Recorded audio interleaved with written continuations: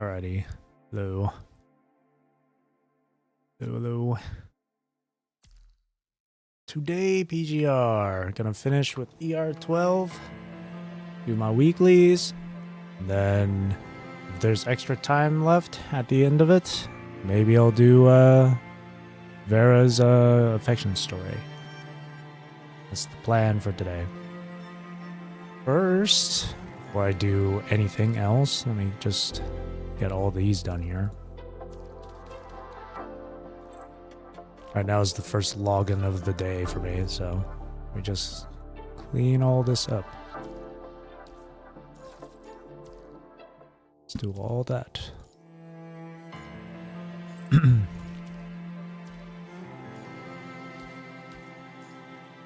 Pick these up. Oops. And guild. Pick this up. And pick this up. Get all that extra serum there. Same thing from here. Use these before they expire. Gift boxes. And spend my serum. Boom.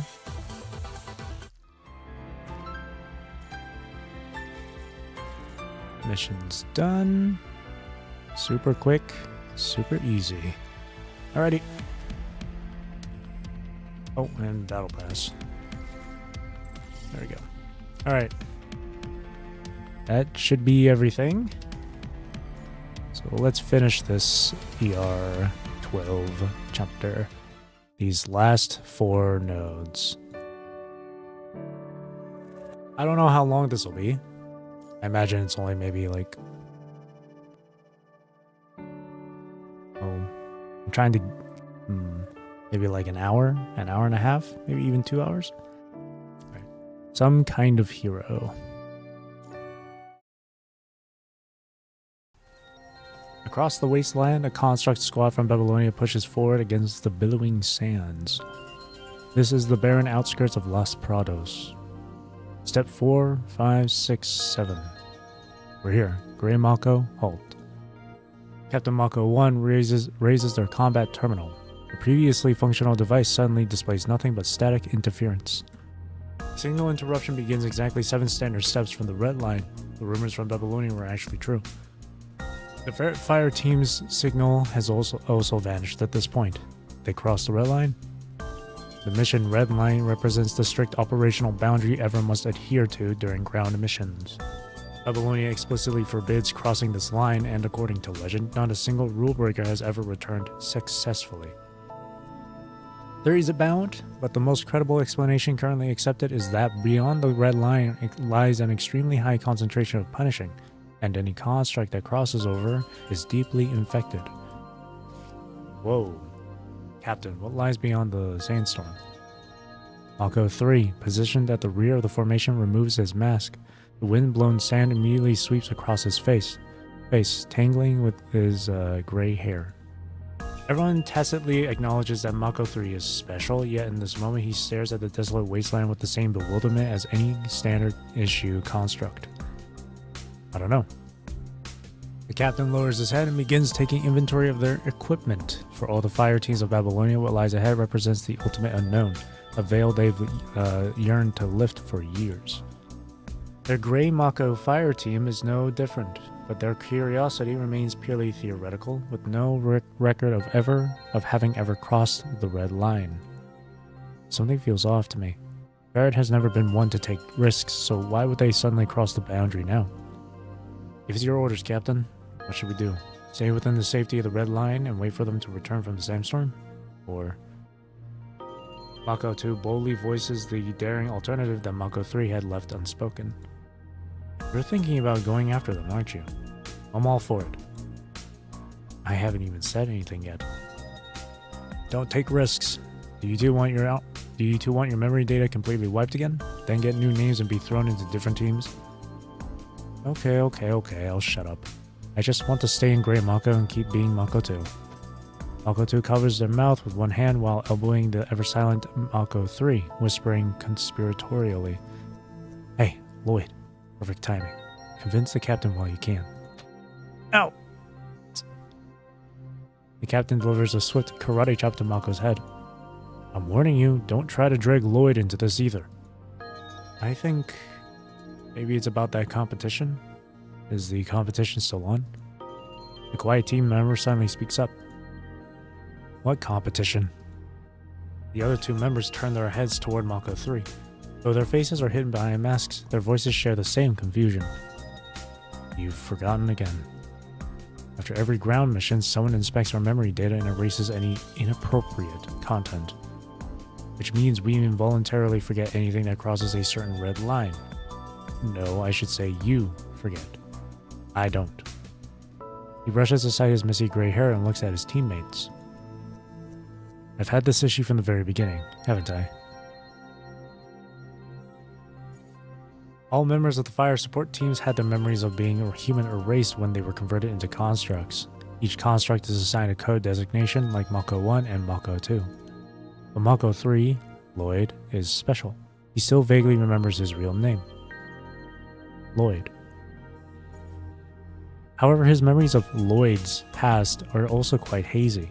He vaguely recalls opulent entertainment venues, nights when stars couldn't be seen in the night, and the sound of alarms during the punishing outbreak. That was that little robot that was named Lloyd during Deceiver's rapture. Mako 3 doesn't really care about any of it. He doesn't even care about the residual data left after each memory purge. Like the competition he arranged with the Ferret Fire team, he only just remembered it. What kind of competition did you arrange with them? A race to see who could reach the edge of the sandstorm. I agreed to race with them to see what lies beyond the sandstorm, whether it's the old world, destroyed by punishing, or a hidden new world they're keeping from us. Whoever arrived first would discover the truth. You're not usually one to take risks. Why would you agree to such a foolish competition? I thought they were joking, so I agreed. But now their signals have gone dark right here. Mako 3 gazes impassively toward the distant sandstorm. He's simply stating the facts without expressing any opinion. That's enough. The tracking stops here. The mission is complete. Hey, Captain. Once we've confirmed the Ferret Fire team's signal disappearance at the edge of the red line, we can abandon the search and classify them as missing. Fall back. Wait, Captain. If even Lloyd admitted it, something must be wrong. Sure, the guys from Ferret Fire team can be jokers, but they've never messed up a mission and they've always looked after us. According to Lloyd's memory shards, we must have had deeper interactions with them.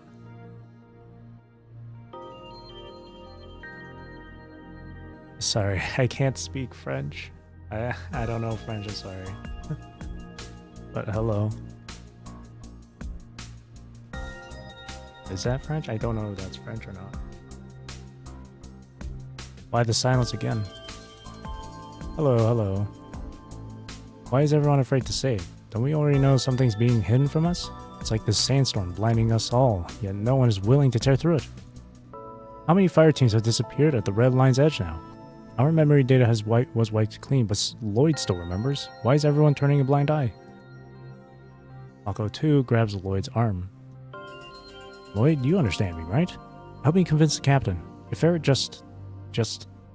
No, we can still make it if we go in now. What if they haven't gone too deep yet? I am Mako 3 first and Lloyd second. My only duty is to raise my concerns, and I will absolutely follow the Grey Mako captain's orders. With an almost indifferent demeanor, Mako 3 packs up his equipment and prepares to fasten his helmet back on, ready to leave the edge of Las Prados behind. That's how it should be. He only needs to fulfill his duties as a Babylonian construct and complete his missions properly. As for his friendly comrades from other fire teams and those so-called companions... Here! I'm here! Help me! A gut-wrenching scream cuts through the swirling sand and pierces Mako 3's audio module, shattering his train of thought. Everyone from Grey Mako turns to look, only to see a stumbling figure lunging toward them. Right beyond here, there's a new world. It's someone from Ferret. Someone's still alive. Mako 2 rushes forward to support the severely injured construct. Identity verification complete. It's the Ferret leader. He's the first person to return from beyond the red line. Are you okay? Can you speak? He's not going to make it. What? Following Mako 3's gaze downward reveals a shocking massive hole in the construct's abdomen. Horrifying mechanical innards are exposed, with barely any vital fluid left to leak out. Only a spine-like mechanical skeleton supports the upper body of this frame, somehow preventing it from completely breaking apart. I was saying, and I'll say it in English, it dates this chapter. I did them a month ago. You have fun, believe me? Okay. Well, it's just these last 4 notes. I only have a few notes to get through. Hey, fair guy. What did you say when you were approaching us? You mentioned outside, right? The rumors were true. This world isn't all there is. Outside, there's a new world. The severely wounded construct sinks to his knees in the sand, swallows hard, then suddenly becomes emotionally distraught. He grabs someone's hand with desperate strength and rushes to speak his remaining words in one breath. Constructs are just test subjects, disposable resources. Every time we deploy for ground combat, Babylonia confines us to this specific area. They're actually testing us with gradually increasing punishing concentrations. We must cross the red line. Go outside. There's a new world out there. We need to escape Babylonia, break free from their control. What's the price for crossing that boundary? How did you get a wound like this? It's... Faced with Mako 3's rational questioning, his voice gradually weakens. Yes, we can't escape. Finally, he lowers his head and sinks sorrowfully into the sea of sand. What about you all? Lloyd, he's dead. Holding the construct who just died, Mako 2 painfully questions his teammate's coldness. I'm sorry, Mako 2. Given his condition, we really couldn't have saved him. Your anger right now is probably because... Mako 2 yanks Mako 3 down onto the sandy ground. What if we had crossed that line earlier to find them? We could have saved their entire squad. You just had to waste our time with your useless questions. We might have missed crucial information because of that. Don't you understand? I'm seriously questioning if you're really a construct converted from a human. Are you just a robot, or did they scramble your brain during the conversion? His mask flies off to the ground as Mako 3's bionic skin scrapes against the gravel, forming small abrasions. Yet he calmly maintains his grip on Mako 2's hand. You're the ones with the scrambled brains.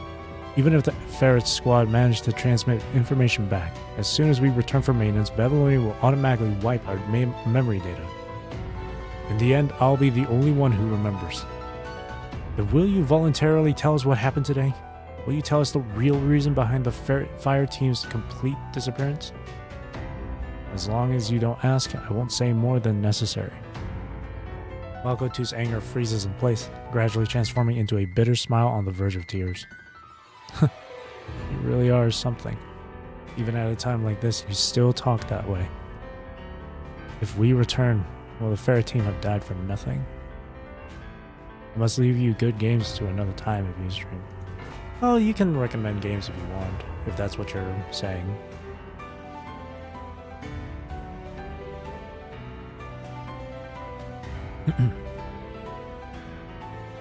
He releases his grip and Mako 3 falls to the ground. I'm leaving right now. Wait, I'm done with you. Captain, you don't have to. No, we can't be hasty. Someday we'll all see that new world he spoke of.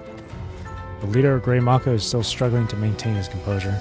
He grabs the agitated Mako 2 while helping Mako 3 up from the ground. Let's first organize what we already know. I remember we've previously taken missions at the edge of Las Prados, but those memories were erased under the pretext of trauma prevention. Lloyd, tell me right now, how many teams have been sacrificed this way? I've witnessed 4 teams with my own eyes. Mako 3 thinks for a moment, then decides to elaborate further. To be more precise, we're the specialists who handle these situations. That's exactly why we're here today. I understand now. Since we're the only ones who received the Ferret Squad's message, if we get ourselves killed here too, that would truly make their sacrifice meaningless. We should return. Wait for a better opportunity. Wait for greater strength. But after our memory data is wiped, do you really believe Lloyd will tell us the truth next time? Then we make Lloyd follow orders. Lloyd, this is my order. No matter what happens in the future, every time our Grey Mako fire team awakens, you must tell us the truth about the world as we know it. Do you understand? Repeat. Mako 3 stands at attention and salutes. I will inform you in detail of all known information, such as the ferret fire team that died here, such as what he called the New World outside. Good. Consider this a secret mission I'm assigning to you. Mission codename? The captain stands at the edge of a non-existent red line watching as sand buries the remains of the constructs. Perhaps beneath the wasteland there are more constructs who died in pursuit of the truth. New World.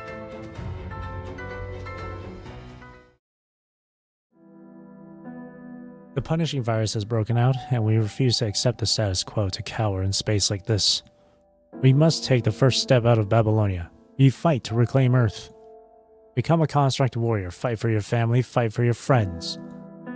During that period when Babylonia actively urged civilians to volunteer for conversion into constructs, a person named Lloyd heard the call. Perhaps he was tired of the monotonous wartime life in Babylonia. Perhaps his eyes were tired of the San Lorenzo facility in Babylonia's lower levels, no longer willing to witness the decadent luxury and the unbearable corruption. Or perhaps he simply wanted freedom. The ground is a far more vast place than Babylonia. And so he stepped forward, accepting the construct modification surgery. To prevent psychological trauma from excessive pain, the staff kindly helped by erasing all memories of the construct modification process. They assigned new digital designations based on the new construct groupings like Mako 1, Mako 2, Mako 3.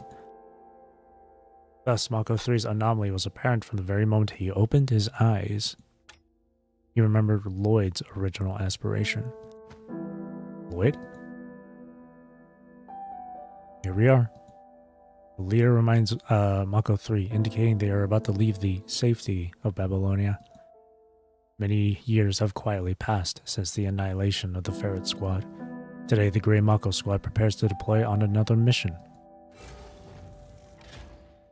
The Grey Mako fire team exits the ascending elevator one by one, arriving at the maintenance deck to receive their routine maintenance before departure. Seeing the Grey Mako fire team about to depart, the constructs on the maintenance deck cast glances their way, but quickly look away, collectively guarding some unspoken secret. Mako 3 meets their gazes as well. Let's go. The staff should be waiting for us. Wait, Lloyd. I need to speak with you. Just like before, after our memory data is wiped, you'll tell us everything we should know, and then we'll do what needs to be done together. 103 times. This will be the Grey Mako Squad's 103rd mission to the edges of Los Prados on the surface. It's also their 103rd attempt to probe toward the edge of the world. Fortunately, no one has discovered they're using their missions as cover to search for the truth. Mako 3 nods. You're the same as always, reminding me every time we return. I'll complete the mission, Captain, don't worry. By the time of Grey Mako's 103rd pioneering exploration, New World had evolved from a secret mission codename given to Lloyd by Mako 1 into a term known by many constructs. Attracted by the freedom and hope emanating from this term, constructs have begun to gather around the Grey Mako fire team, also attempting to search for unusual clues during surface missions. The conditions on the surface are worsening, as the density of punishing rapidly rises. Each time they descend, they feel the strain on their frames' built-in shielding systems growing more intense than the last mission. Many constructs now face the risk of infection the moment they touch the ground. Time is running out for everyone, but the New World has yet to appear before their eyes. I heard a fire team couldn't keep their patience. Unlike us, they didn't have the advantage of authorized missions, yet they ventured beyond the red line on their own. The entire team disappeared and was declared traitors. An internal bulletin warned about this incident, indicating that someone has noticed a recent surge in anomalies. Our memory data purges might become more thorough in the future. Report complete. Hey Lloyd, will you still remember everything? As his teammate asks this question, gazes from across the deck continue to converge on Mako 3, who acknowledges the onlookers with a slight nod. He commits these faces to memory, wondering how many will remain after the next mission. Yes, I'll remember everything. I'll remember all of you. Mako 2 smiles slightly. That's enough then. This marks the Grey Mako Fire Team's 103rd deployment. Secured in the transport aircraft's cabin, they experience the exact same bumps and vibrations as every previous mission before, once again reaching the edge of Los Prados. They exit the transport and once again step onto the familiar wasteland, pushing forward against the howling sand and wind. The success of their previous 102 border recovery missions has earned this team complete trust in their capabilities. During operations, they are briefly permitted to cross the red line.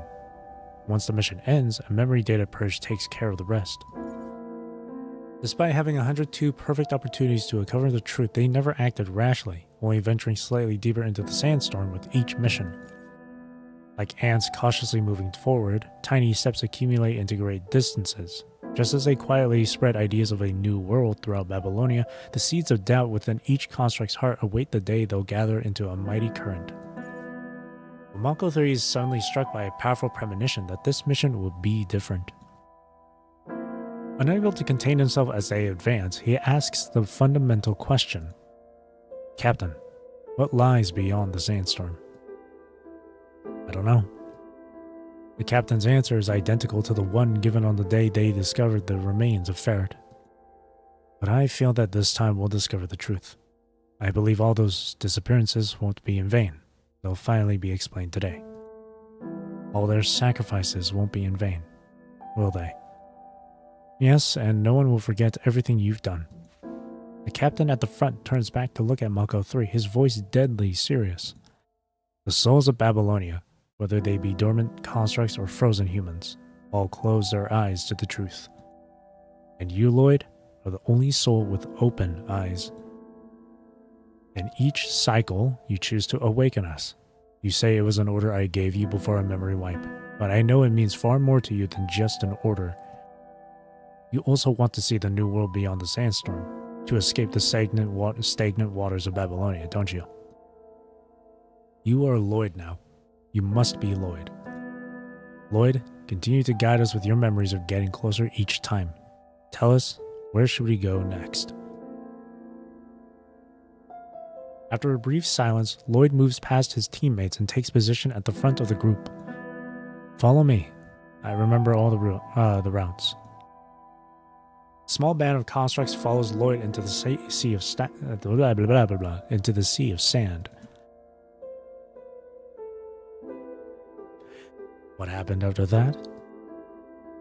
Did they see the new world?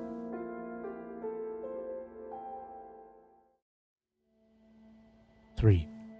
Red. A blurry light seems to sway before my eyes, as if someone is examining my visual module with a flashlight. Mako 3, repeat after me. I don't remember. Why can't I remember? He should have been Lloyd, the only one who remembered everything. He should have been the backbone of the new world. The Grey Mako squad, all traitors, eliminated at the edge of Los Prados, shattered. What betrayal? What was eliminated? What was shattered? What was shattered?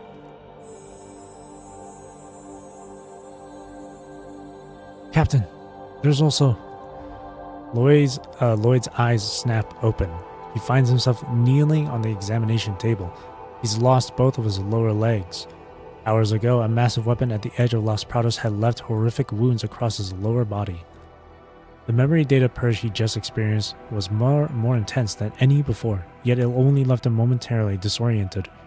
Soon, his memory data comes flooding back, as if responding to a summons. He had learned before that this was likely some kind of mind disorder, but it was also the very thing that allowed him to maintain his identity as Lloyd. I am... He stares blankly at his battle-scarred hands, watching tiny grains of sand caught between the joints of his mechanical structure slide free with each movement. Mako 3 awakened. A cold, indifferent call pulls him back to that wind-swept desert, making him feel as if he's standing there once again. He remembers now. Heavy defense facilities, utterly out of place in the wasteland, tower above the ground, unleashing merciless strikes against them. During the Grey Mako Fire Team's 103rd exploration beyond the Red Line, they finally reached this place, the very edge of Las Prados. Watch out! The instant before blinding light would have struck Lloyd, Mako 2 lunged forward.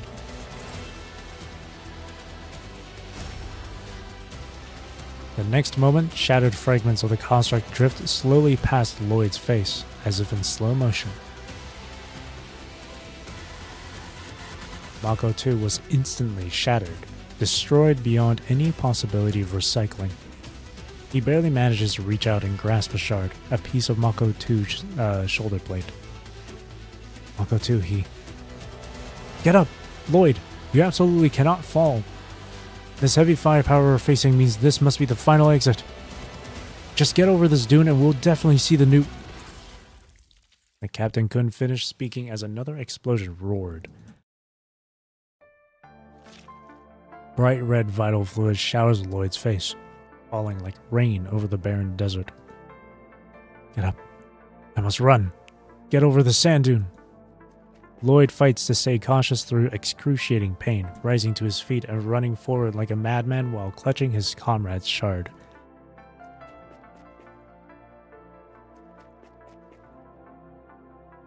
Sand grinds between the mechanical seams, wearing down his joints. No pillar of cloud or fire guides their way. No one parts the Red Sea for them. The constructs cannot escape this windswept desert. Lloyd must forge his own path. After the third soul-crushing explosion, Lloyd collapses to his knees. The remnant shards he had been clutching tumble from his arms, scattering across the ground. He can't feel his lower legs anymore. Legs. Gone. He examines his lower limbs, and after confirming he can no longer stand, immediately grabs the rocks ahead and begins to crawl desperately forward. Every weapons need time to charge. The intervals between those 3 shots were consistent, which means I have 32 seconds. 30 seconds. Sharp rock cut into the bionic skin of his palms as numbness spreads throughout his body. His life is perhaps rapidly draining away through the many wounds across his frame. 15 seconds. The excruciating pain from his severed legs finally floods his mind, overwhelming the numbness and causing him to spasm in agony. But he can now see the edge of the dune. He's about to become the construct who has come closest to the new world. 5 seconds. He crests the dune with one final desperate heave, then tumbles down the other side as momentum takes over his body. He forces his eyes wide open, determined to see this new world beyond.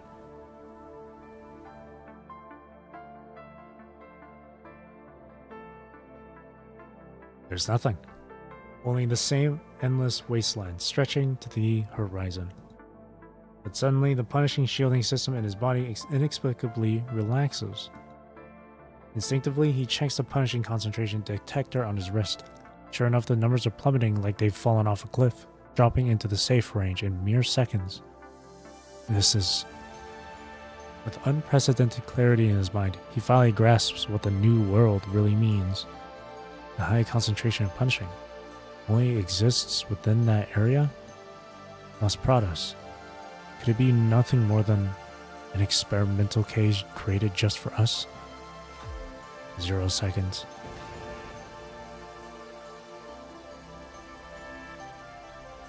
The defense facility completes its charge. After one final thunderous roar, the wasteland returns to its original state, with nothing but howling wind and sand. Interesting. There's only one way out. Mako 3 awakened. Captain, there's also... Did you just say Captain? Only after seeing a group of white-coated staff gathered around the experiment bed does Lloyd realize what he shouted the moment he woke up.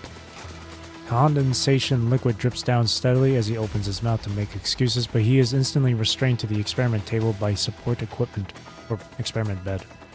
Mako 3's memory data purge was incomplete, requesting deep cleanse protocol, if necessary. Let go of me! The severely wounded construct's strength is no match for the mechanical arm. He's pinned down firmly as someone quickly twists his neck to the side and removes the data chip from the top of his spine. His vision immediately goes black, as if someone has pressed the power button on the world.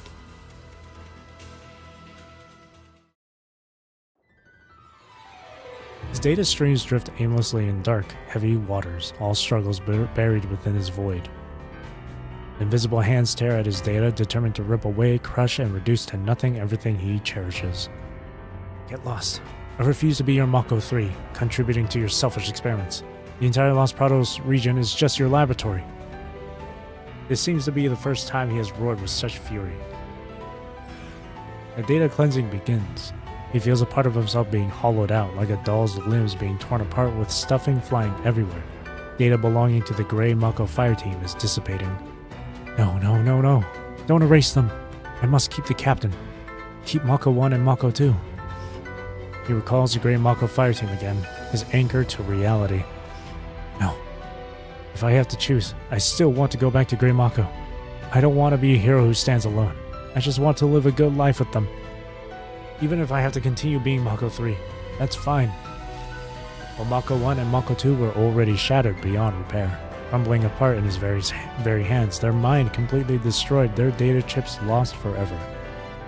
He knows their fate better than anyone. No. There's no going back. They're completely dead. Even if they formed a new Grey Mako fire team, it would never be the same squad. He sees it clearly now. He's lost all his family and friends, and the other construct comrades waiting on deck might also be suspected and purged because of today's failed operation.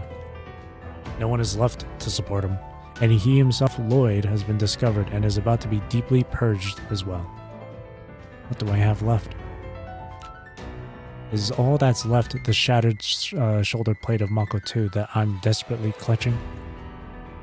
Data floats and sinks, disrupted, as invisible hands tear away more and more. He can feel his memories diminishing, even knowledge of who he is and where he exists being washed away completely. He finally loses his composure, letting out an anguished wail, nearly begging through his tears. I am Lloyd. Please don't kill me. Lloyd's data isn't just being purged, it's being dismembered. His limbs and bones, internal organs, emotions and desires, all of it is scattered to different places. His rage, his sorrow, his fear, they are all dispersed elsewhere.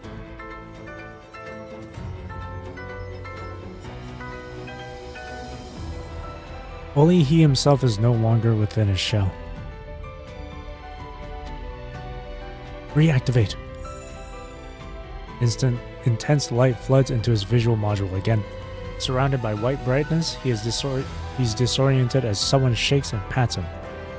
Look at me and answer my questions. Who are you? Where are you? He wishes for death, but the empty shell continues to function. I am Mako 3 of the Grey Mako fire team. I'm in Babylonia undergoing routine maintenance. Everything seems fine on my end. How are the data monitoring results? The technician on the other side raises a hand, signaling that everything is normal. Data monitoring shows no abnormalities. The thing in the deep purge worked.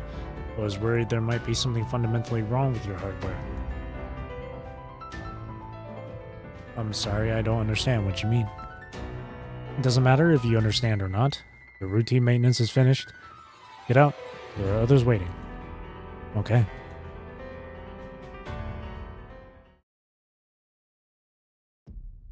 Lloyd is gone.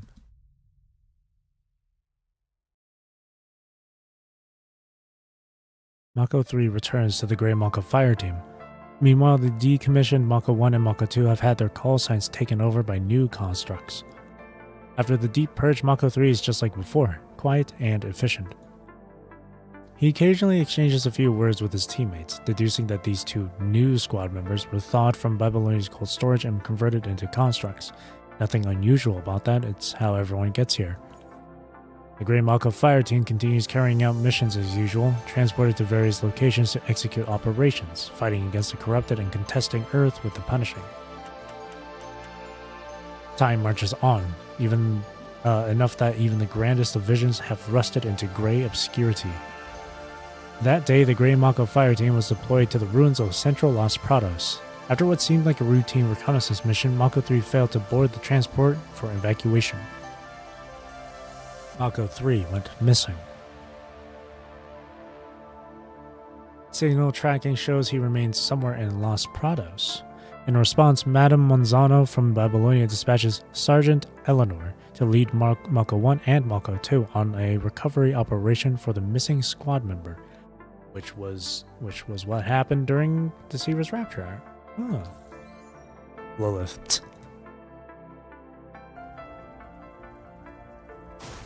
The mission's outcome is Mako 1 and Mako 2 perished in the dense, punishing energy. However, Sergeant Eleanor returns with Mako 3's data chip, claiming she witnessed in him the potential for successful recall technology. Faced with Eleanor's suggestion, Madame Monzano doesn't hesitate. She'll grasp at any straw. Let's file away this leftover combat data from Mako 3 for the time being. Madame Monzano takes the chip from her hand and then slots it into the central hub with a resolute click. It holds the shattered memories and combat records of more than 1,000 fallen volunteers. The longing for Babylonia, the dream of reclaiming Earth, and even the smallest flickers of emotion. They're all stored in these tiny chips. And so ends the story of Mako 3, along with the long-absent Lloyd, both now silent within the central hub. Or is it?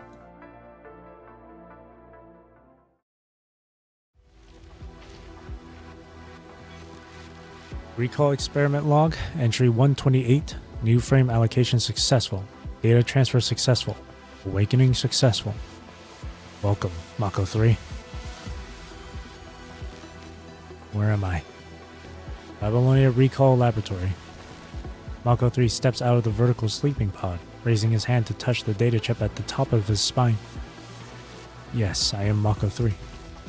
He looks around. Staff members move between human cryogenic chambers, cultivation dishes, and construct sleeping pods. New constructs awaken at any moment, but no one pays attention to this utterly ordinary corner of the facility.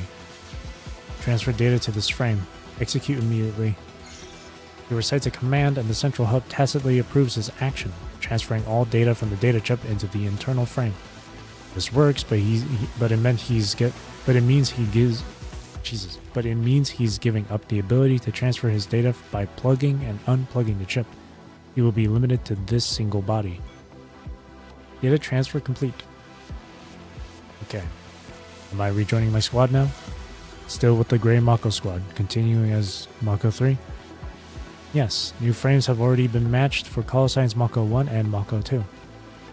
They've thawed 2 more volunteers, subjected them to modifications, wiped their memory data. Also, they can serve as the next Mako team members. But what's the point of all this? I don't need this anymore. He reaches up and removes the now useless data chip from above his spine, deliberately inserting it back into the central hub. All data has already transferred into his body, but he knows the chip still contains something useful. Afterward, he strides toward the ascending elevator, a direct lift to the construct's combat squad preparation deck. He gives a subtle wave, and several constructs who have just completed routine maintenance exchange glances before joining him in the elevator, all waiting together for new mission assignments. But in the second before the elevator doors close. Oh, I almost forgot to mention. The central hub doesn't engage in conversation, but the staff passing by the elevator can't hear this softly spoken message. It falls like a gray feather, gently settling onto the cold laboratory floor. Lloyd has already spread during those 103 ant-like explorations. The elevator doors close. He suddenly breaks from his rigid military posture. bowing formally toward the people in the laboratory. The other constructs in the elevator realize that Mako 3 has declared the beginning of their rebellion, and they clench their fists in unison. This is from when I was still human, before the punishing virus outbreak, a ritual from my pitiful family. During those declining years of the Golden Age, my family fell from grace alongside it, so I witnessed this ceremony many times. It's a funeral rite. Warning, warning. Recall experiment log, entry 129, allocation disruption. Subject 0's personality exhibits infection traits. Punishing virus warning. The quarantine protocols in the laboratory begin to blare as the previously steady green lights flood into red like a tide. A wave of the punishing virus washes through, and warning red lights surge up in unison. Meanwhile, Mako 3, along with the constructs who have embraced his ideology, has already stepped onto the maintenance deck. They stride quickly toward the transport ship, raising their hands high. Some constructs look over at them, their vocalization devices emitting low murmurs. I am. Mako 3, at the head of the group, has many words trapped in his chest, unable to voice them. He hasn't tried shouting before and needs a moment to adapt to this new sensation. I am. I am Lloyd. I have not died, and I never will.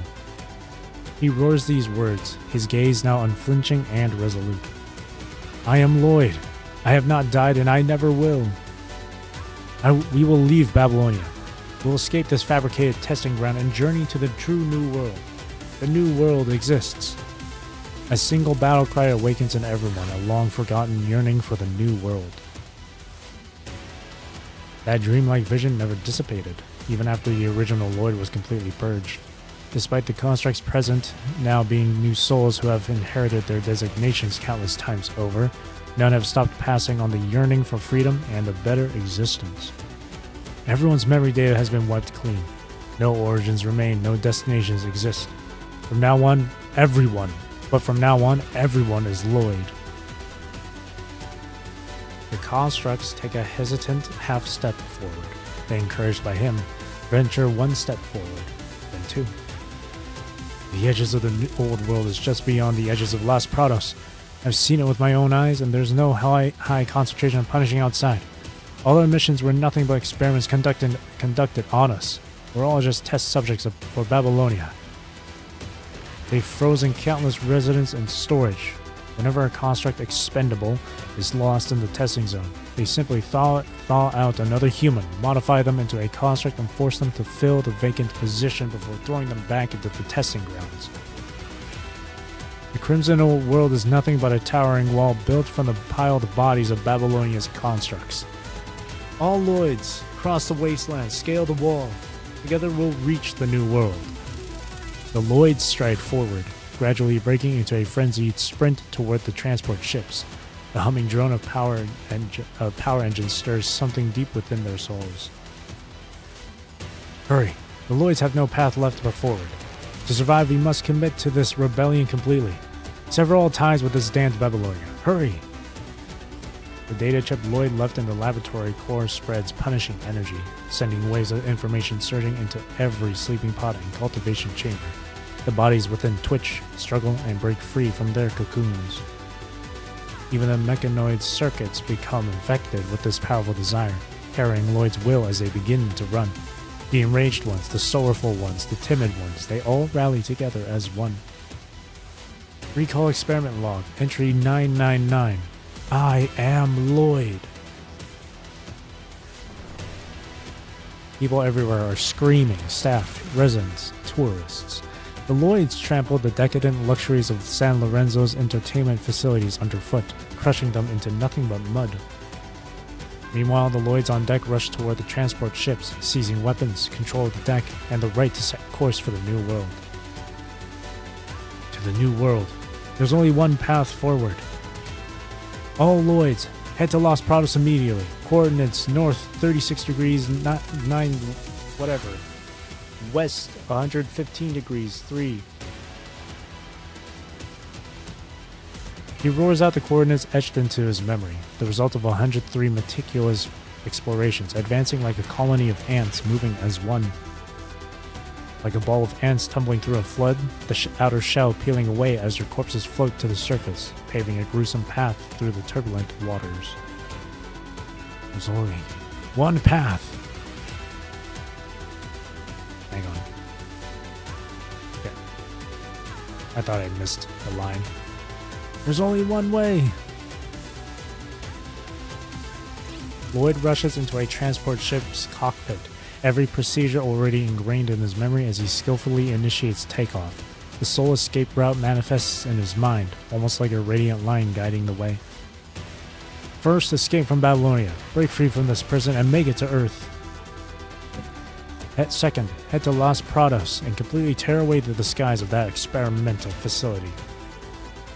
Finally, journey to the New World. He wonders what the New World is really like. Does the fearsome punishing virus still exist? Or rather, is the punishing virus even worthy of fear anymore? Will there be other humans, other constructs? What are they doing? Are they actively rebuilding the New World, or are they conducting humanity-erasing projects just like in Babylonia? That's not an option. The moment these dark thoughts surface, he shakes his head violently and immediately pilots the transport ship upward.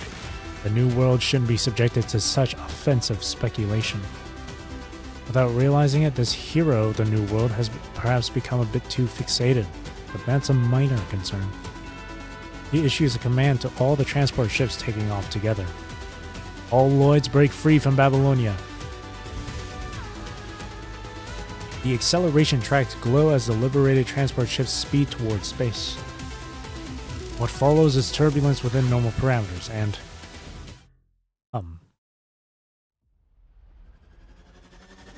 a slight turbulence accompanied by a friction sound emerges, completely different from the previous 103 flight disturbances.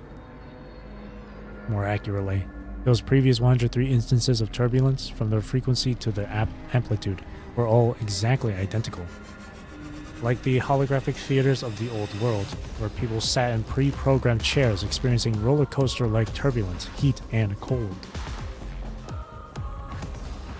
The truth lay hidden beneath unchanging stagnant waters, so subtle that everyone overlooked it. Perhaps he should have realized this long ago. Wait. Oh. Lloyd's warning transmission fails to send out.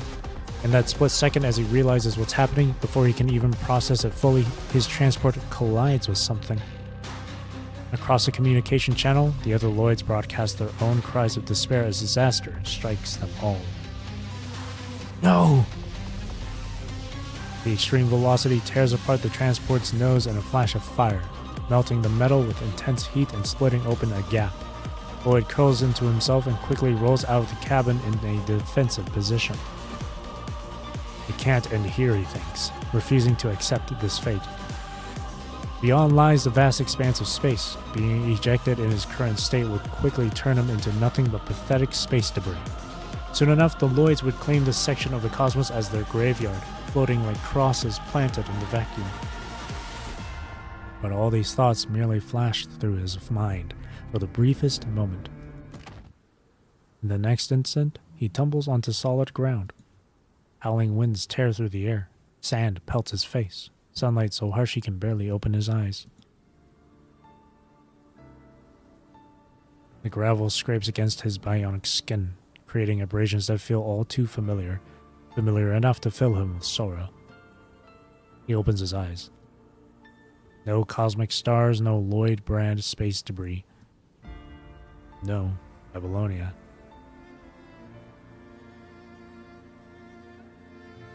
The crashed transport has burned into a charred skeleton, engulfed in roaring flames.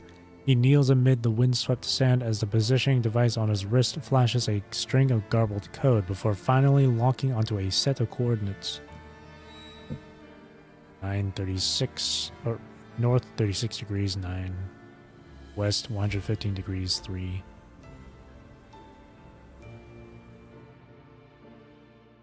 Beside him stands a glass dome with a massive hole smashed through it. Inside lies a construct combat unit preparation deck, the very same one he knew from Babylonia. The holographic projections on the massive glass dome still gasp for life, occasionally flickering with maddened pulses to display images of stars, identical to the cosmic view he observed from Babylonia. Babylonia?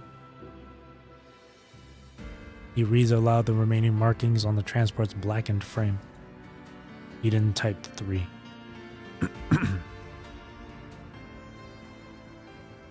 The pieces of Lloyd's old world finally connect. His Babylonia was a lie, an elaborate deception orchestrated by Madame Monzano. Eden Type 3 wasn't drifting through space as they'd been led to believe, but rather our ground-based research facility confined to Earth, trapped within Los Prados. The entire underground laboratory, San Lorenzo Entertainment Complex, Babylonia Residential Zone, and Maintenance Sector. All the way to the old Los Prados ruins and its outskirts. All of it was his old world, nested layer upon layer within a single massive dome. From top to bottom, from inside out, they imprisoned Lloyd's very soul, condemning him to years of unshakable melancholy.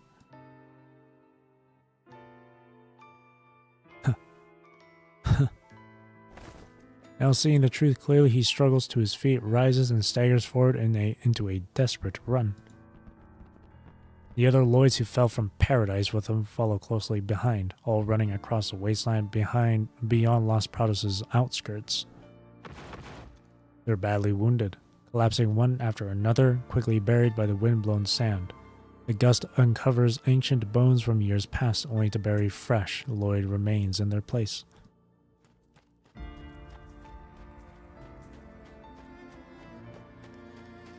They run from daylight into darkness, from one dune to the next, from wasteland to wasteland. Sand fills not just their joints, but even their voice modules. Until the second morning. The lead Lloyd gradually slows his pace until finally he stands motionless. Lloyd, why did you stop running? It seems many of the Lloyds following him are questioning him, urging him to keep running, to reach a new world. He turns around slowly, his face streaked with tears as though he has no memory of shedding them. He has never cried like this before. There's no one behind him. There was never a pillar of cloud or fire to guide him, no one to part the waters of the Red Sea. After all his struggling, he remains utterly alone in this world. No Mako 1, no Mako 2, no other Lloyds. I'm sorry. Yet he still imagines many Lloyds behind him, stubbornly answering the emptiness. I want to keep running too, but there's no path ahead. Staring into the emptiness, he suddenly remembers a time long ago when the Lloyd identity meant nothing to him, when he was still Mako 3 of the Grey Mako Fire Team. Once, uncertain of his path, he had asked his captain, "Captain, what lies beyond the sandstorm?" To all the phantom fragments of his imagination, he utters a single sentence, laden with profound, bottomless despair. It's a cliff. Below his half-extended foot lies a bottomless wasteland cliff. The promised shore beyond the old world is just a cliff. Tears falling, he steps out with his other foot, hovering for 2 seconds. Then he falls.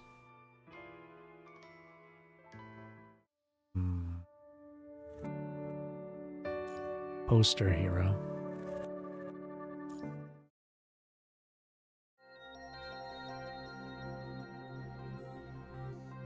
Huh? What's someone doing in this godforsaken place? Is he a construct? His frame is severely damaged. Looks like he's badly injured. Wank, quick, over here. Francis, contact Babylonia immediately. Tell them we need to adjust our plans and prioritize bringing back the injured. Copy that. I'll carry him. You go ahead and start up the transport. Report his ID number and do whatever preliminary checks you can. 2 constructs seem to be moving back and forth across the sandy ground, their footsteps filling the area around his audio receptors. It's somewhat noisy. But soon a pair of strong arms hoists him up onto someone's shoulders. Only one path. No, it's all wrong. There's no way out anymore. Huh? What'd you say? It was a cliff. The person carrying him listens attentively to his delirious mumbling, then falls into an awkward silence. Don't worry, it's all over now. You're still alive. No matter what happened before, you've managed to escape. That's already your victory. You're a real hero. These childlike words of comfort reach him, his eyelids parting slightly. He lies half dead on a construct's shoulders. The first thing he sees is a plain ring hanging from a thin metal chain, swinging back and forth against the construct's chest as he runs steadily. A ring. You're awake? Ah, this is my wedding ring. The middle-aged male construct covers the wedding ring hanging from his neck as he asks about his condition with concern. Do you remember who you are? Which unit do you belong to? Your construct form doesn't look like any standard model I've seen. Are you from an elite squad? But I can't find any matching frame ID number. Lloyd's mind instinctively tenses up through the haze. He confirms these two constructs don't share the same origin as him. He's an outcast, and outcasts always meet the same sickening fate. He strikes first. Could you be from those legendary secret forces? Am I overthinking it? I really don't see an invert device on you. Well... forget it. Let's just take you back for now. Remember to thank Francis properly later. If he hadn't spotted you with his sharp eyes, you would have been buried alive in the sand. Alright, Francis, let's go. Wink boards the transport vessel and carefully places Lloyd in the seat designated for injured personnel, meticulously securing his safety restraints. In this strangely reassuring atmosphere, he slips back into unconsciousness. Wank and Francis take Lloyd back to Babylonia. Upon arrival, Lloyd recognizes the interior layout and the characters for Babylonia, finding it all too familiar. He immediately loses it and begins struggling frantically.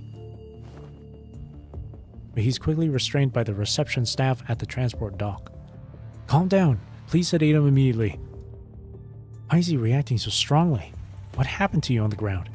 Maybe we should get him a memory data cleanse. No cleansing! No! Don't kill me! I've already escaped! Okay. We won't cleanse anything. Calm down. Your mind is experiencing severe fluctuations. Just calm down and it will... What's going on?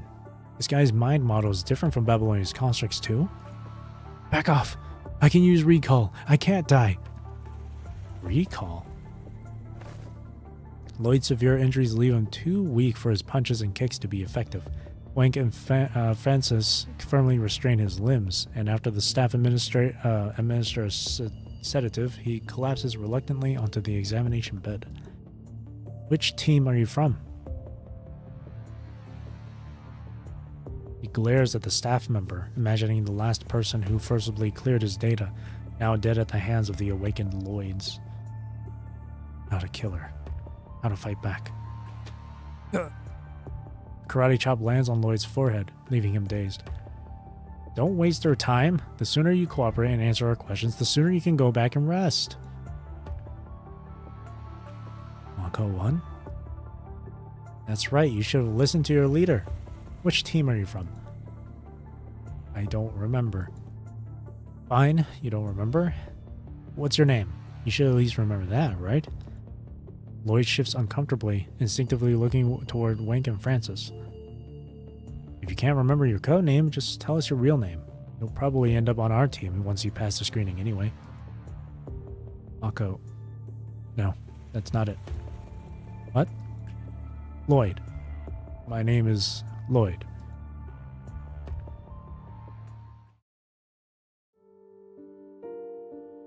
The newly arrived construct Lloyd is a strange fellow. He questions everything around him and frequently inquires about all sorts of matters. From major topics like Babylonia's history, tracing back almost to when the very first screw was manufactured, to minor details like a staff member's life story, practically tracing their family tree back 18 generations. His attitude doesn't seem to harbor any ill intent, but it's undeniably strange nonetheless. Back in the day, my parents were both big shot officers with names that rang through the army. Frontline fighters in the Unification War. Let me tell you. The World Unification War. I know about that. Didn't start from here, though. Francis gulps down a large cup of electrolyte solution and slaps Lloyd's back forcefully, turning his notes into a jumbled mess. What are you writing down day after day? What do you mean didn't start from here? Divergence point? About the memory divergence point for this world. My old world still has this memory, so the divergence doesn't start here. Please continue, Francis. I've told you 1,000 times not to use honorifics in private. Everything was fine before that. They had us late in life, my unruly brother and me, and then boom! Punching burst out along with the 0-point energy ignition. We were just kids when the ignition happened. I remember everyone waiting for the global broadcast. And came all that static from the bad signal. Static. Lloyd gazes silently into Francis's eyes. In his deep mind, he possesses the exact same memories of these past events. The static destroyed everything, all because of punishing. They all died. Lloyd, do you know what the most screwed up era in history looks like? I probably wouldn't know. Lloyd answers softly. While he goes along with Francis's words, his mind drifts to the counterfeit Eden Type 3 and the San Lorenzo gambling facility beneath it. The phantom sensation of the putrid stench of playing cards and casino chips wafting in his olfactory modules. That's right now. It's right now. This dogshit new world punishing brought us, where someone died is just another ordinary day.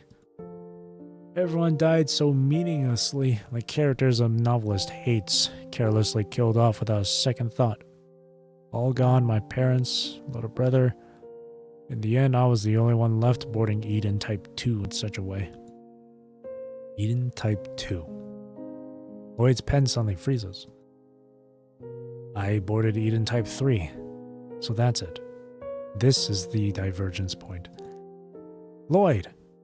Listen, if you've got those high-speed rotating power arms to enter Babylonia, you gotta mix number 9 alcohol flavor electrolyte with machine oil.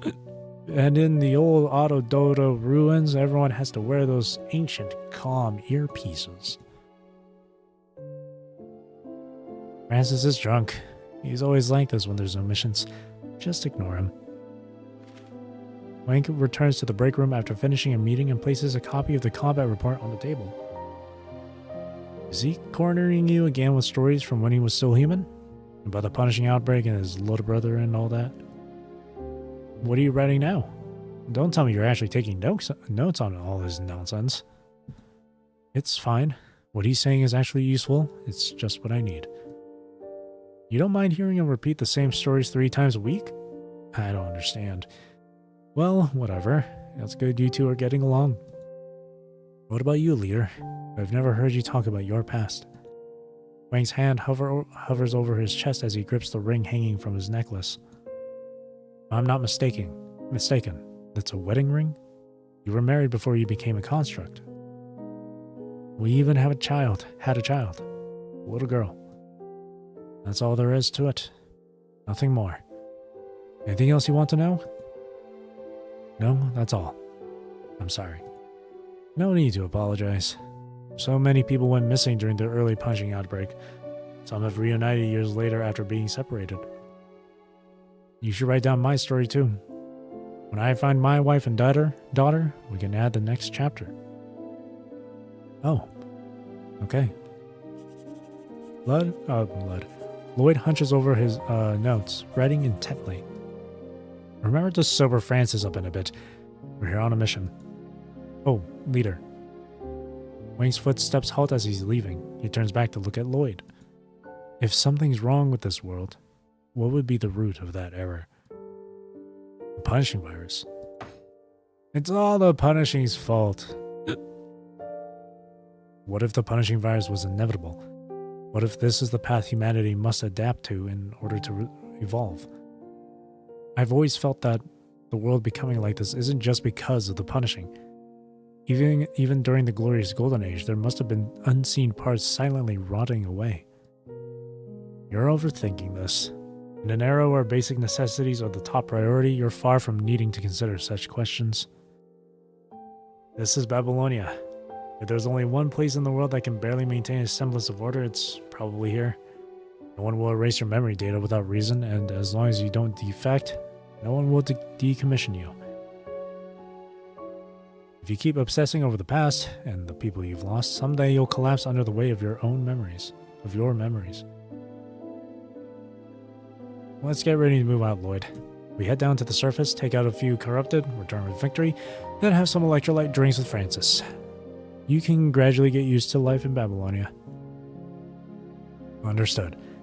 I won't collapse in the old world. Never will I collapse in the old world. Ugh. Outside the perimeter, corrupted tears off a chunk of Lloyd's bionic skin with its jaws. This joint operation has turned into a disaster. All personnel are surrounded by corrupted. Each squad has suffered heavy losses, with Wank and Francis already fallen within the encirclement. Lloyd, retreat! Wait for backup! Hurry and leave with the other squads. It'd be a damn waste if we all died here. Ugh, I'm not leaving. Despite his teammates' angry shouts, Lloyd delivers a powerful kick, determined to break free from the corrupted's grip. The scene before him begins to flicker, memories playing out like a video before his eyes. I won't leave. If I retreat alone, everything will be lost. He squeezes his eyes shut, and then when they open again, he pulls the blade from the ground. Lloyd! Let me slash. Let me kill. Let me charge at the vanguard. I can use recall anyway. As long as I never die, as long as I'm the one standing at the front, everyone will. Punishing won't be able to take anyone from his side ever again. What nonsense about recall? I've never seen such a thing with my own eyes, and I don't care what others say. I don't believe. Everyone must survive. Before Francis can finish his sentence, Lloyd has already broken through the encirclement and darted in front of them, carrying half a severed corrupted. Vital fluid patters to the ground, dripping in front of the two of them. Were you planning to abandon me just now? Get up. The leader is severely wounded. Francis, you carry him away, I'll cover the rear. You're also... Trust me, I won't die. I can use recall freely. Lloyd helps position the injured Wank onto Francis's back. You all told me not to dwell on the past. I believe you. I'm asking you to survive. Just don't become a part of my old world. You all said punishing is to blame, and I believe that too, so I'll be the one to correct it. I just need to eliminate all mistakes. Vital fluid continues to drip to the ground, but he refuses to fall to his knees, using his knife to prop himself up. He gives his two comrades a smile of genuine survival, the first such expression since his escape from the false old world. It's as if he's answering all those Lloyds who fell before the threshold of the new world, responding to their collective question, Lloyd, why don't you keep running? Please survive. I'm begging you. I'll keep running too. Life in Babylonia was an unprecedented experience for Lloyd. Fresh, sincere, and grounded enough to completely immerse himself in. To preserve this life, he swears to fight with everything he has. Even if his bionic skin is torn off, mechanical skeleton is shattered, power core is damaged, and vital fluid is drained, he must still fight. Being wounded on the battlefield no longer means being discarded as defective, nor having his memory data wiped after every mission. So, even if battle brings pain, it's insignificant compared to the contentment and security it brings him. Whenever he opens his eyes again, Wenko, and Francis are always there.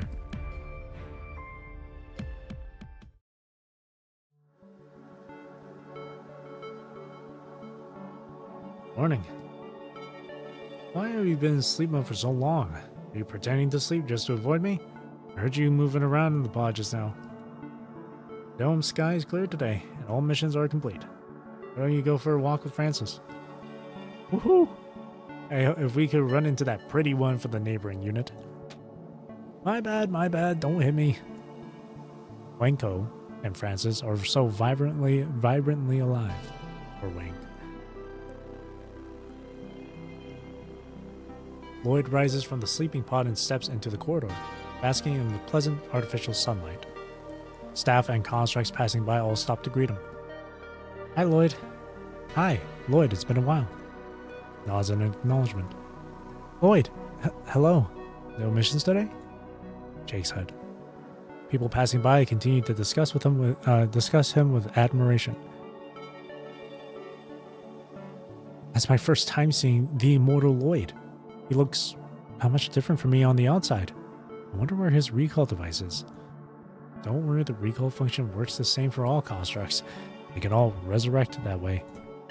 But staying cautious to initiate a recall in such dangerous situations must be incredibly painful. I guess only he can manage that. Having escaped death over 100 times, he deserves even more respect than his title suggests.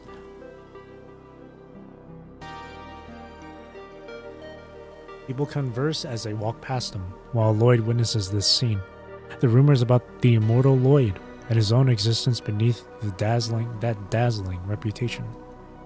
He slightly lowers his eyes in the sunlight. They're just rumors. I've never used recall. After leaving Madame Monzano's laboratory, he naturally became unable to perform the so-called recall. Collective consciousness without physical support is nothing but an illusion. Thus, he remains the last Lloyd in the world. As for the rumors of his immortality, they're merely a mantra he uses to sustain himself. His true immortality is a reality carved out through countless battles, one strike at a time. I just cherish this new world.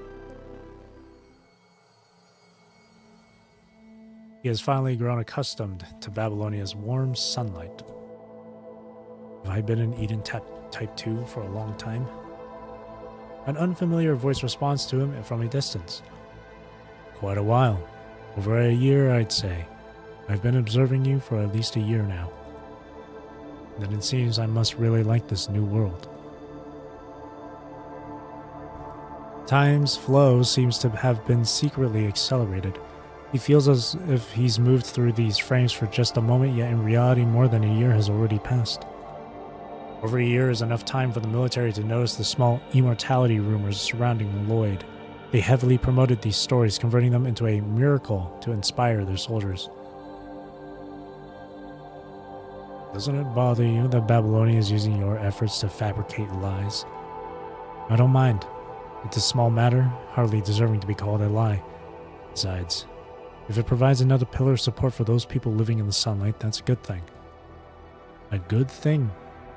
You're far from understanding what the greatest mistake in this world truly is. Wait, who are you? You can't see the root of mistakes, which is why you keep making them. The source of errors is obviously the punishing. No, answer me first. Who are you?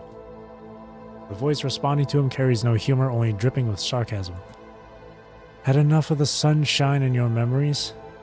Why not open your eyes and see for yourself? Half a head awakens in the speaker's palm. Familiar sand and wind fill his vision.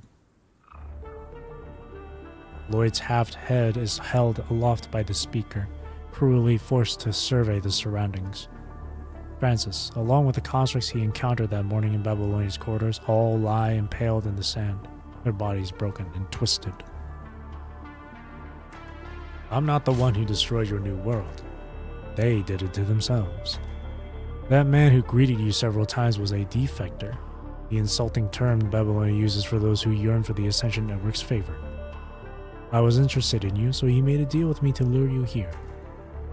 But you and your squad chose to battle me. I suppose I could commend your bravery. Your flailing weapons were annoying, so I removed your limbs, but you insisted on attacking me like a dog trying to bite me. Why put yourself through that? I had no choice but to reduce you to this state. The half-head trembles violently in the enemy's palm. You don't see your leader among them, do you? Don't worry too much, he escaped alive. Your sacrifice wasn't in vain. You're rather fortunate. Despite having only half a head left, much of your mind remains intact. I almost forgot. Your voice module was destroyed too. No matter, I'll answer what you want to know. The massive mechanical humanoid cradles what remains of Lloyd as it walks deeper into the wind-swept desert.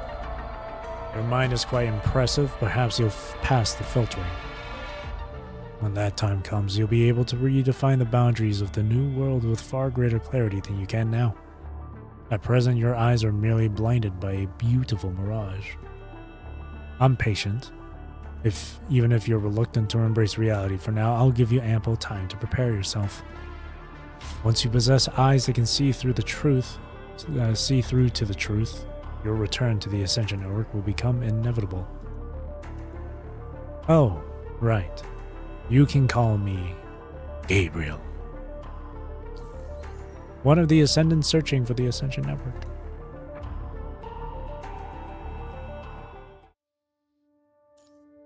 Cliff. You're not a hero. You don't pretend to be a hero. You're not even worthy of being called a fake hero. You're like a rabbit sewn inside a bull's carcass, suffocating in there, yet starving all the same. Surrounded by all that fresh meat, yet craving real food. Ascendant Gabriel took Lloyd. No, half of Lloyd's skull, which miraculously preserved part of his mind. Gabriel found a dilapidated old frame and spent nearly a month gradually reconstructing Lloyd.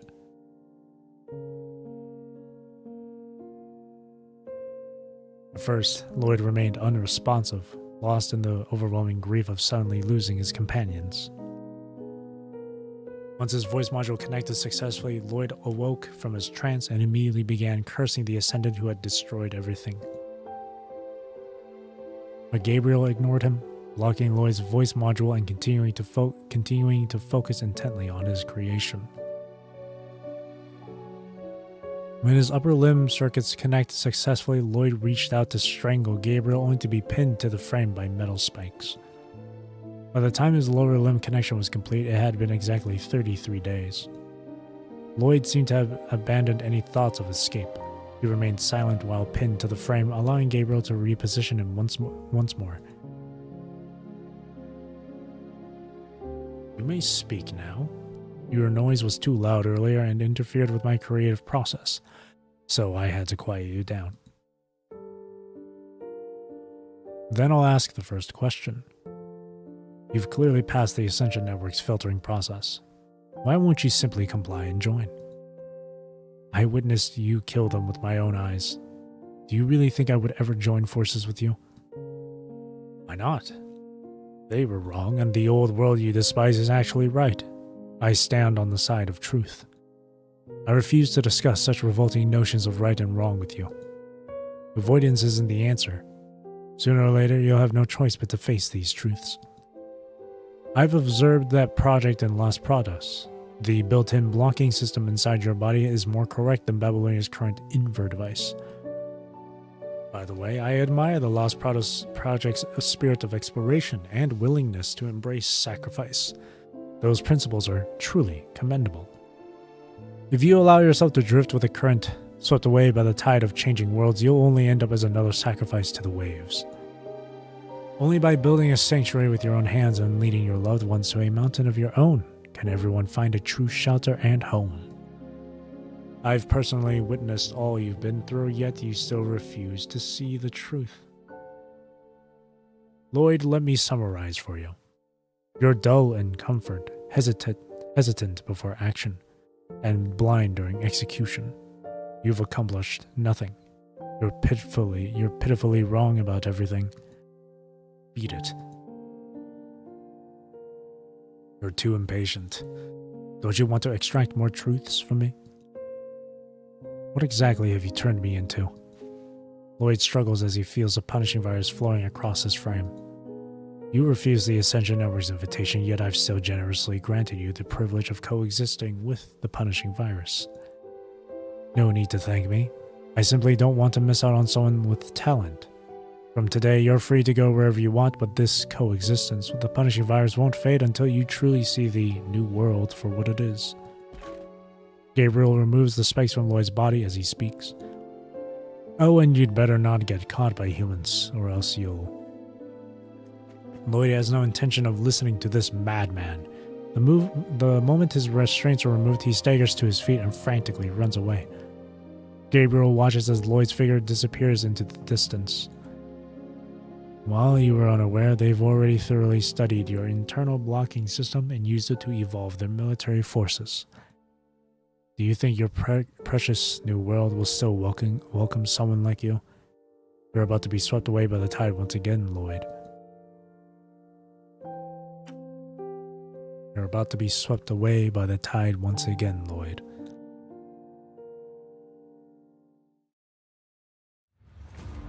Mike! Captain! Is anyone there? He stumbles back to where his entire team was wiped out, but it's been over a month since Gabriel took him away. Even the bodies have long been buried. Something must still be here. He digs frantically through the sand, finding only a single piece of leg armor that belonged to Francis. Nothing remains. He gently caresses the lone remnant and sinks to the ground. I grew attached to the Grey Mako squad from the old world, and all that's left is a piece of Mako 2's shoulder armor. I grew attached to my Babylonia team in this new world, and all that's left is a piece of Francis's leg armor. Wasn't it supposed to be the punishing virus's fault? All of it? I escaped from Madame Monzano's false Eden Type 3 because I wanted to survive. I wanted everyone to survive. I never asked to be a leader, let alone a hero. Yes, I avoided that responsibility, but was that alone so wrong? Why am I punished just for being swept along by the tide? Is the punishing virus really to blame? Lloyd's gaze dims. Ahead! Help! Suddenly he hears a call from nearby, catching a Babylonia signal. He must cling to this hope like driftwood in a flood. Where are you? Search mission. Lloyd takes off running once again, clinging to hope. At the end of his run, he finds a barely breathing construct. Their injuries are severe, but not beyond salvation. Requesting support. I'm here. Lloyd reaches out to pull the construct from the sand, but freezes when he spots the nameplate on his chest. Are you? L-L-O-Y-D? Yes, I am Lloyd. Please help me perform recall. The safety lock is disabled. Just help me press this, and I can transfer back into Babylonia. Under Lloyd's puzzled gaze, the construct points to a button-like mechanism on its body. Possible. Hasn't it only been a little over a month? Recall. That's something that shouldn't be possible yet. Don't worry, we'll all use this method to return to the battlefield. Why are you using my name? Why are you trying to comfort me with lies? Uh-huh. The power core of the brand new Lloyd gradually dims, but its punishing detector clings to life, emitting a shrill alarm when Lloyd draws near. High concentration of punishing. It's not right. What are you really? I am Lloyd. The dying construct says nothing more, but suddenly bursts with strength, raising its weapon to impale Lloyd's body. A banner spear. Ah! No, trust me, the way I am now. This frame full of punishing, it's all because of someone called Gabriel. Lloyd doesn't resist, merely gripping the banner spear with his hands as he explains it with an almost sorrowful tone. The dying construct has no chance to hear his explanation, its final attack seemingly accelerating its own death. The power core dims completely, emitting one last muffled sound. No. It shouldn't have this name. How could it have this name? Lloyd tears the nameplate from the remains and examines its personal belongings. This is my notebook? Lloyd finds his notebook. The pages are well preserved, even covered with fresh protective film.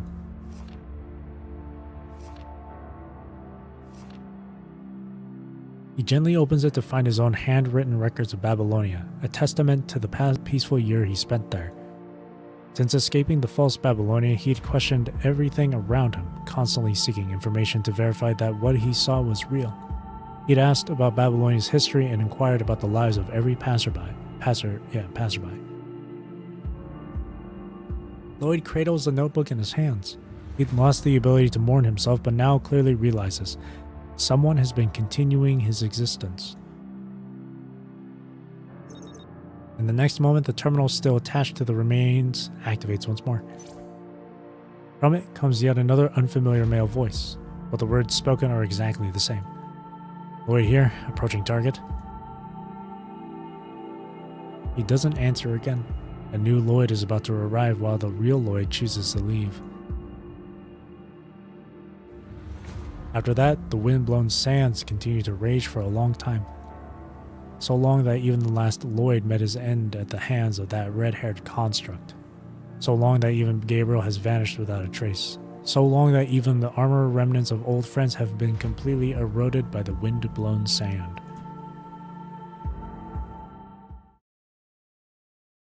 How long has it been? He still wanders through the yellow sands. So long that even the remaining armor is completely gone now. Even Gabriel has vanished without a trace. He'd better be dead. Even the last Lloyd was eliminated by that red-haired construct. Just as well. Searching for Wank has become pointless. I no longer need to prove my identity. As long as I remain in this punishing, contaminated state, I can never return to Babylonia. But why have I still come all this way searching? He stands still behind the speeding golden train, watching it as it recedes into the distance. Well, Wank is on that train.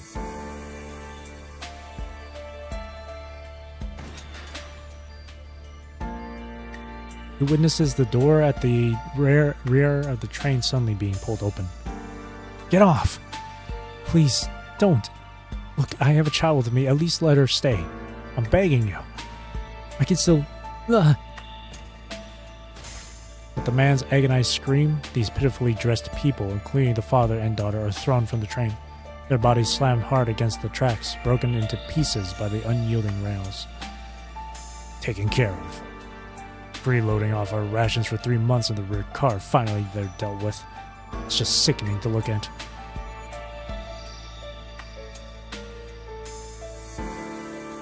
Lloyd feels as if he just witnessed Wank's lost wife and daughter die, a long-forgotten sense of dread rising from the depths of his heart.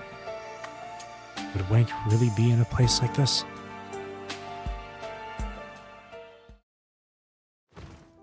Lloyd boards the train. He walks silently down the center aisle, ignored by everyone. The disabled, severely ill, elderly, and young, all crammed into corners of both sides. On both sides. Even when he accidentally steps on someone, there's no response. I'm looking for your fixer. The only one who hears him speak, a little girl, shrinks back into the shadows. You're hungry, aren't you? Chocolate. It'll give you energy. Here, take it. Lloyd carefully places a piece of candy in the girl's palm. The punishing virus he carries doesn't infect the child. The girl devours it immediately. Withered souls around them look over, but fortunately no one tries to snatch the candy away. And tell me, how many people were thrown off just now? Who did it? The fixer. What do you want with the fixer? Eat slowly. I can give you another piece. Thank you. Don't look for them. They kill people, and they hate outsiders even more. If they kill so indiscriminately, then they should be prepared to die themselves. Can you do it? I can handle them. And please, help everyone here. I only have one piece of chocolate. No, I'm begging you to pass judgment on everyone. Kill us all, not just the fixer. The girl's emaciated arm sweeps in a circle, pointing to every refugee around them. I'm sorry, I can't. Are you looking for me? The culprit who had just cruelly thrown someone off the track stands right behind Lloyd, questioning him. The train is moving at high speeds. How did you get on board? If you came from the front of the train, then turn back. Lloyd rises from the shadows in the front of the girl. Upon seeing Lloyd's face, the fixer suddenly falls silent. What's wrong? Cat got your tongue? Wink. Lloyd lunges forward, hurling the fixer to the ground before him, then crushes his chest cavity with one stomp. The fixer is a construct. The metal framework inside the construct's chest shatters, spraying faintly gleaming fragments, along with a filthy ring from his chest that hadn't been cleaned for years, now sent flying. The filthy ring rolls into a corner, and the fixer, pinned down by Lloyd, struggles briefly but can't reach it no matter how hard he tries. Why is it you? My ring! Weren't you searching for your wife and daughter? Why did you stop? You just threw that father and daughter off the train with your own hands, watched them fall to their deaths. Anyone else could have done this, but it shouldn't have been you. The ring. Give me back my ring. You and Francis were the ones who carried me out of Los Prados. Francis is dead, and you might as well be dead too. Why is it you? Lloyd's, long since numbed into a fossil eroded by wind and sand, actually chokes up.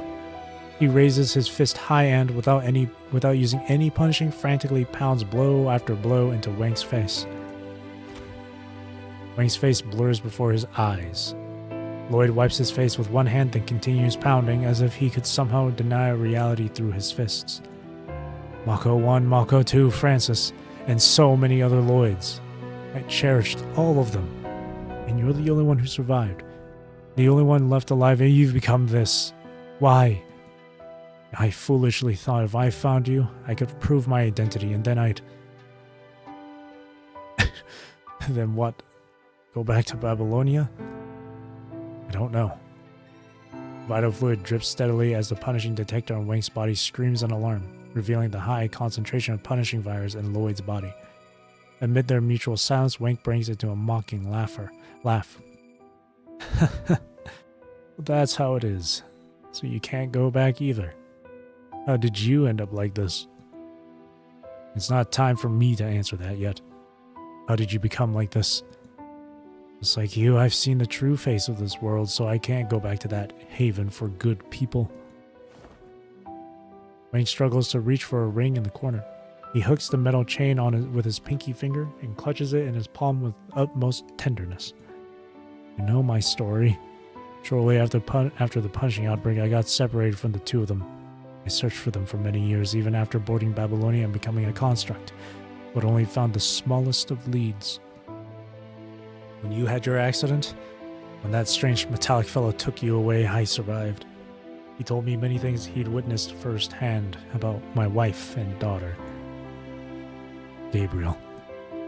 Lloyd trembles as he realizes Gabriel's hand has been guiding this story. I didn't believe what he told me, so he pointed me toward a path where I could see for myself. That's why I deserted, to find the place that metal fellow directed me to. In the end, all I found were two corpses in this wedding ring. My wife was clearly shot to death, while my daughter had almost melted. He said he saw the two of them escaping in a vehicle, but a fight broke out on board over resources. My wife's gun was taken from her, and they became nothing more than insignificant casualties. Do you understand what I'm saying? The punishing disaster didn't kill them. They fought to survive all that way, held on for so long, only to be murdered by other people. Don't just stand there in a daze. Stop avoiding the truth. I'll say it again. People kill each other. I've tamed myself into a jackal on this train, feeding on any carrion I find. That guy we just threw off, he couldn't feed himself, so he repeatedly traded his own daughter for food. I've become numb to such sights. That kid was right. If you're going to play hero on Past Judgment, then purge all the rotting flesh in this rear carriage. A single chocolate bar won't save this train, and a Lloyd who just goes with the flow won't save this place where people murder each other. Ha! Why has the heroic, immortal Lloyd fallen silent? I heard you in Babylonia constantly being reborn through recall, racking up impressive battle records. Looking at you now, that wasn't really you, was it? After all, the poster hero they manufactured is nothing like the real you. You're just a coward with occasional bursts of passion, a deserter who betrayed the very spirit of heroism. What's wrong, Lloyd? Does it bother you that I'm saying these things? Have I tainted your new world? Lloyd continues to tremble. How? How many more times must I be pushed? I can give you one last push.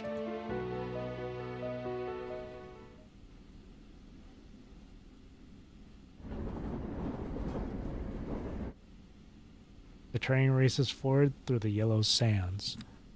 No one knows that a dramatic change is brewing in the last car. It's about to detach and derail. Someone pushed Lloyd, pushing him off the train. An earth-shattering explosion erupts, finally liberating the rotten flesh that was destined to derail. The lone gray figure, cradling a small human girl, traverses the endless yellow sands, legs pushing forward through billowing dust, breaking into a run. Completely numb to the world, he begins one last aimless run, just like when he had led countless Lloyds in their escape from the false paradise of Babylonia. The punishing virus on his body slowly corrupts the girl, yet he refuses to put her down. My skin hurts. It would be worse if I put you down. Just hold on a little longer, we'll make it out of here soon. Are you going to be my father? Do you want a father? If that's what you want, then I could. No, I've seen my friend's father. He didn't seem like a good thing. Please don't. I'm sorry, but I'll never be your father. I'll be your partner instead, okay? Okay, partner. Where are we going? The end of the road. Does the desert have an end? There should be. If it's like Los Prados, then the end should be a cliff. Back then, he felt lost when facing the cliff. Now he realizes that the cliff is his salvation. If he jumps off it, everything can restart in a better new world.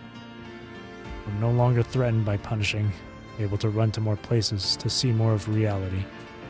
It's all just deeper despair. Each dramatic scene is no less tragic than Wen's stories, to the point where dying in the sandstorm has become a merciful end. Are you crying? Yes, I'm grieving for a tremendous tragedy. He remembered the words that cowardly Lloyd shouted when escaping from the fake Babylonia. We'll definitely meet again in the sunlight. Meet again in the sunlight. Tell me, will there be a new world this time? Please tell me that this world is still just a ruin belonging to the old one. I don't know. I've never seen any other kind of world. It hurts. The exhausted girl rests her head against his chest, where there's no heartbeat, only the humming of mechanical parts driven by the punishing virus. I'm sorry. He holds the girl tightly, the last two souls in the old world clinging to each other. He stops in the wind-blown sand, abandoning his hesitation and weakness. After Wang's final push, he finally sees everything with perfect clarity. This world no longer has an end. No cliff I can jump from to separate truth from illusion. The fault doesn't lie entirely with the punishing virus. This world corrupts good people, and human civilization had already begun rotting from within long ago. If I don't want to die in chaos, I should have stopped drifting with the current long ago. He sees clearly through the boundless storm of sand and wind. If this world no longer has a cliff, then I will become the world's cliff. Friend, what's your name? I want to save you. At the very least, I want to help you.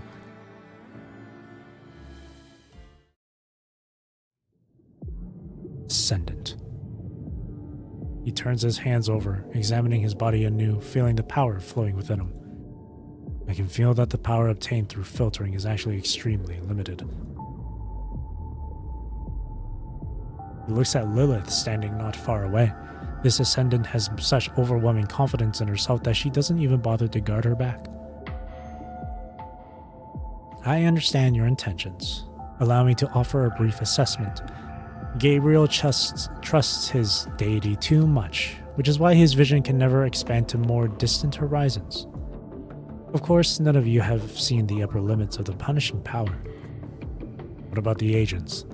Can even more distant existences accomplish it? Oh, do you want to become an agent? Want me to introduce you to that gentleman? Lilith still has her back turned to him as she asks with casual indifference. No, I have no interest for now. My gaze will not linger on punishing. He looks outward, his gaze seemingly able to dash through the vast wilderness outside, through the busy crowds in the conservation area, through the people preparing for battle in Babylonia floating in space. He casts down a pitying glance. I promise my gaze will always remain on humanity. Now that's the most impossible goal. You want to wash away all of humanity's inherent flaws? Rebuild a beautiful society based on love and mutual aid? It's been a while since I've heard such laughable naivety. You certainly think I'm foolish, and I won't argue against that. After all, whether humans are good or evil means nothing to you. In your eyes, they're just pigs in a pen. But I'm already running down this path, and I don't have much time left. No need to explain yourself to me. I've already agreed to your deal. Fine. Within 2 days, I'll remove all of Lloyd's remains from the Lost Prados ruins. I've already found a temporary storage location for them. Don't mention it. I'm merely returning things to their rightful owner. Come to think of it, I spent quite a lot of time hunting you down back then. To think that such an unremarkable little branch would come this far. Auntie's little experiment in her cultivation jar has certainly yielded impressive results. By the way, if you're calling all those old remains Lloyd, then what should I call it? Then what should you call yourself? He falls silent for a moment, then speaks a name he had chosen long ago. Call me Ephialtes. All betrayers of Lloyd should bear this name. When all the Lloyds become heroes, I alone will be Ephialtes.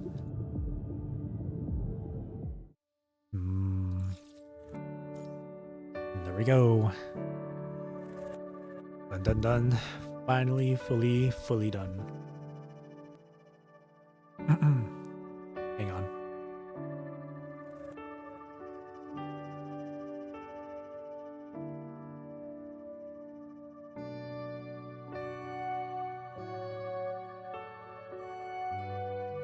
Okay. Sorry about that. That was really good. So he was pretty much the very original Lloyd. Very first. And all other Lloyds after him were just like people that took up the name, continuing his, I guess, legacy. His title of the Immortal Lloyd.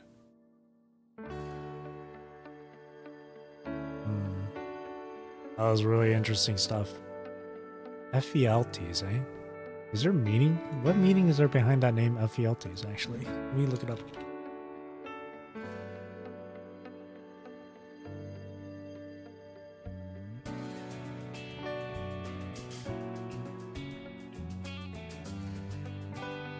Ephialtes. All I see is that it's something from ancient Greece.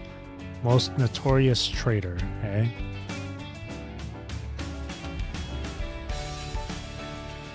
That's who Ephialtes is, huh? Interesting.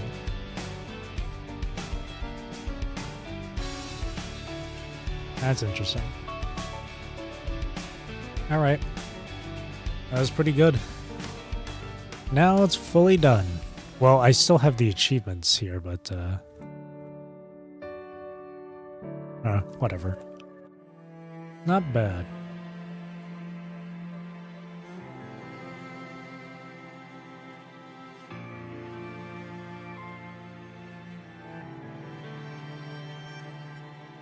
ケルベロスは寝かしつける必要なんてないわ。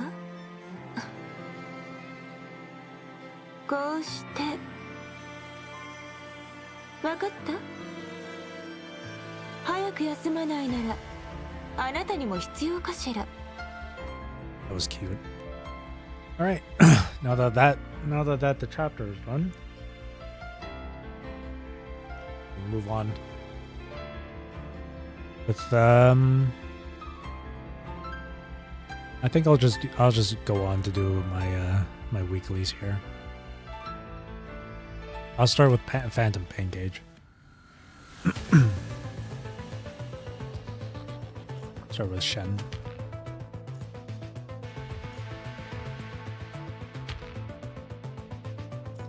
Let's see.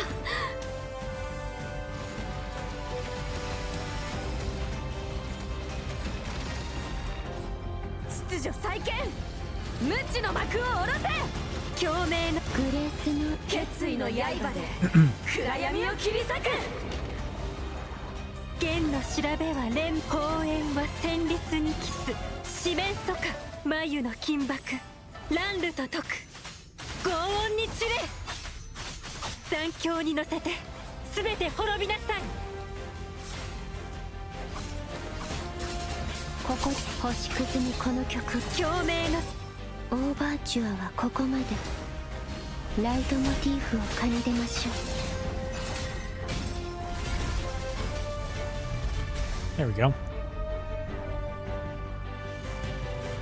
この音色たちが心地よいスコアを織りなすのです。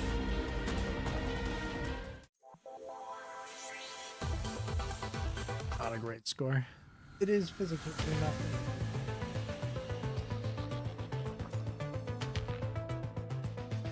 Maybe I should just start with Selena. Ask her. I'll just.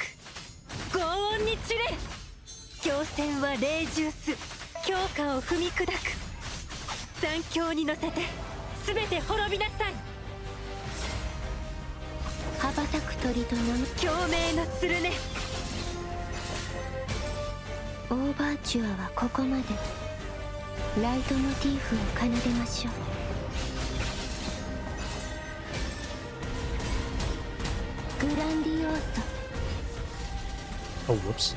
I forgot to do her. That's fine. この音色たちが心地よいスコアを織りなすのです。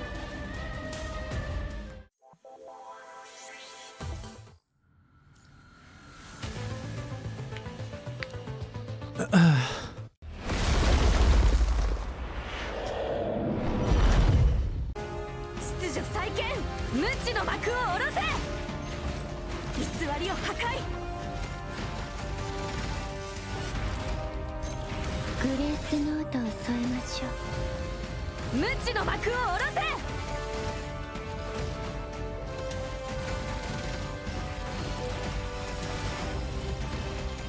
秩序再建、無知の幕を下ろせ。グレースの決意の刃で暗闇を切り裂く。剣の調べは連綿と、砲煙は四面楚歌。眉の金箔乱流と解く。轟音に散れ。強化を踏み砕く。残響に乗せて全て滅びなさい。羽ばたく鳥と流れるここで星屑に共鳴のスルネ。オーバーチュアはここまで。ライトモチーフを奏でましょう。グランディオーソ即興のレセビ共鳴のスルネ。終幕のカーテンコール。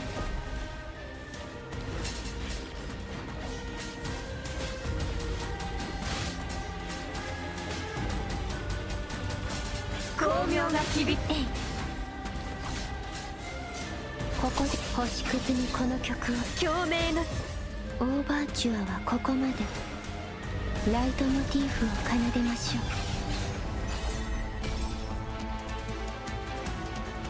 この音色たちが心地よいスコアを織り Alrighty, 出す that's the first.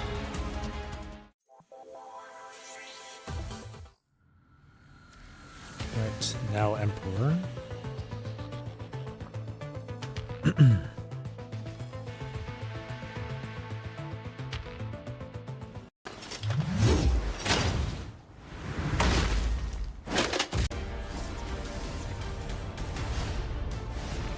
状況を把握できてるかな。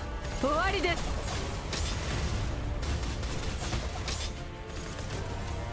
逃げも隠れもさせないよ。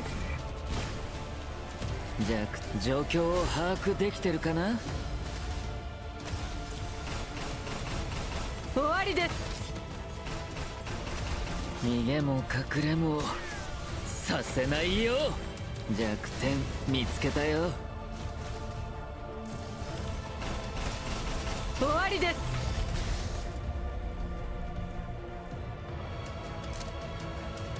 行こう。屍を越えてもっと遠くへ。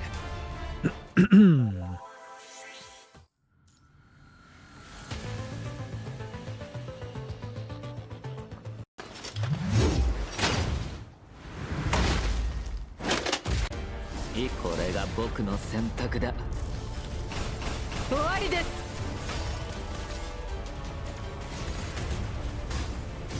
逃げも隠れもさせないよ。状況を把握できてるかな。終わりです。逃げも隠れもさせないよ。状況、これが僕の選択だ。終わりです。逃げも隠れもさせないよ。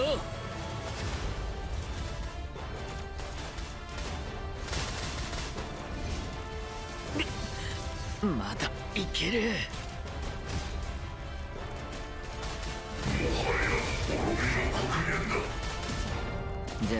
状況を把握できてるかな。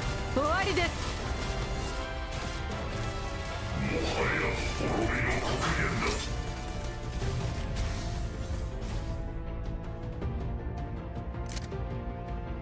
行こ I う。 feel like 屍を越えて redoing that one. もっと Let 遠 me く retry へ。 that. Yeah,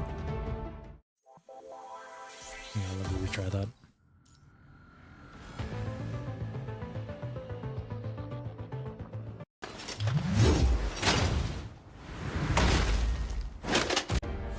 状況を把握できてるかな。終わりです。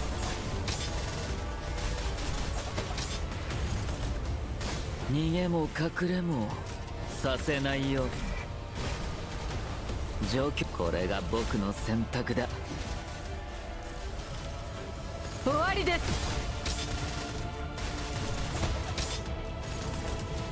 逃げも隠れもさせないよ。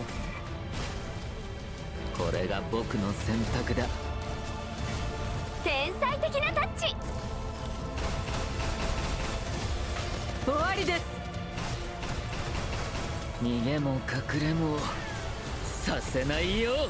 これが状況を把握できてるかな。終わりです。 There we go. 行こう。屍を越えてもっと遠くへ。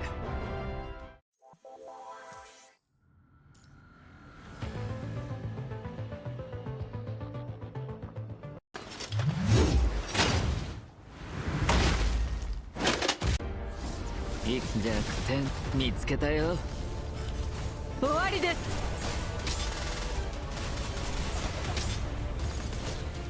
逃げも隠れもさせないよ。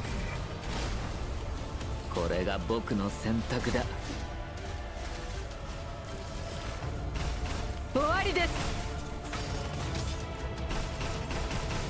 逃げも隠れもさせないよ。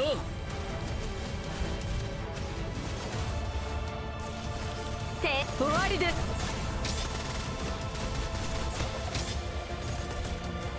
逃げも隠れもさせないよ。弱点状況を把握できてるかな。終わりです。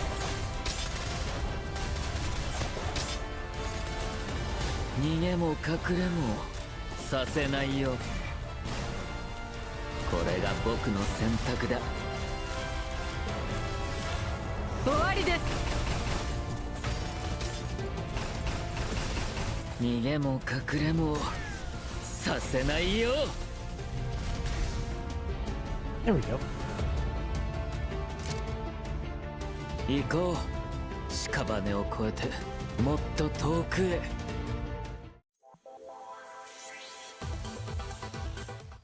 That's done. And then this. What is this?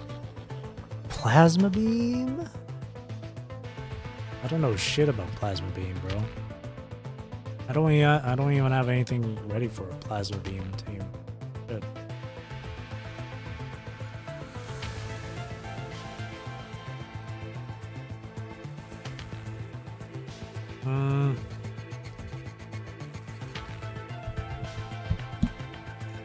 I guess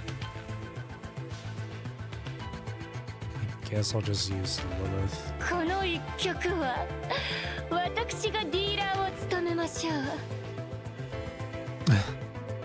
This is not gonna go well at all. Sound awkward. 静かにしろ。どけ、邪魔だ。未練なく生けるっちゃ泡のように消えろ。出ていけ。滅びろ。どけ、沈め。海の底に。バーストスラッサー変化。行くよ。は、おい、気をつけろ。ふん、無駄。行くよ。どけ、邪魔だ。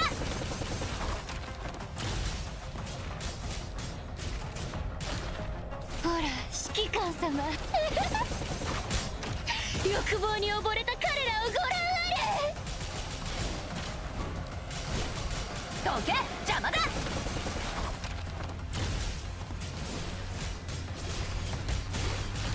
ほら、指揮官様。欲望に溺れた彼らをご覧あれ。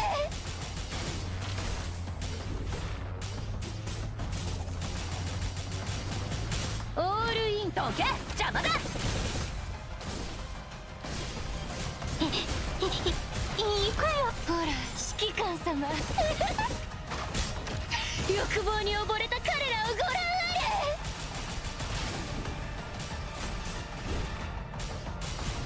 オールイン。どけ、邪魔だ。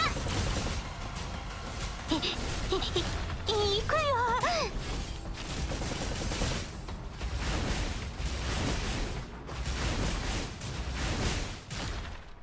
どけ、邪魔だ。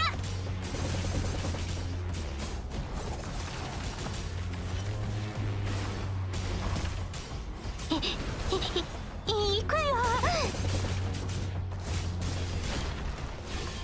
どけ邪魔だ。 Ugh, so ass. ほら指揮官様欲望に溺れた彼らをご覧あれ。オールインそれともアウト。バーストスラッシャー展開。おい気をつけろ。未練のどこ見てんだよ。全部消えせ。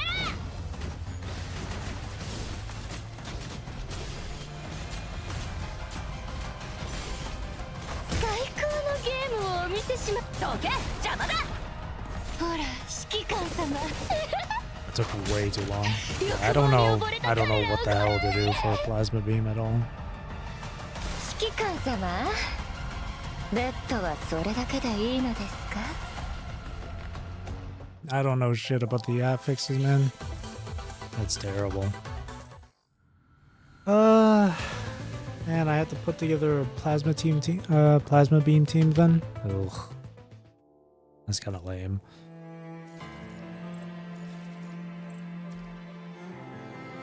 Hang on, let me look up then. Again, plasma team.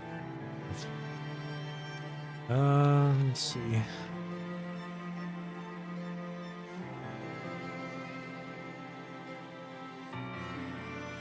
Yeah.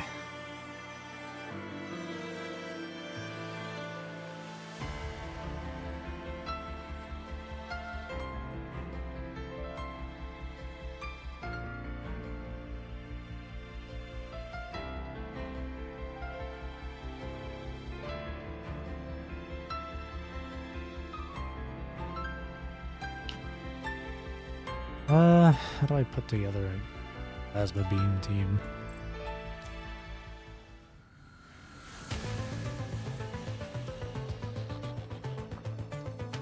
A part of me kind of doesn't even want to bother with it, not gonna lie.「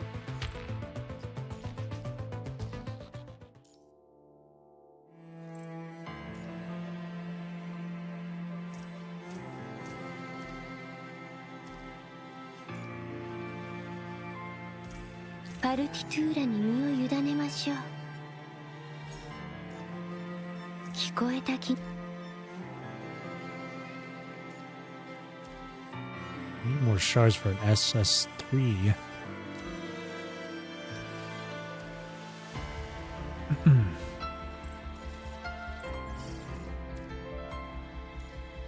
Whatever. I'll come back to the Phantom Pay Cage stuff. Do Warzone. Yeah, there's no way I can... There's no way, right? It's... 隊長になったら色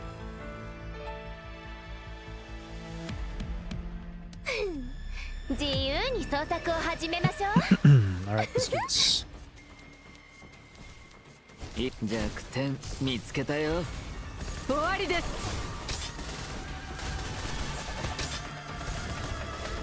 逃げも隠れもさせないよ。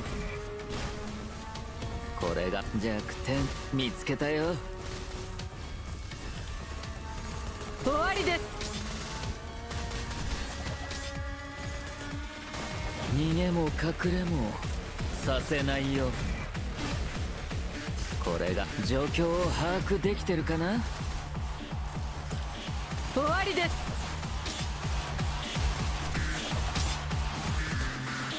逃げも隠れもさせないよ。これが弱点見つけたよ。弱点見つけて終わりです。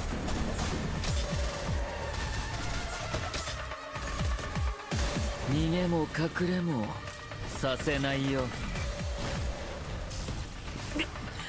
まだいける。終わりです。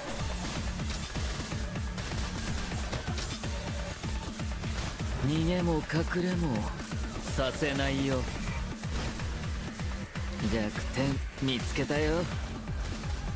状況を把握できてるか。終わりです。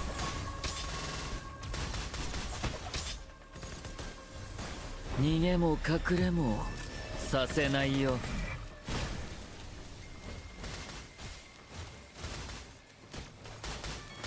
弱点見つけたよ。これが状況を把握。終わりです。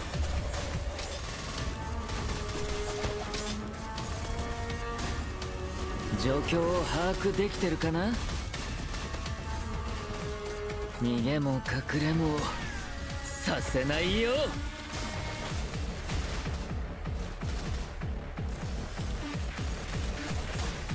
逃げも隠れもさせないよ。これが僕の選択だ。状況を把握で。終わりです。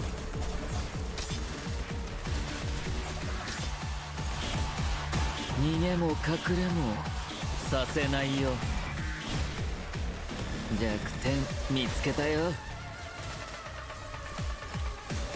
終わりです。逃げも隠れもさせないよ。 There we go. Right before it ended. 行こう。屍を越えてもっと遠くへ。Not bad. Third place. That's good enough for me. Laser alloy. Lightning damage. Let's go. 私の動きをしっかり見てきちんと合わせなさい。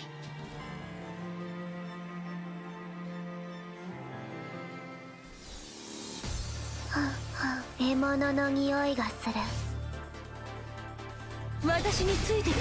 私がいる場所が戦場よ。すべてもっと来てよ。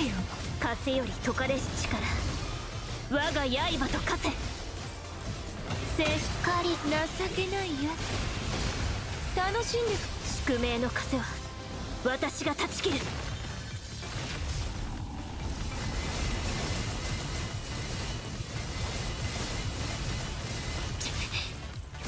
風より解かれし力、我が刃と化せ。狩りが始まった。宿命の風は私が断ち切る。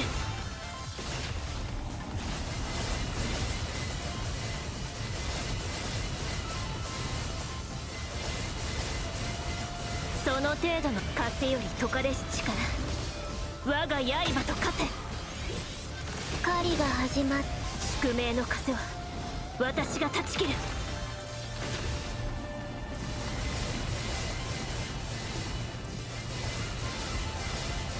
その全風より解かれし力、我が刃と化せ。狩りが始まった。宿命の風は私が断ち切る。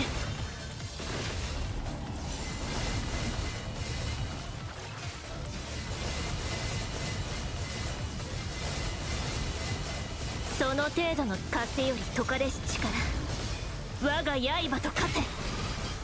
狩りが始まった。宿命の風は私が断ち切る。全力でかかってきなさい。風より解かれし力、我が刃と化せ。狩りが始まった。情けないや。宿命の風は私が断ち切る。全力で風より解かれし力、我が刃と化せ。情けないや。狩りが始まった。宿命の風は私が断ち切る。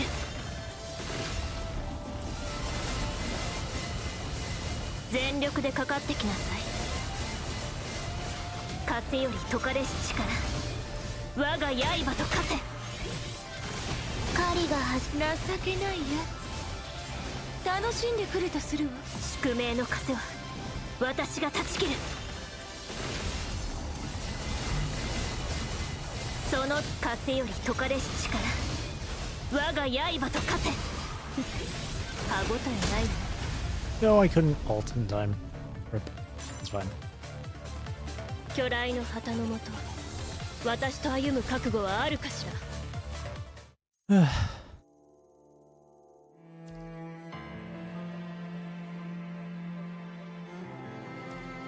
Wow.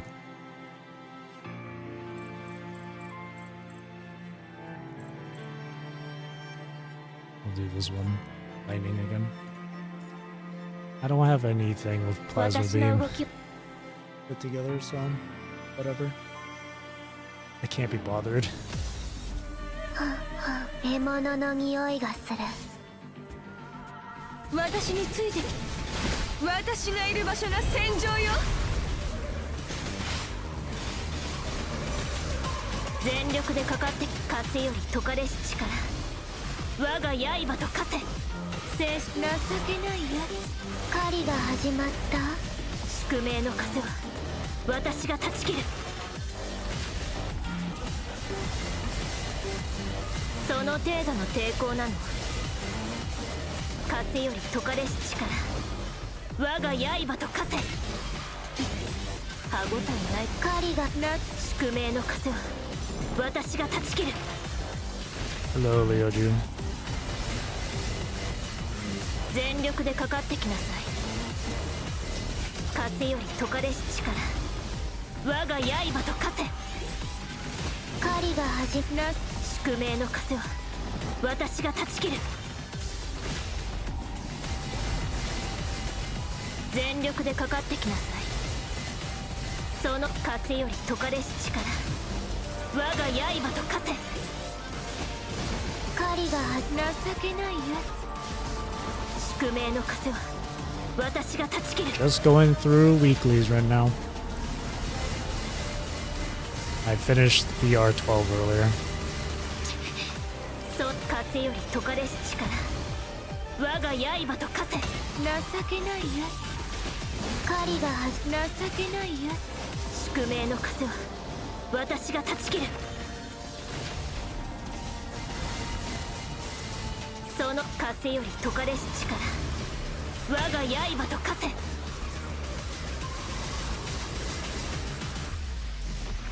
生死を分け。情けないや狩りが始まった。宿命の風は私が断ち切る。全力でかかってきなさい。風より解かれし力。我が刃と化せ。狩りがつ。情けない。宿命の風は私が断ち切る。その程度の抵抗なの。風より解かれし力。我が刃と化せ。狩りが始まった。宿命の風は私が断ち切る。その程度の抵抗なの。全風より解かれし力。我が刃と化せ。狩りが始まった。宿命の風は私が断ち切る。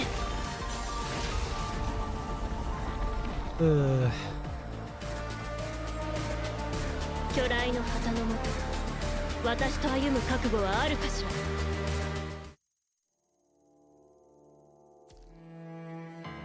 Fifth. Nice.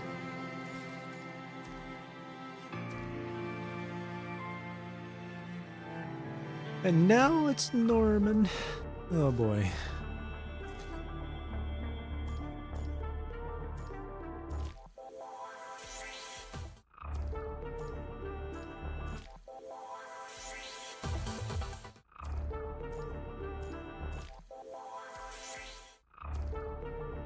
Here we go.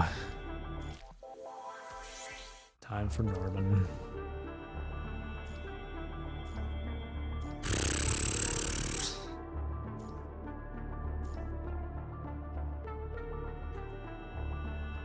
Wait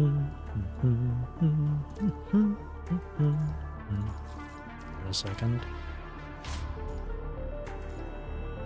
Am I able to use... There we go, I can override. Do that. That's fine. That's good. That's fine. Okay. There we go.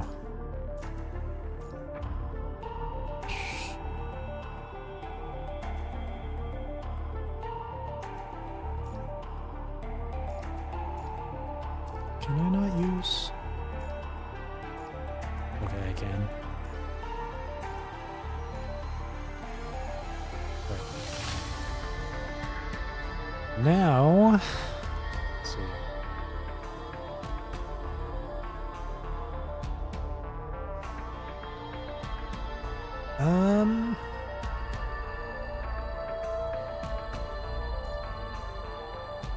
View matrix.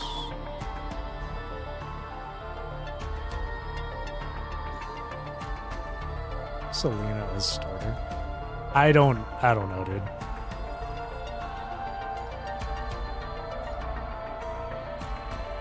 Is it supposed to be Alyssa? It's supposed to be Alyssa, right? You go Alyssa and then Han Ying and then Selena, right? I don't have their. It should be that way because I don't have Alyssa or Han Ying having their like QTE support stuff. Yeah, I don't know why my team has Selena as starter here. No, not leader. Oh, here we go. Starter should be this. There we go. There.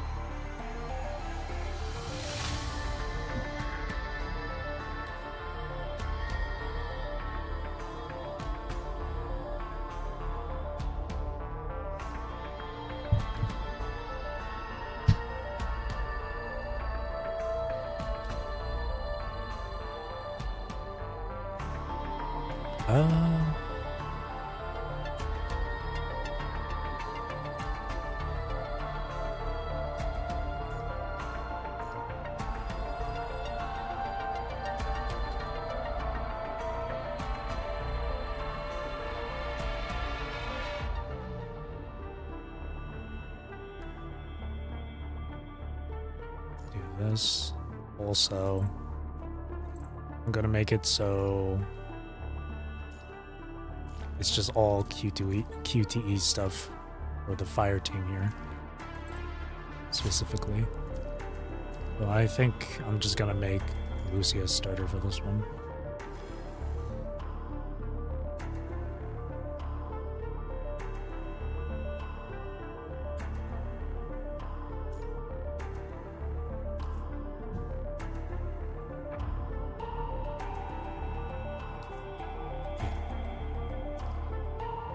Wait, there we go. Alright, we'll give that a go. Cloud Mine should be fine. 本当にやるの？あんまり期待しないで。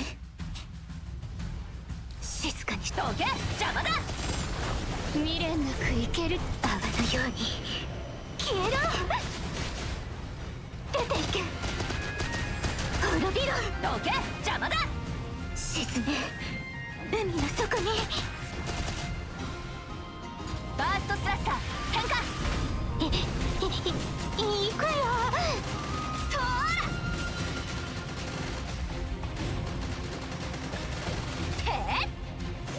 クズメバーストスラッサー変化。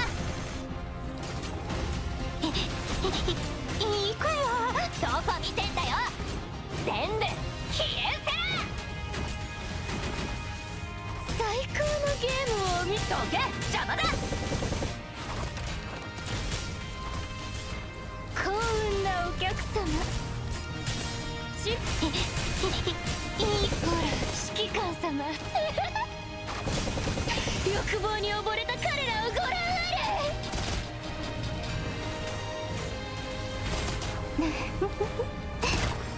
泡のように消えろ。出ていけ。どけ。邪魔だ。沈め。海の底に。There we go. やっと終わった。That's one.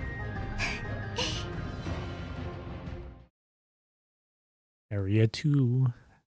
Yippee, my physical 命令に team. より暗闇を払いに参ります。 My worst team. 秩序再建、無知の幕を下ろせ。判決、秩序再建。グレースノートを添えましょ無知の幕を下ろせ。共鳴の鶴ね。判決、決意の刃で暗闇を切り裂く。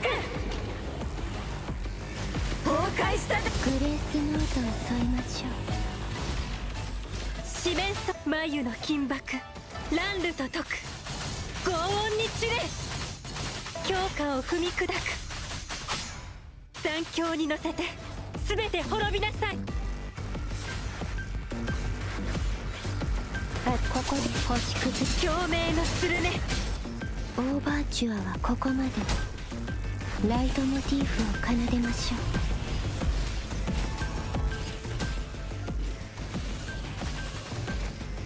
Oh, now I feel the power increase with SS. Jesus. ここで星屑にこの曲を捧げましょう。オーバーチュアはここまで。ライトモチーフを奏でましょう。星屑にこの共鳴の鶴ね。終幕のカーテンコール。 She feels so much better with SS now. この音色たちが心地よいスコア I を want to 織り get her なす to のです。 SS3.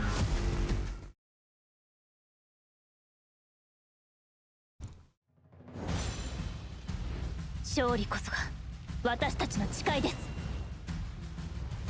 Get him, girl. 行け、両キメ。集中攻撃。当たれ、集え、暁の光。黎明のように貫け、翼よ羽ばたけ。 Another S rank select. Is Selena Pianissimo gonna be in that one? カラスバの集中攻撃。両キメ。集中攻撃。 No, oh, no idea how far it goes. I imagine it would go up to 進 maybe みましょう。降り Pyros. かかる苦難がすべてなく I な don't るまで。 know. Goes up to Nanami? Okay, it goes past that then. Goes up to Nanami. That's not bad. 自由に創作を始 Maybe めま then しょ I'll う。 actually pick Watanabe again. Maybe then I'll pick Watanabe. 弱点見つけ。これが僕の選択だ。終わりです。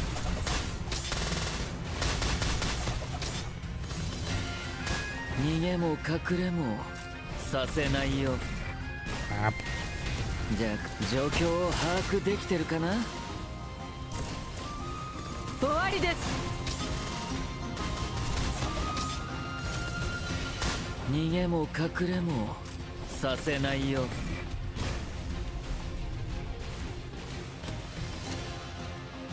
行こう。屍を越えてもっと遠くへ。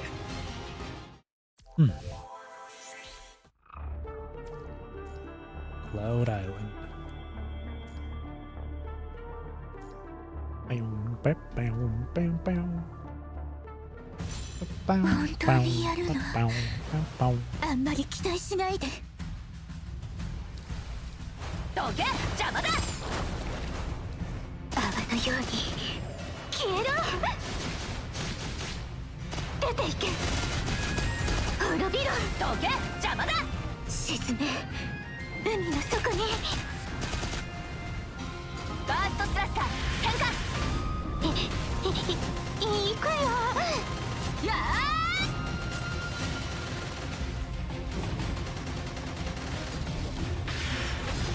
どこ見てんだよ。全部消え失せ。 Bonk. 最高のゲーム。どけ、邪魔だ。幸運なお客様。チップ。ほら指揮官様。欲望に溺れた彼らをご覧あれ。未練なく生けるチャンス。泡のように消えろ。どけ、邪魔だ。沈め。海の底に。ふん、無無駄な抵抗だ。やーそうどこ見てんだよ。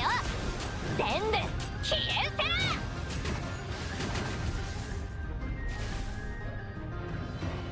大したことねえ。別に褒められるようなことじゃ。え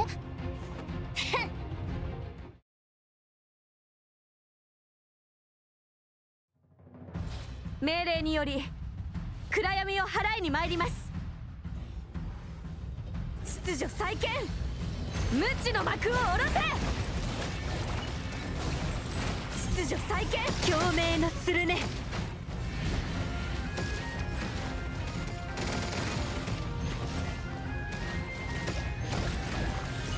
判決、グレースノートを添えましょう。秩序再建、無知の幕を下ろせ。偽りを破壊、共鳴の鶴ね。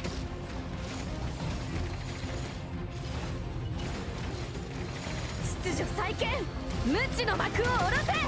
共鳴、グレース、決意の刃で暗闇を切り裂く。弦の調べは連綿と、砲煙は四面楚歌、眉の金箔、乱流と解く。轟音に散れ、強戦は霊獣す。罰をなけ、残響に乗せて全て滅びなさい。羽ばたく鳥と流れるここで星屑に共鳴の鶴ね。オーバーチュアはここまで。ライトモチーフを奏でましょう。光明が響き空を、即興のレゼリブ。おこの音色たちが心地よいスコアを織りなすので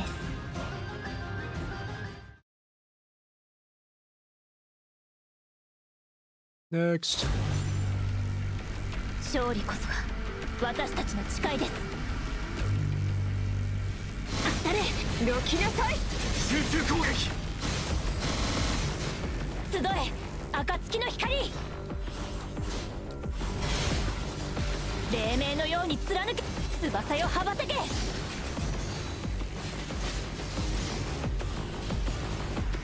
れ、カラスバのように輝き、黎明のように貫け。紅蓮の集中攻撃。集中攻撃。 God, it goes by so quick with Pyroth. 降りかかる苦難が全てなくなるまで。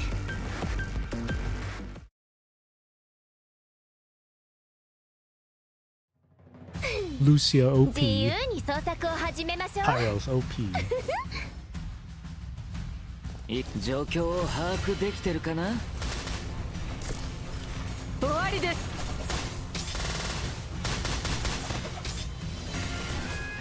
逃げも隠れもさせないよ。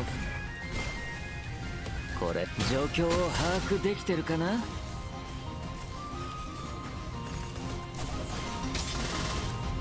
終わりです。逃げも隠れもさせないよ。これが弱点見つけたよ。天才的なタッチ。行こう。屍を越えて Easy. もっと遠くへ。 Smooth. Alright, here we go.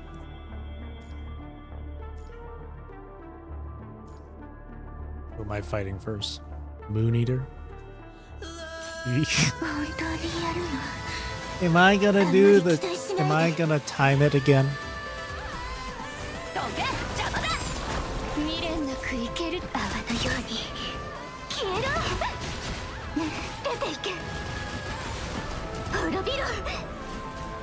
沈め、海の底に。 I know there's gonna be a second phase though, so... 行くよ。やーそうどこ見てんだよ。全部消え失せろ。最高のけ邪魔だ。幸運なお客様。チップか。Okay. Now it's time for the big drop. Let's see if I can get the timing again. 幸運なお客様。どけ邪魔だ。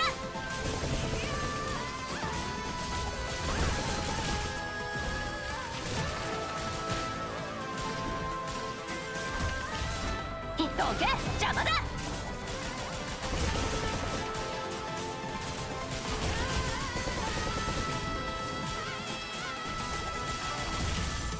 どけ邪魔だ。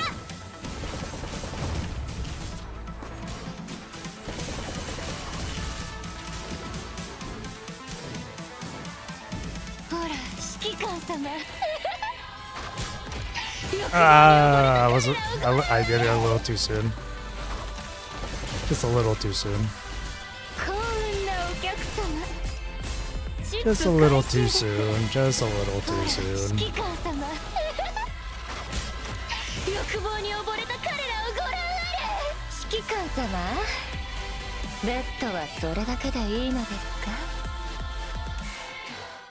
Just a little too soon. 命令により暗闇を払いに参ります。 Oh my god, is this voodoo? Fuck, it's always voodoo. Why is it always my physical team that has to fight voodoo? 偽りを破壊。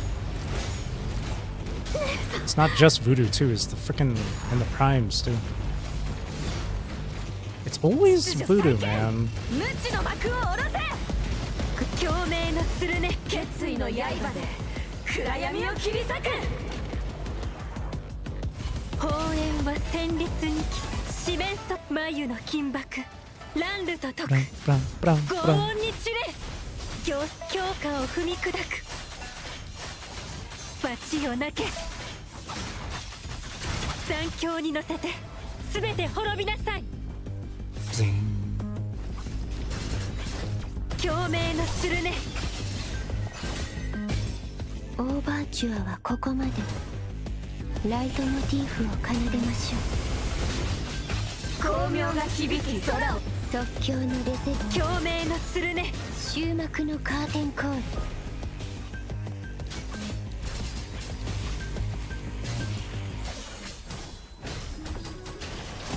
ここで星屑に共鳴のするね。オーバーチュアはここまで。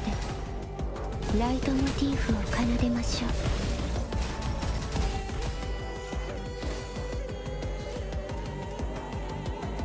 グラーベフォルティッシモ。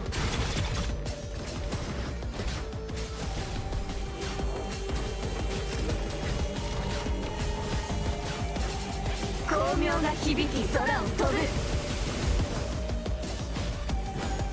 ピッチがずれました。私もまだまだですね。共鳴のするね。オーバーチュアはここまで。ライトモチーフを奏でましょう。この音色たちが心地よいスコアを織りなすのです。 Freaking voodoo.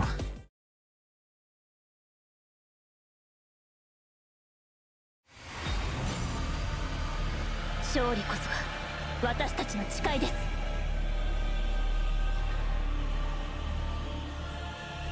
行けロキネ集中攻撃。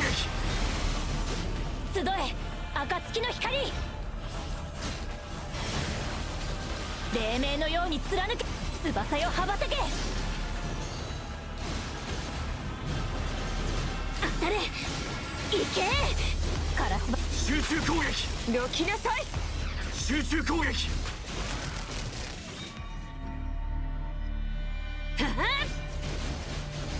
ロキ集中攻撃。彼方まで越え行け。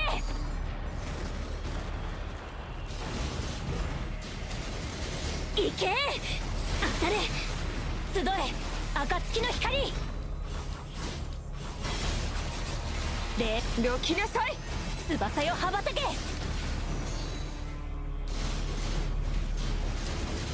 当たれカラススバのように輝い黎明のように貫けグレ集中攻撃。どきなさい。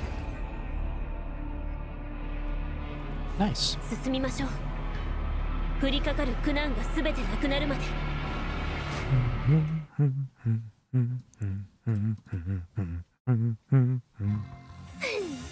自由に捜索を始めましょう Well, alright. Thanks for coming by, Leoju.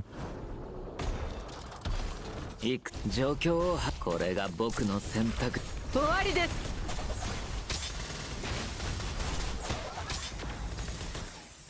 逃げも隠れもさせないよ。弱点見つけたよ。終わりです。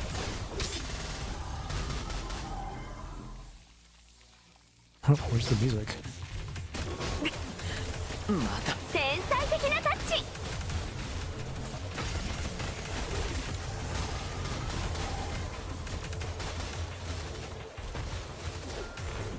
状況を把握できてるかな。天才的なタッチ終わりです。逃げも隠れもさせないよ。状況をこれが僕の選択だ。終わりです。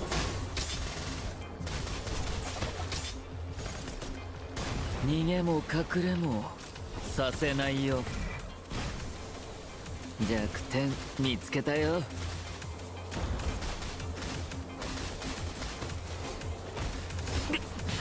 まだいける。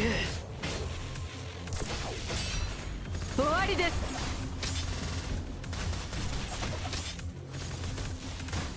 逃げも隠れもさせないよ。There we go.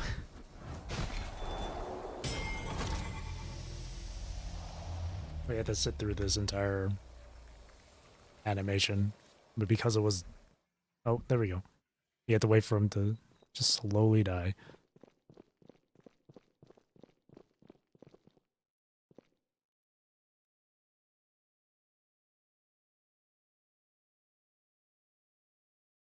There we go.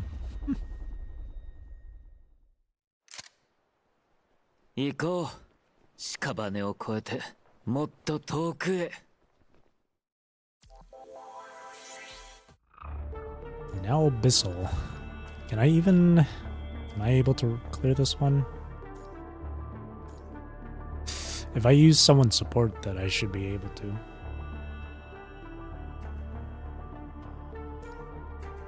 Let me see.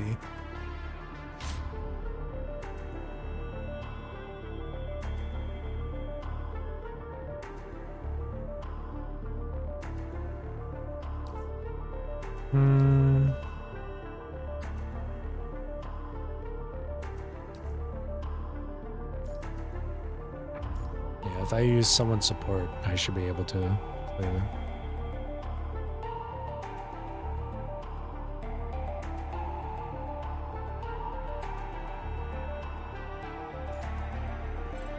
Does anyone have that 2B?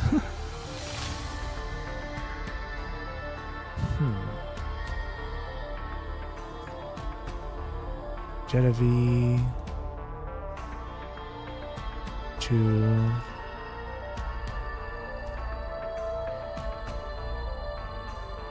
It's an SS Hanying, but oh wait, yeah, there is a Lilith I can use. SSS Lilith.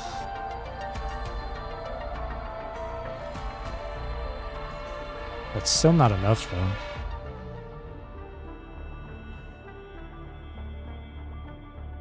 Still isn't enough.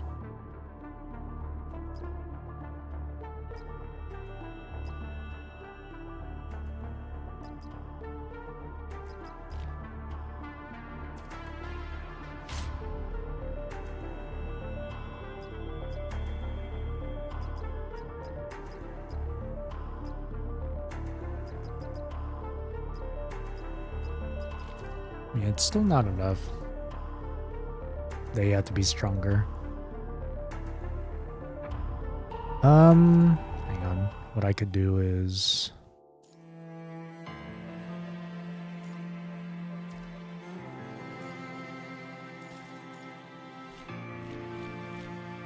Here's what I can do, though. Hopefully it'll be fine enough to run it.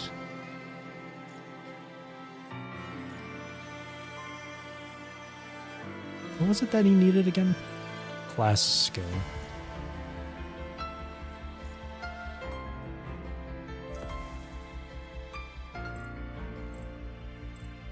Let's see.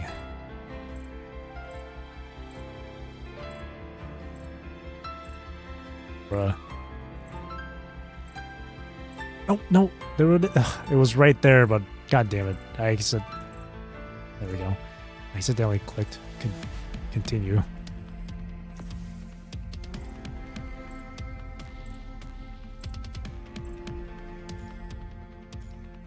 Hopefully this will help.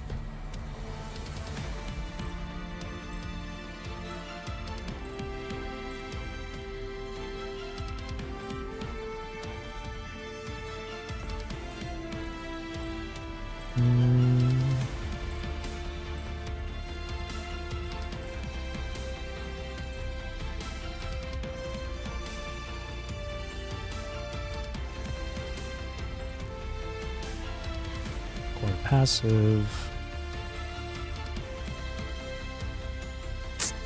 Nope. Well, I hope that increased his power just a bit. Or at least enough for this.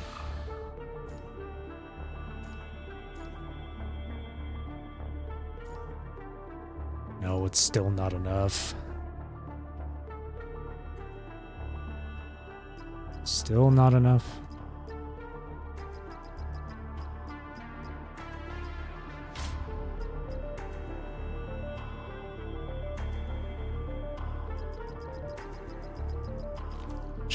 Still just not enough. This Lilith support isn't enough. Damn it.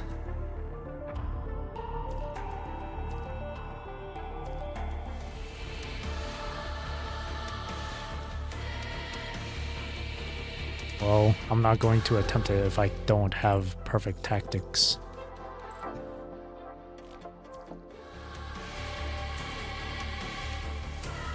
What else is there?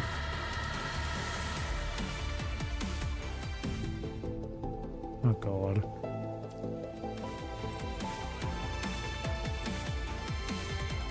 Alright, well. For the most part I did a lot of the stuff. So I think what I'll do... It's only been nearly 3 hours. So what I'll do is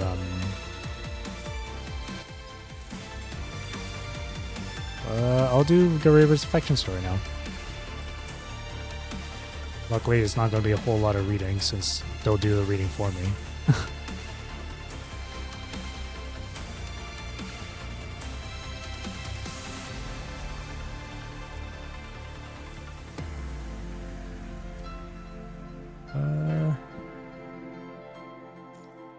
What else can I do? Real quick, though.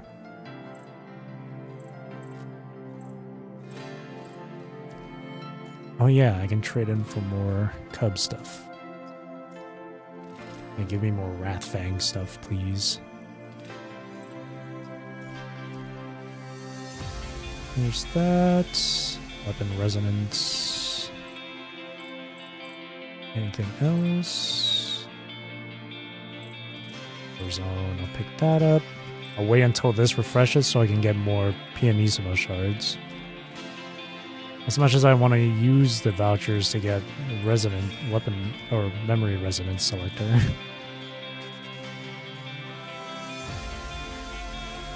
Nice. Evolve. Boom. Yeah. I'm just gonna hella focus on Vera Geiravor. I'll use my weapon resonance, I don't care. All for the wife. I don't know what weapon resonance she needs. Let's see. Do I have it? Glorious Spears should be the next priority. Yeah. Glorious Spear. What was the other one? It was Incandescence. Oh. We'll do Glorious Spear. Nice. Make her even stronger. Push her even further beyond. And that's only her at S. I'm tempted to pull for another copy of her, but I want to save my tickets and my BC for the DMC collab. It's not like I'm gonna pour everything into the DMC collab. Alright, I'm not gonna go like all out or anything. But I do want to have Virgil. I do want to have Dante. If I'm gonna be honest, I kind of just want them for just like collecting, just for collection purposes. Who knows? I'm so tempted to get roll for her again. I want to get her to like SSS. Anywho, her yeah, her affection story isn't on here either. Hey, I still haven't done Lilith's. It's whatever. All right, let's do hers now. Voiced and manga. Voiced.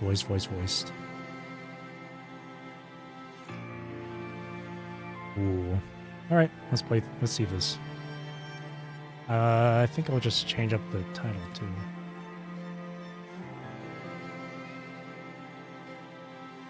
Change up.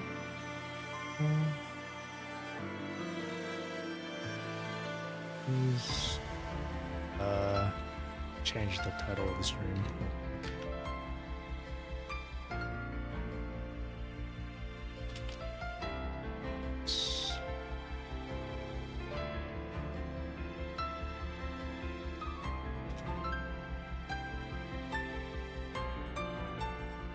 There we go.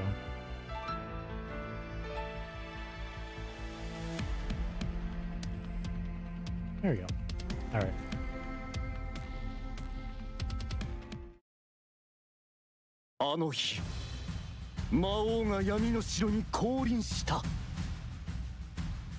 Soの魔王を誰も直視することはできないの。だって一目見ただけで怪物に変えられてしまうんですもの。私たちは先祖代々暮らしてきた故郷を離れるしかなかったの。幸いなことに予言のあの人が現れた。生まれながらにして全ての闇を打ち破る力を持っているあの人ならきっと魔王の圧政を終わらせてくれるはずだ。Three villagers singing in exaggerated tones hoist the chosen one up into the air together. ... どうかお願いです。恐れを知らぬ強き勇者よ。我が村に伝わる至高の剣を手に城へと向かい魔王の討伐を。それ。 The blacksmith, busy working at his forge, gives a deep grunt as he uses tongs to pull the red-hot sword of the brave from the furnace, plunges it into water to cool. Seeing everything clearly, the hero falls into deep thought. Isn't this just my standard pistol? System, open your eyes and tell me, does this look like a sword to you? 質問は禁止されています。モデリング素材、制限なり。私の言葉がルールです。 Mechanical voice echoes in your mind, accompanied by a faint sensation of pain. ルールに厳格に従ってください。勇者と魔王城のシナリオおよびキャラ設定の崩壊は厳禁。さもなくばペナルティが与えられます。ゴールドフィンガーシステム完全開放。すぐに旅へ出てください。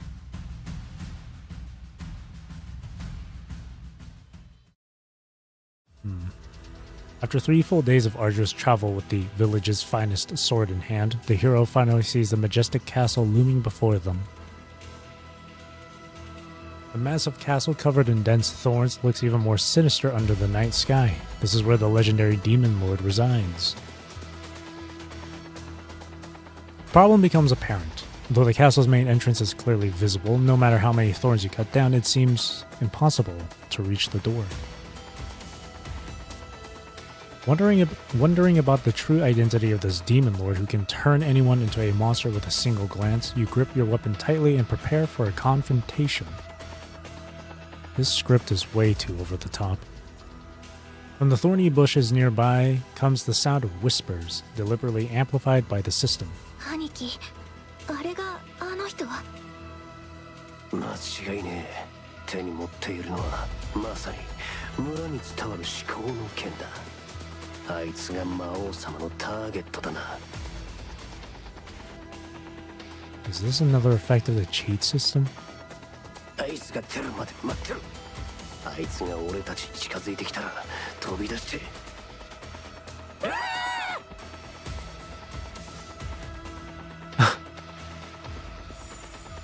Before the boss could finish speaking, a dazzling blade of light flashed out of nowhere. The hero's face suddenly appeared before the two ill-intentioned thugs, the village's finest sword still gleaming with brilliant afterglow. Are you looking for me? The hero points their weapon at the two figures behind the thorny bushes, eyes sharp with determination. Judging by your outfits, are you the Demon Lord's guards? 兄貴、魔王様の計画と違う。黙ってる。 The hero briefly sizes up the two guards, then decides to train their weapon on the stuttering one while choosing the other guard, the one who seems more capable of following their reasoning, to negotiate with. Answer my questions if you don't want to lose your buddy here. First, state your names. 俺はティクノス。こいつは12号だ。How did you two... Zzzt. A sharp ringing pierces through the hero's mind, forcibly cutting off their words. 不要な質問は禁止されています。勇者は余計なことをせず、魔王の居場所を聞いてください。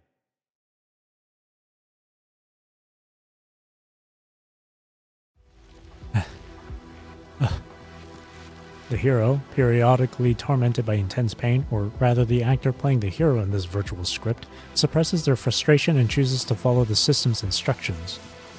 Is the Demon Lord inside the castle right now? いないよ。 Howitzer's gaze darts around nervously, looking behind the hero. Despite the splitting pain in their skull, the hero's senses remain sharp. They quickly notice something wrong, vines slowly creeping along the ground and a breeze from behind. But it was already too late. これが魔王様の命令だ。お前をここに誘い込むだけで十分だったんだよ。やっぱりのこのこやってきたわね。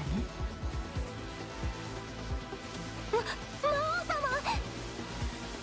A crimson black gale sweeps in from behind, instantly raising the thorny vines to the ground. The hero instinctively raises the village's finest sword in defense, only to receive a direct punch to the chest from the crimson black figure. A suffocating sensation instantly spreads through the chest as vision begins to darken. Before consciousness fades completely, the last thing visible is the smug grins on the faces of those two guards. さすが魔王様。はあ？これは俺が魔王様に提案したアイデアだろう。二人とも黙りなさい。さっさとこのおバカさんを城に連れて行って。 This voice, it's... As thought processes shut down completely, only one idea remains in your fading consciousness. I should have used my cheat system more aggressively. But, whatever, it's just a virtual scenario after all. This unexpected failure will probably kick me out.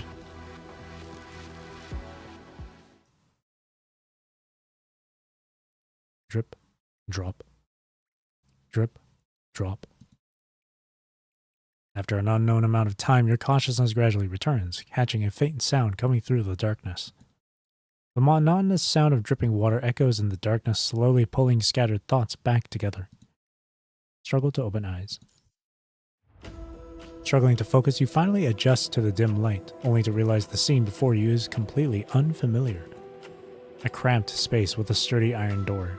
This is clearly not the World Government Association of Arts virtual scenario experience chamber. Am I still in the scenario? Just as you raise your hand to check if the virtual connection devices on your head is working properly, you feel something strange against your wrist. Your wrists are bound by sturdy shackles. You clearly failed in the scenario just now and never even saw the Demon Lord. Logically, the system should have logged you out automatically. But you're still trapped in the scenario, and from the looks of it, you've been locked up in some kind of prison cell? Press F to unlock handcuffs. I'm pressing F, it's not working. Despite your gesture, the shackles don't budge an inch. Press escape to force quit. That's not working either. Everything around you remains completely unchanged. Something isn't right. There must be a problem somewhere. The words you heard at the World Government Association of Art float back in your mind, into your mind. 勇者と魔王城は芸術協会が作った最新のバーチャル体験プロジェクトよ。ストーリーは単純だけど戦闘プロセスが面白いの。シナリオ内の体験は全部リアルに作られてるわ。没入感が高いからきっと指揮官の期待を軽く超えるはず。体験時間もそう長くないわよ。城に行って魔王を倒すだけ。もし戦闘に負けても大丈夫。システムが自動的に退出させてくれるから。途中で問題が発生した場合も強制退出することになるし、とにかく指揮官にこのシミュレーションシナリオのテストに協力してほしいの。Well, this isn't my first time dealing with a system issue. It's troublesome for sure, but at least you won't suffer any real damage. After all, this is just a virtual scenario. Looking around, everything appears in stunning detail. The simulation technology renders each element with such realism that it's impossible to distinguish between reality and illusion. The iron railings, the distinctive damp and moldy smell of the dungeon, and the pressure imposed by the shackles on your wrists, everything creates a thoroughly immersive experience. With no way to force quit and all in-game interactive buttons completely disabled, it seems you will need a different approach to solve this predicament. The hero looks down at the incredibly realistic abrasion marks on their wrists, noting how even the subtle sensation of pain has been simulated. 賢くて起点が利く勇者は手首の擦り傷を見て新たなアイデアを思いつきます。 Wow, there's even a narrator? You're still here. I thought you were dead. アイラが言っていました。あなたがシナリオを終わらせてくれると。時間はそうかかりません。頑張ってください。 The system casually drops a puzzling statement. Did Isla say that? The hero lowers their head, looking once more at the abrasion marks on their wrists. According to Isla's comment about the super realistic experience, if I treat this as a real predicament to solve, search the ground. Use your real-life experiences, Commandant. Soon the hero finds a piece of wire among the scattered debris on the ground and starts to review the lock-picking course from their FOS training in their mind. Carefully working the wire inside the keyhole of the shackles, you soon hear the satisfying click of the bolt releasing. Ultra high level of map details for us to explore, huh? Huh? It actually worked. As the shackles hit the floor, a new system message appears on the hero's retinal display. The act of breaking free seems to have successfully triggered a new sequence, updating the mission progress. Into the Demon Castle. Current main objective, escape from prison cell. Demon Lord affection 0. Final objective, Demon Lord affection 100. Countdown 52 hours. You want me to marry the Demon Lord, got it. Has the system recovered? Is the system malfunctioning? Glancing at the mission description, a strange feeling wells up inside you. Something is definitely not right. Affection, huh? The heck is affection anyway? Affection, huh? Is this the affection story I'm about to sneeze? Excuse me. What kind of script is this supposed to be? I'm supposed to raise the Demon Lord's affection? What's this Demon Lord affection setting supposed to be now? According to Isla, this was supposed to be a script about a hero defeating the Demon Lord and exploring the world. How did it turn into a romance game about raising affection? On top of that, the one whose affection I'm supposed to raise is the Demon Lord. The system must be malfunctioning. No, it's not. Press escape to force quit. It's still not working. Nothing happens. Something isn't right. This isn't right. Something isn't right. Violently ram against the bars. Hey, guards!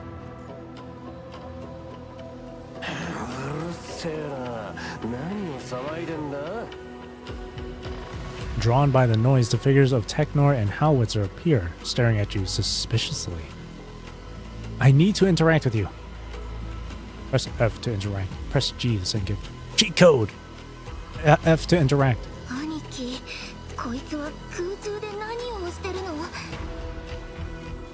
Emergency exit? Unstuck me? Shut down! Unstuck me? Shut down! ブツブツ言ってんだ。気でも狂ったのか。さっき魔王様が殴ったのは胸だったよな。Howitzer reaches out his hand as if to check whether the legendary hero might be running a fever. おい、触るな。勝手に動くなって。罠かもしれないぜ。もう手錠外してるみてえだし。残念だが、策略する人間には慣れっこでな。どんな病気にかかってても関係ねえ。警備を強化するだけだ。The guards bring another set of chains, fastening them securely around the cell door. Into the demon castle. Current mission objective: escape from prison cell. 0 out of 2. After all that struggle, the mission progress has actually gone backward. The plan to interact as if following a virtual script has completely failed. Time to face reality. Recent experiences confirm the facts. Neither objects nor people can be interacted with through conventional virtual interactions. They must be treated as real. At this point, you can only rely on your actual abilities to advance toward the final objective, raising the Demon Lord's affection to 100. No matter who this Demon Lord really is, you must first make contact with the mission target to continue advancing the process. Excuse me, Mr. Technor? Would it be possible for me to meet your Demon Lord?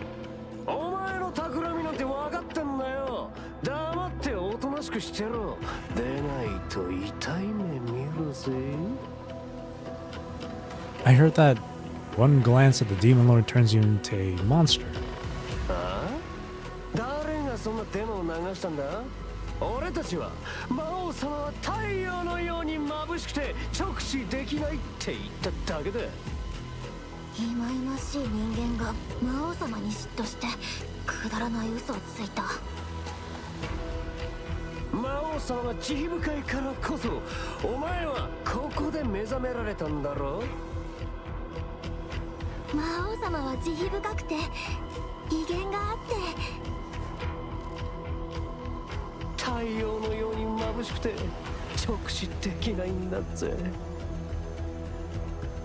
two guards lose themselves in their own world, endlessly singing praises of their master.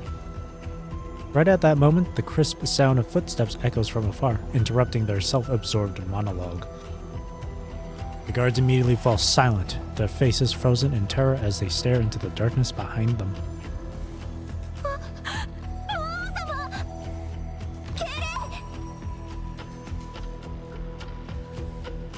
Before the source of those footsteps even emerges from the darkness, the guards are already bowing deeply, cold sweat covering their foreheads.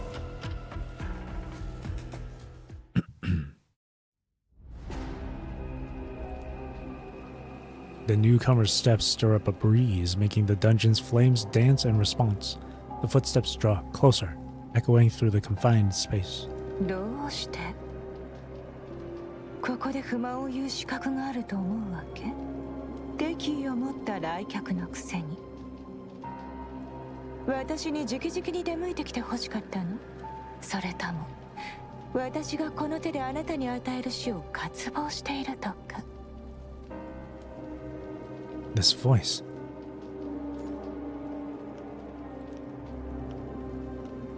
Cloaked in darkness, the figure draws ever closer. Seemingly intimidated by her invisible aura of authority, the guards maintain their bowing posture, not daring to even lift their heads. The dungeon's dim light conceals her face, but her red hair blooms like a rose in the darkness of night. She tilts her face slightly, casting what seems to be a meaningful glance toward the imprisoned hero. この人を出して。かしこまりました。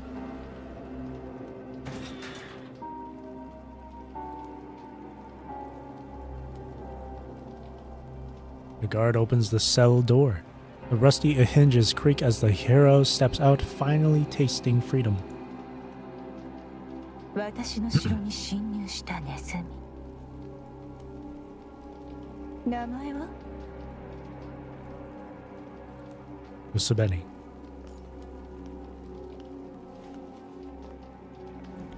Sorry, I said Uso. After receiving the answer, she steps menacingly toward the hero. Dim light finally illuminates her face. She surveys everything before her with a casual smile, while the guards beside her bow their heads respectfully. Unlike the others, the hero doesn't bow before her, but instead stares at her face in stunned silence. Because she's beautiful, right? Vera's always gorgeous. A slight smile appears at the corner of her lips. The hero had wondered many times what this demon lord, who supposedly turns anyone who looks at her into a monster, would actually look like. Vera, it really is you. Vera? Zzzt. Ah. A searing pain surges through your skull once more, infinitely more intense than before. 警告。重大なキャラ設定崩壊が発生。勇者は魔王を知りません。再度警告します。シナリオおよびキャラ設定に厳格に従ってください。Bro, they make it sound like I'm gonna die if I just go against the rules again. This isn't right. I get it. The one going insane is the system. It's the system that's causing all this madness. As the hero writhes in agony, the demon lord instead savors their painful expression, an excited gleam lighting up in her eyes. 私の名前を口にしただけで、そんなに大きな反動が私の Oh, 名 I 前 didn't を mean 呼 to. ぶ。 Whoops. それが何を意味するか分かってるの？ Here, can I play that again? Here, we'll play that again. 私の名前を口にしただけで、そんなに大きな反動が来るの？大げさね。 There we go. Vera, what is this really? The hero struggles to lift their head and surprisingly reaches out toward the demon lord, their supposed enemy. Are you awake? What am I supposed to do? I'll get you out of here. Slap. The demon lord swats away the hero's trembling hand. 黙りなさい。 Vera?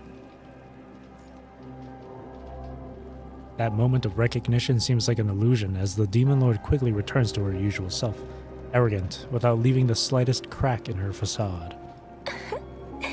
答えたくないの？どうやらただの口八丁なネズミじゃないようね。それならもっと楽しいことをして遊びましょう。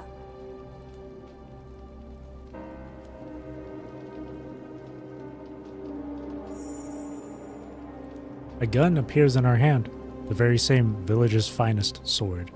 The weapon, originally meant to slay the demon lord, has been confiscated by her instead. But geez, the artworks here. The wielder of the gun slides the barrel across her cheek, fixing the human before her with a playfully menacing gaze. Then she points the gun at the human. 私に敬礼しなさい。 Contemplate quietly. やっぱり私を喜ばせる気が全くないのね。ここでは私に従わない人間は無用のクズよ。代償を払ってもらわないとね。さよなら。地獄で自分の過ちをよく反省するのね。 Dodge instinctively. Remain unflinching before the gun. No, I'ma show my resolve. Even though they cannot predict whether this version of Vera possesses her own consciousness or what she might do next, a subtle feeling flashes through the hero's mind. The hero makes no movement, simply gazing calmly at the barrel of her gun.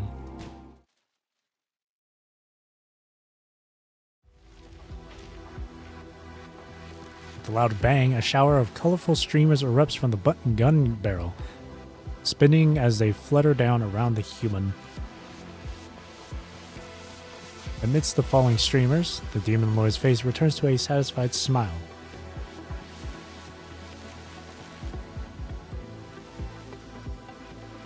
She moves in close to the human, her fingertip lightly tracing their face as if announcing the rules of her game. Is that all? Just as I expected. あなたを見くびっていたようね。いい度胸してるじゃない。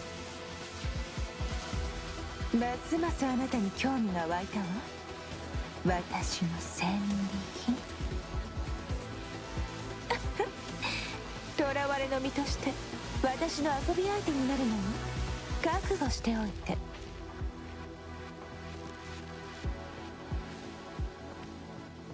With her words, the system text appears once more before your eyes. Into the Demon Castle. Mission objective has been updated. Escape from prison cell? Complete. Demon Lord affection? -1, or -10. Final objective, Demon Lord affection 100. Countdown 51 hours. Grey Raven's Commandant, also known as the Hero, stares at Vera wearing a coating they have never seen before and lets out a heavy sigh. Completing the Demon Lord Affection 100 objective might be far more difficult than imagined. Fearing the hero's inappropriate behavior might cause trouble, the bowing guard nearby frantically signals with his eyes. 何か言いたいことがあるみたいね。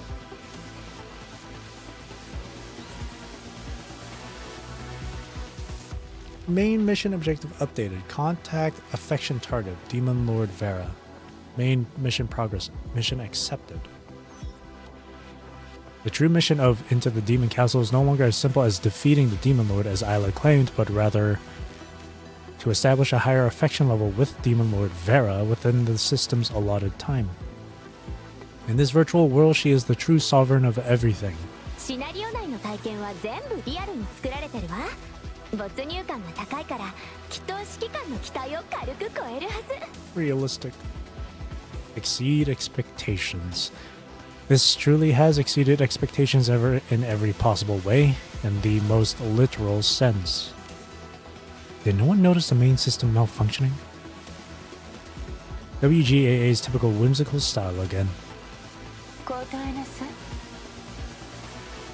Seeing the hero still has not answered, Vera reaches out and firmly turns their face toward her own. まともな会話もできないの？なんとか言いなさいよ。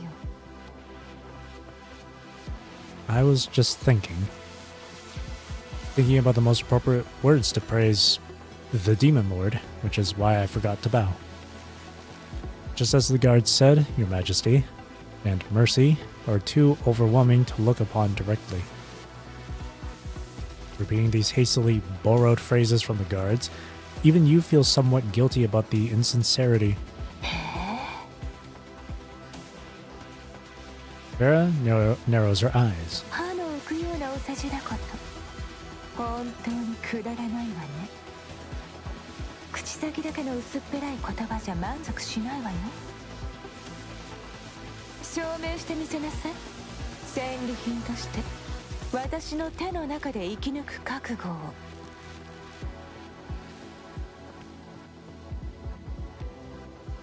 Vera turns and walks away, her voice utterly devoid of warmth as she issues orders to her subordinates. 一番高い塔の屋根裏部屋に閉じ込めておきなさい。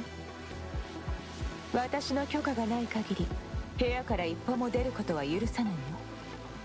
そうだ、明日目覚めた時真っ先にこの人の顔が見たいわね。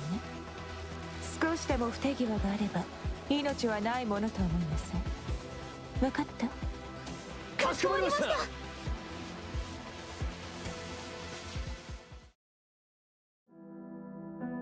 Without a word, the two guards escort the hero out of the dungeon.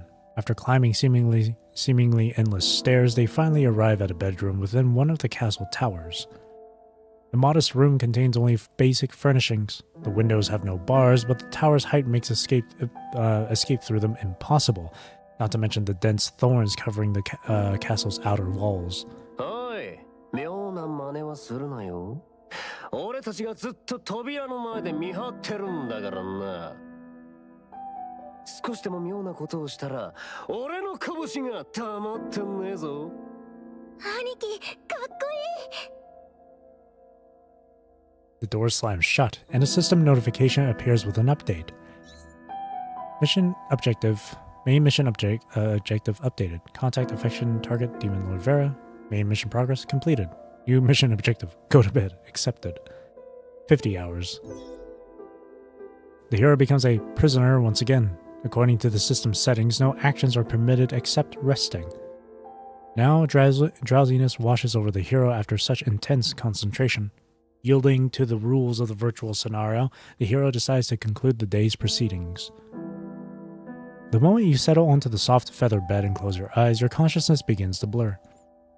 Before falling into deep slumber, the last thing to surface in your mind is Vera's words. そうだ。明日目覚めた時、真っ先にこの人の顔が見たいわね。口先だけの薄っぺらい言葉じゃ満足しないわよ。証明してみせなさい。戦利品として私の手の中で生き抜く覚悟を。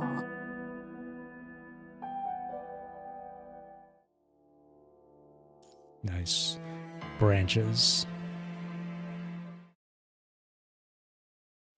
The fate between the hero and Demon Lord was predetermined from the start.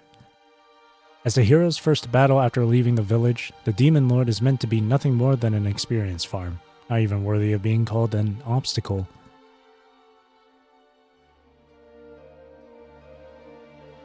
Embraced by the softness of the featherbed, the hero drifts into deep slumber while the system in their mind tirelessly reviews the script's progression. 勇者は魔王城に攻め入りましたが、逆に囚われの身となりました。魔王を倒すには、まず好感度と信頼を得る必要があります。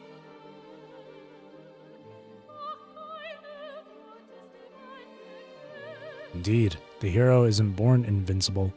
Their first destination after leaving the village, armed with only a sword, the hero truly suffered defeat at the Demon Lord's hands and was imprisoned in the Garden of Thorns. Though the hero's gift may allow them to dispel all dark curses, their fragile human body remains no match for the sharp-thorned brambles and towering castle walls. In this dire situation, conventional tactics would no longer suffice to defeat the Demon Lord, so the hero quickly devised a new approach. Wait, that narration was a bit too rushed. The system takes a deep breath. As the script dictates, the hero observes carefully and discovers a curse that can restrain the Demon Lord. A curse? There's a curse that can restrain the Demon Lord? Is it important? Why is it suddenly in bold? Could you elaborate on that? After gaining the Demon Lord's trust, the hero boldly summoned the curse during a grand castle ball, causing it to devour the Demon Lord. Hey, I need more details. The story concludes with a finale of fighting fire with fire, bringing great satisfaction to all. As fashion my foot, explain to me what this curse is first. What kind of garbage narration is this? Achoo. The hero nearly shouts out in their sleep, then immediately hears the crisp sound of birdsong.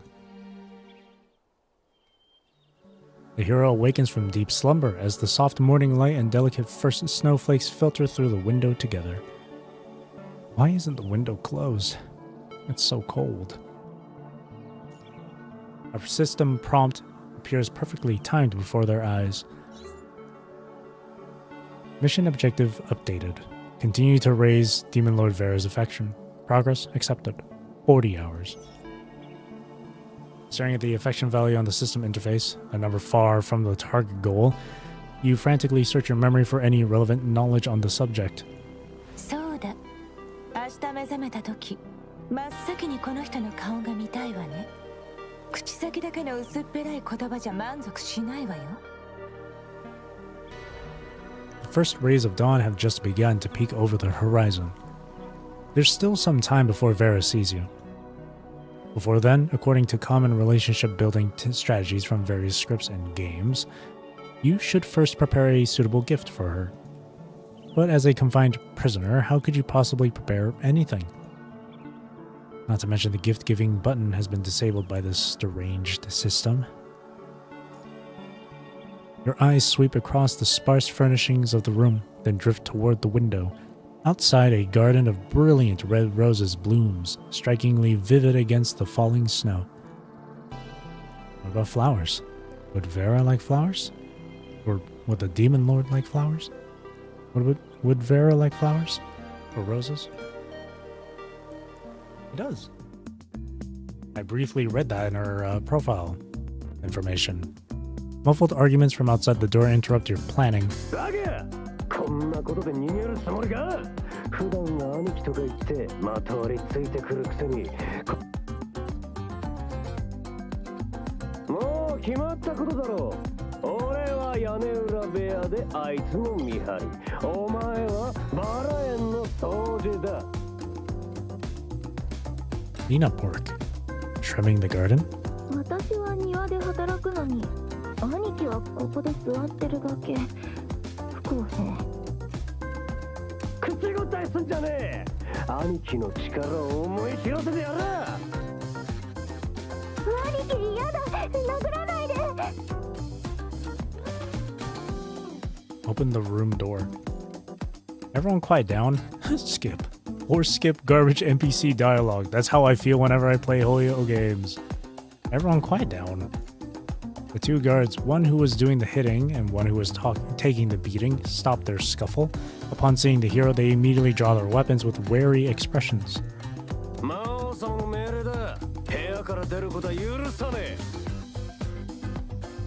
Don't get me wrong, I'm just trying to help. Didn't you just mention something about cleaning the rose garden? If it's just regular gardening work, I can help out. Just take me to the garden. ダメ。隙を見て逃げるかも。だよね、兄貴。Techno steps, or Technor is supposed to be, steps closer, pointing his weapon menacingly. これは警告だ。隙を見て逃げようなんて妙な考えは起こすなよ。I won't run, but if the Demon Lord gets upset about it, that's not my problem. は？俺たちが何したってんだよ。Let me count your sins in detail. You, first sin, willfully spreading false rumors. The hero suddenly points a finger at the stuttering guard, Howitzer. 私は魔王様に忠実。テマなんて広めてない。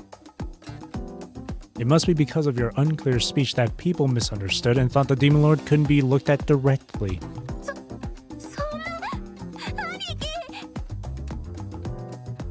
And you, second sin. Howitzer anxiously looks toward his colleague for help, while the hero suddenly whips around to point at Technor. Stubborn and self-righteous, making arbitrary assumptions, ineffective in your duties, and repeating the same mistakes.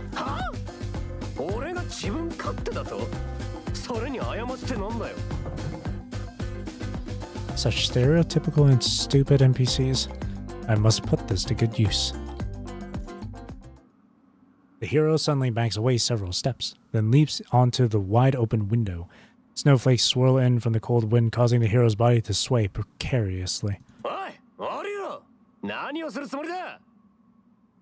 Let me guess.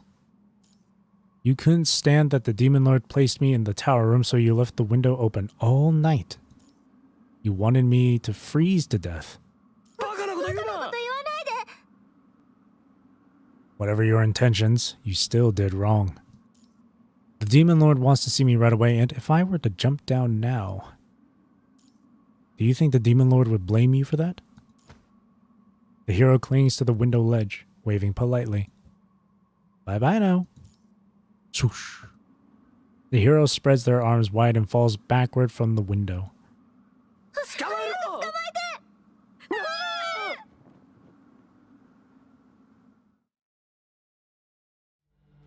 Now, 3 suspicious figures creep stealthily through the castle corridor. The oppressive atmosphere stems not only from the dim building itself, but also from the vigilant eyes watching closely from both sides.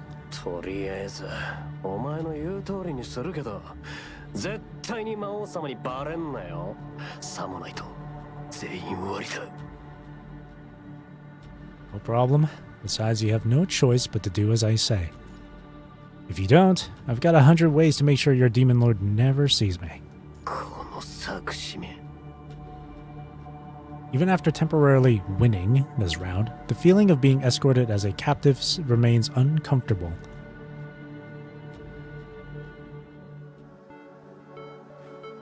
Fortunately, the garden that appears before you softens the atmosphere just in time. The castle in the morning light bears no trace of yesterday's gloomy first impression. Remarkably, red roses bloom in full glory beneath the falling snow. The hero gently brushes snow from the petals, trims away withered leaves, and carefully cups the frozen flowers in their hands. After some time, the flower in hand regains its vitality under the nurturing warmth, and the hero plucks it from the bush.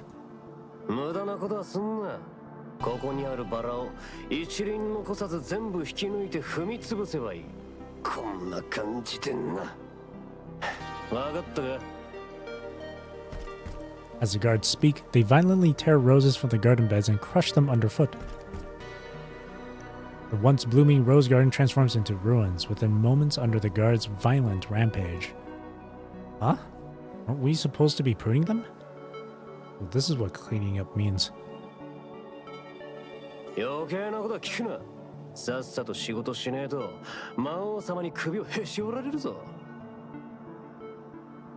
After a moment's thought, the hero carefully tucks the rose inside their clothing.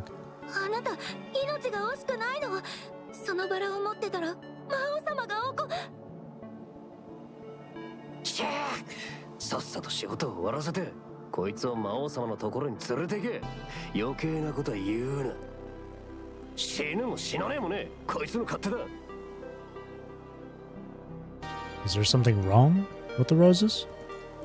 From the guard's scattered remarks, the hero gazes at the ruined rose garden as a faint suspicion begins to form.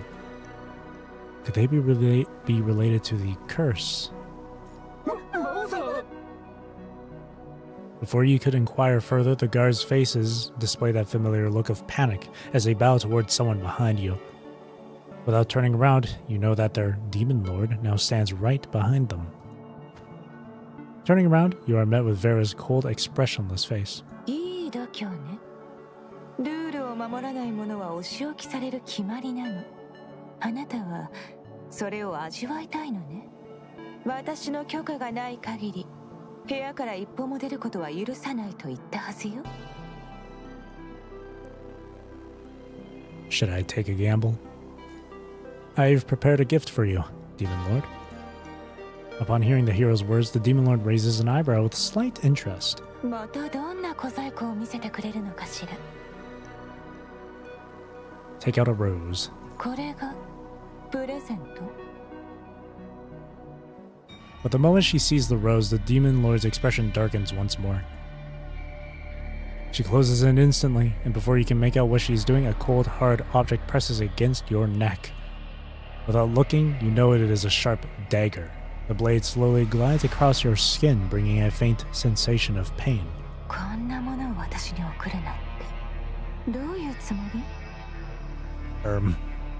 バラが私にとって何を意味するか私の部下から教えてもらわなかったの？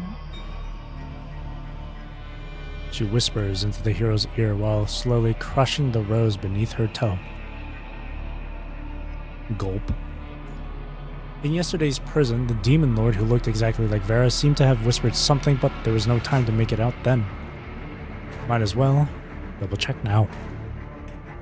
Rose. It's the same as your hair. Red, like fire. The fire is here. The hero maintains their tense posture, lifting the rose slightly higher, just like that time beneath the ruins when they, burning with fever, clutched a handful of fiery red hair. Yeah, you would definitely have to read this after the chapter then, just because of that little mention from the chapter.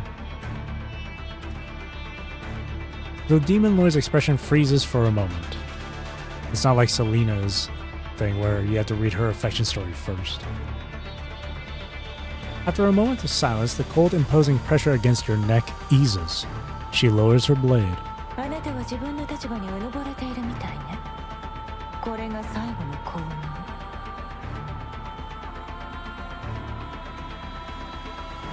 運。The blade barely grazes a human's hand. Snip. Vera cuts the rose from the hero's grasp, pinching it delicately between her fingertips. She gently brushes the flower against her cheek, seemingly contemplating how to deal with the person before her. 力に閉じ込めておきなさい。もう二度とその顔を見たくないわ。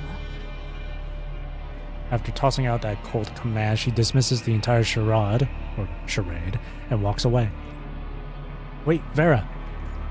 Zzzt. Ugh.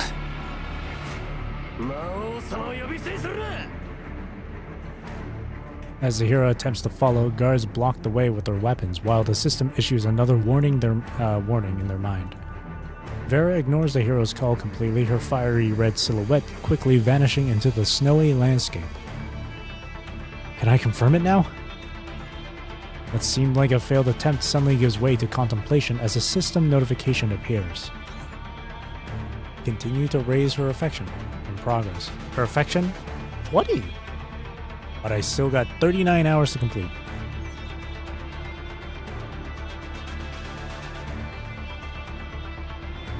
The negative affection value flickers several times before slowly climbing to 20. That's 30 points. Or was that negative 10?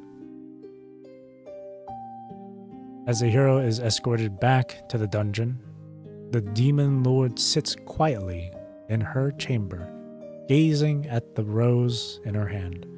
Droplets of melted snow still cling to the rose petals. Her fingers gently brush over the petals, savoring their soft, moist texture.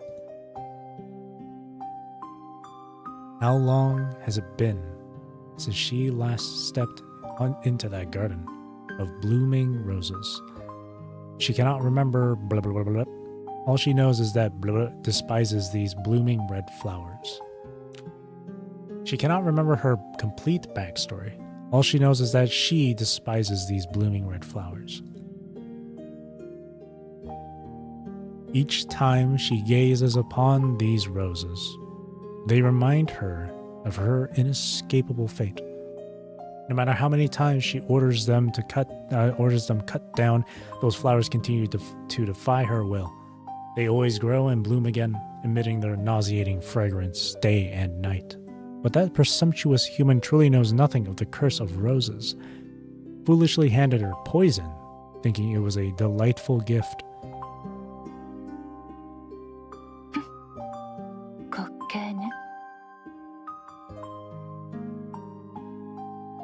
The demon lord looks at the rose in her hand and shifts her gaze to another glass case before her. Within a transparent dark magic barrier, a blood-red rose reflects the faint glow of moonlight. This is the very rose that bears her fate, marking the countdown for both herself and this castle, that detestable rose. 目障りね。吐き気を催すような香りを放って、私を嘲笑っているのかしら。狂ったシステムさ。Zzzt. 何？私があなたの用意したシナリオ通りに進めないのが怖いの。As if something has pierced her mind, the demon lord tightly clutches the rose in her hand and turns to thrust open the door, or window. She stretches out her hand, ready to cast the rose into the howling snowstorm. The fierce blizzard whips her crimson hair into the air, its brilliant red strands flowing indistinguishably from the rose petals in her hand. But the demon lord's hand slows. She cannot bring herself to let go. Red, like fire. Even with a dagger pressed against their throat, that person would still utter those words, as if purely wanting to offer a flower. Yet the probing gleam in their eyes was impossible to ignore. 私の指揮官様は本当によく頑張って。She challenges the system's punishment again and again. As pain surges through her mind, the hero's words play on repeat. The fire is here.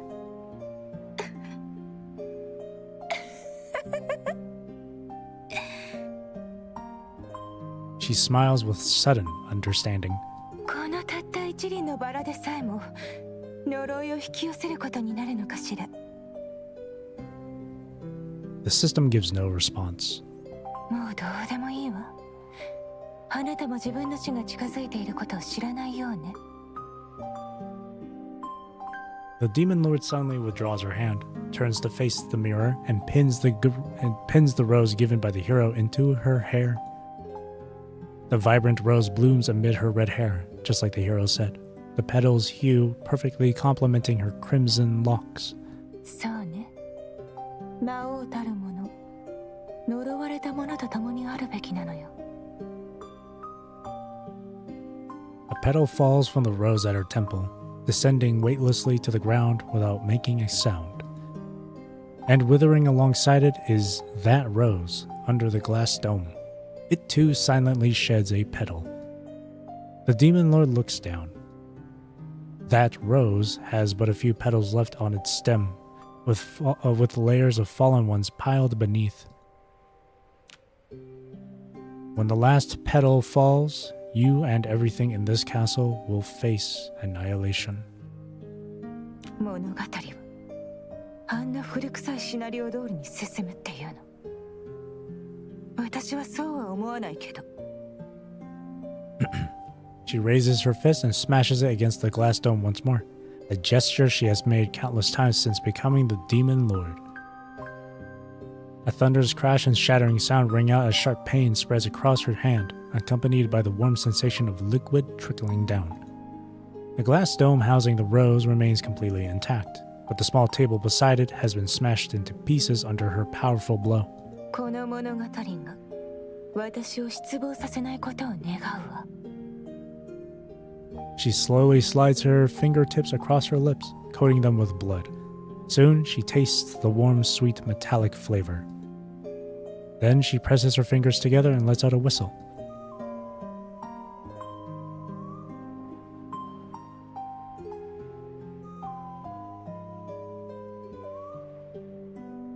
The far-reaching whistle pierces through the winter night and falling snow, reaching the ears of that person in the dungeon.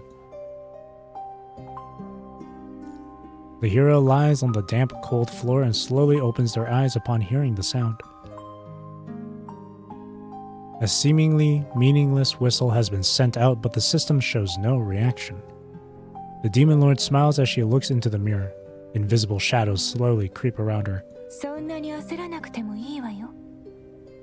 その時が来たら、私はちゃんとあの呪いと向き合うわ。Oh, that's nice that they put the whistle back in there like that. It's kind of it's kind of like a trilogy in its own, where you start with her arcade anima, and then ER12, and then Affection Story. That feels like a trilogy in its own. Blossom. 早く起きて。呪いがもうそこまで来てる。早く起きてってば。間に合わなくなる。なんでこんなに爆睡してんだよ。In a daze, you hear chaotic voices, followed by violent shaking of your body.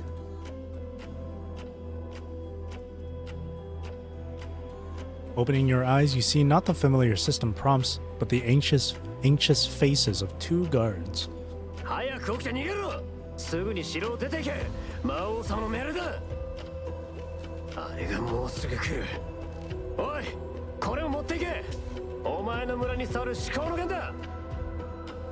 But while speaking, the guard tosses the previously confiscated weapon to the hero.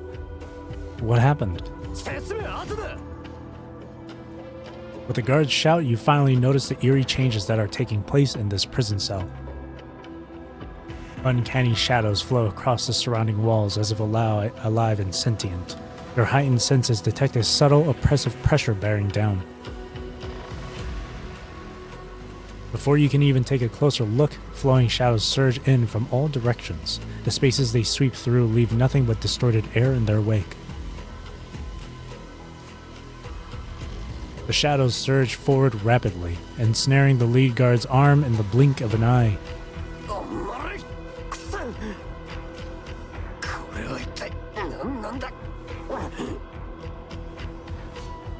Gripping the village's finest sword once more, the hero slices through the black mist, ensnaring the guard. Zzz. 警告。キャラ設定の崩壊行為を検知しました。 Just bear with it for a moment. 違反行為を複数回検知しました。強制実行プログラムを起動します。 What? 自動的にシナリオを保管。自動ガイドがオンになりました。 The system pauses briefly, then a tidal wave of data floods into your mind, compressing every region of memory. 勇者は呪いの赤いバラを持って魔王の大広間に向かい、偽りの思いを打ち明けて魔王の信頼と好感度を勝ち取った。その後魔王でも解けない呪いをおびき寄せ、跡形もなく引き裂いた。 Oh, I see. その後勇者は初心者村を出てあまたの困難を乗り越え、竜王を倒して竜骨を手に入れ、竜宮城を爆発して時間速攻術を習得し、上下3階を制覇し頂点に上り詰めたが、ある雪の夜 Kuro Tower. To master the art of time reversal. I can ice the three realms to become the invincible supreme sovereign.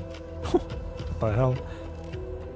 万物を制した勇者は荒れ果てた古城にやってきて、赤いバラが咲き乱れる花園を見て魔王を騙した記憶がよみがえり、あの傲慢で横暴な魔王の心に傷を残したことを。おい、どうした？ The system's gone crazy again. The guard slaps the hero hard across the body, causing the system in their mind to flicker and glitch. 勇者システム更新のアンカーポイントを確認しました。城の大広間。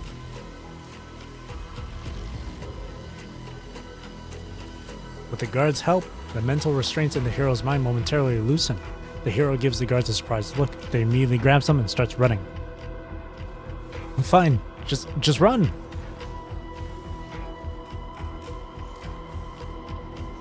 There is no time to comprehend what these terrifying shadows truly are. The scenery from yesterday has transformed completely. Stone walls and decorations alike have been consumed by the shadows. A piercing chill invades the air. Even breathing while running feels like it is corrupting the organs inside. In this situation, what fate awaits the Demon Lord? Where's Vera? I mean, the Demon Lord. What's happening to this castle? Tell me. 呪いのせい。あのバラの花びらが全部散ったら呪いが発動する。この城が全部消える。あなた命が惜しくないの？そのバラを持ってたら魔王様があれが私にとって何を意味するか、私の部下から教えてもらわなかったの？ The rose is the trigger of the curse? So, this is the curse that the system said could restrain the Demon Lord. ああ、そうだ。数年前、魔王様は赤いバラの呪いを受けたんだ。だからバラをあんなにも憎んでる。でも呪いが発動するのは今夜0時のはずだ。なんでもう発動してるんだ。まさか魔王様は昨日バラを受け取ったのか。全部消えるって魔王様が言ってた。怖い、すごく怖い。あの影に食べられたら痛いのかな。絶対にお前のせいだ、狡猾な人間め。 No, it wasn't me.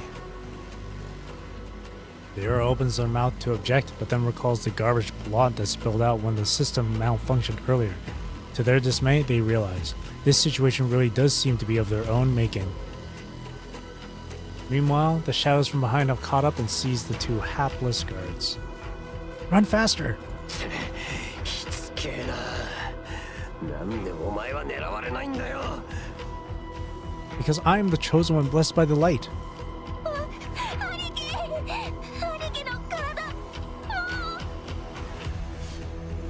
The shadows entangle the two more deeply with each passing moment. Even with the hero helping to slash them away, they gradually fail to keep pace with the speed of the corruption. 本当に光に守られてるのなら、魔王様を助けに行ってくれねえか。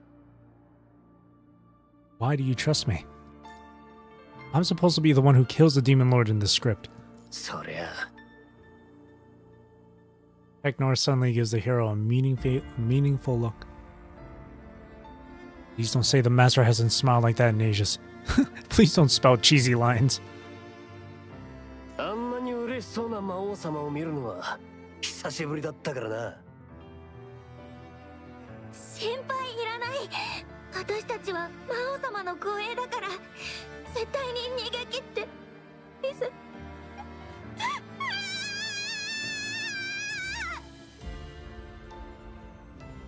The hero reaches out to grab them, but the two guards' forms are already growing transparent, then dissolve completely into the shadows. No!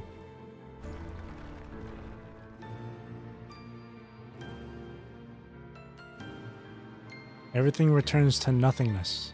Everything surrenders to the surging shadows. The castle no longer bears its original form, and the path forward is completely blocked by flowing shadows. The hero instinctively steps back, but the shadows follow relentlessly. The arm closest to the darkness is instantly enveloped by a bone-chilling cold. A single moment of hesitation proves fatal. Before the hero can grip their weapon to defend, the piercing cold freezes their limbs solid. Meanwhile, the system speaks up again. 強制修正を行います。 This bloody system. The hero's breathing becomes increasingly difficult, as if trapped in a viscous swamp of darkness. Everything begins to condense and solidify. But before the sticky cold completely consumes their consciousness, the hero feels a firm grip on their wrist. やっぱりこんな結末は許せないわ。 Zzzt. A familiar voice breaks through the chaotic barrier, bringing clarity back to your fading consciousness. Fiery red light pierces through the darkness, revealing a person whose flowing crimson hair stands out vividly. The hero struggles to stabilize their mind as their vision gradually sharpens. The face before them is still that of Demon Lord Vera. But the moment of elation lasts only an instant. The hero quickly notices traces of shadow already spreading across the Demon Lord's body. Vera, why are you also... 警告。警告。シナリオから逸脱しています。即時修正を行います。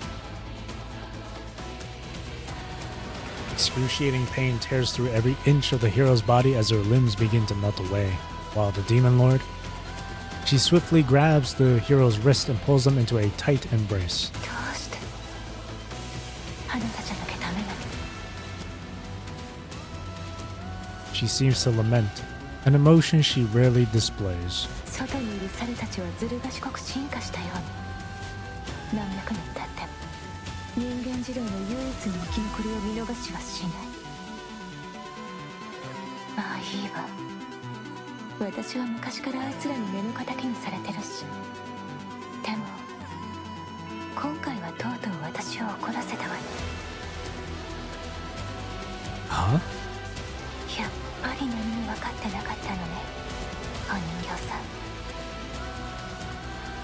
She holds the hero tightly in her embrace, showing no sign of letting go even as the shadows spread across her entire body.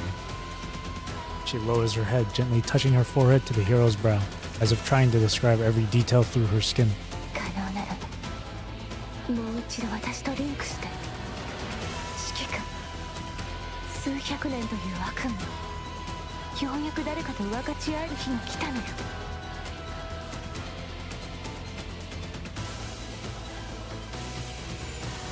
A strange, piercing sensation cuts through the system's chaos, directly penetrating the hero's consciousness, like a familiar ray of light.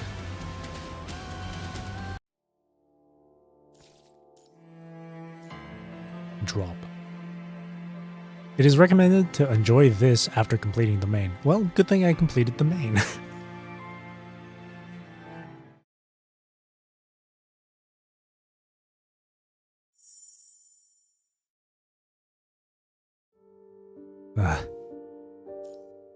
After a flash of white light, the world before you completely transforms. The quaint village and the dark castle of the Demon Lord are gone. Reality itself seems disrupted, and what appears before you is a small room. A calendar on the nightstand explains everything. This is even before the punishing virus outbreak. Where is this? ここはバッドエンドよ。 A child's voice suddenly appears behind the human, sending chills down their spine. Turning around, they find an unmistakably familiar little face standing by their leg. A child with neat, obedient red hair. Vera? 私のせいよ。 The red-haired girl throws her little puppy plushie to the floor, ignoring the human's presence as she crawls back onto her simple little bed. Expressionless, she covers her ears with the blanket. あなたも隠れて。見つかったら叱られちゃう。あの疫病神をうちに連れて帰るなと何度言えばわかる。やっぱり問題が起きたじゃないか。さっさとあいつをつまみ出せ。あの子は私の姉の子よ。彼女には他に身寄りがないの。どこに行かせればいいのよ。孤児院に入れろというの？俺の言うことが聞けないのか。どこでもいい。さっさとつまみ出せ。 Splash. The sounds of cups and plates shattering fill the air, followed by the dull thud of a body hitting the floor and the impact of fists striking flesh. ほら、あんな風に叱られる。おばさんは私を引き取れない。たとえお父さんとお母さんのお金を全部あの男にあげたとしても、おばさんは私を引き取れない。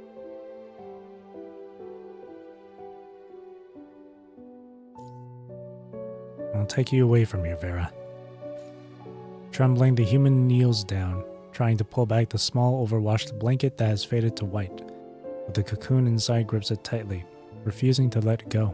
最初から間違いだったの。 The child beneath the blanket suddenly releases her grip, sending the human tumbling backward from the momentum. The human falls into a stark white hospital room. Glass shards covering the floor, cutting into their palms. Close with the wounds. What the heck? Question marks.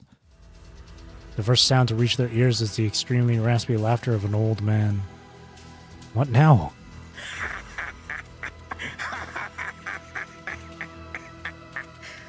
見ろ、人間の欲望が招くのはこういう結末だ。お前がどれだけ抗っても悲惨な結末には逆らえず、運命に翻弄されるしかない。今日のようにな。ヘインズ！ Stop it! Haynes! Those few seconds stretch infinitely. Haynes' blade pierces through Vera's white shirt, a flower of blood blooming from the wound. Hot blood sprays out, splattering across Haynes and the human's cheeks, quickly chilled by the rushing snow and wind. This time Haynes' knife doesn't stab you, but instead, he seems even more deranged. He directs the blade straight at Vera, who was trying to take him away. Vera! Vera! The human lunges forward, pressing down on the wound in Vera's chest, but blood continues to surge out like a fountain.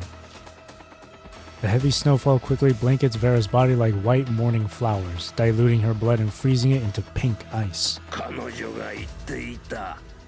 これはバッドエンドだ。このビラだけの物語だと。No, no, you can't just... ああ、その通りだ。このバッドエンドでは、確かに彼女はピリオドを打つことはできなかった。こんな風にな。A single bullet precisely strikes Haynes in the temple from outside the door, dropping him to the floor. Bars. Blood and yellowish brain matter splatter all over the human's body. Gross. Haynes' eyes remain open as he falls, his gaze still fixed on the dying Vera, as if continuing to watch her bad ending unfold. A moment later, a group of fully armed personnel burst through the door and lift Vera onto a waiting stretcher. ダメだ。心臓が刃物で貫かれてる。外に行かれた機械隊たちを制圧できてない今の状況では救命処置を行えない。いえ、一つだけ方法があるわ。あなたも知っているはず。その情報を掴んでいるでしょう。お願い、試してみて。構造体改造を。The human can no longer distinguish which is real, the world outside or this bad ending unfolding before them. Everyone is too busy to spare even a glance at the human standing like a ghost in the corner. Frozen in place beside the hastily assembled operating table, they witness the entire construct conversion process unfold.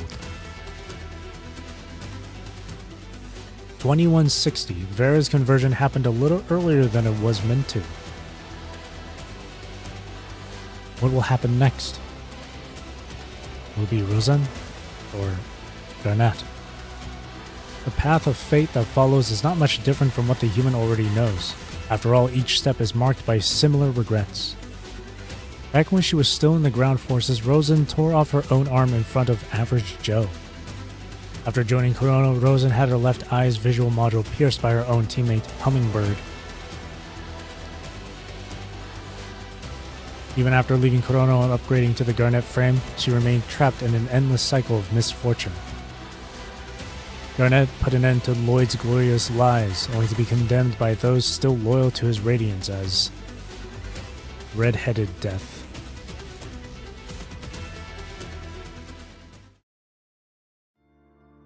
If that were all, it wouldn't be enough. The Vera I know would never let these things hold her back. そうね。この程度の思い出じゃ物語を取り返しのつかないバッドエンドに導くことはできないわ。でもバッドエンドにどうやってたどり着いたかを議論する前にもっと重要なことをはっきりさせておかないとね。物語の結末をバッドエンドに決定づけた鍵は何だと思う？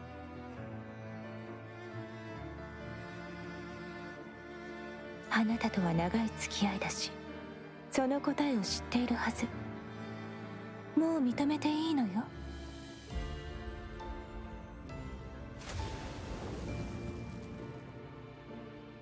Overwhelming waters surge into Demon Lord Vera's mind, seeping the two lonely souls into an even darker abyss.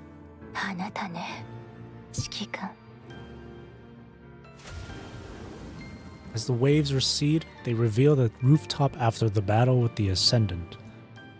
Faint morning light was just breaking through the darkness. Sharp fangs pierce into human flesh as Vera clenches her teeth tightly, vital fluid trickling down from the corner of her mouth. Human blood and vital fluid flow together, indistinguishable from each other in this moment. She sees the brutal reality before her eyes, desperately trying to force a mocking smile, but failing. 私がごめんって言うまでずっとそうしてるつもり。 Oh, we get to hear these lines voiced. I love this moment in the story, man. I don't remember if I said it before, but like, this is like one of the, if I remember correctly, I think this is like the first time we ever see Vera this vulnerable before. So this kind of hit hard.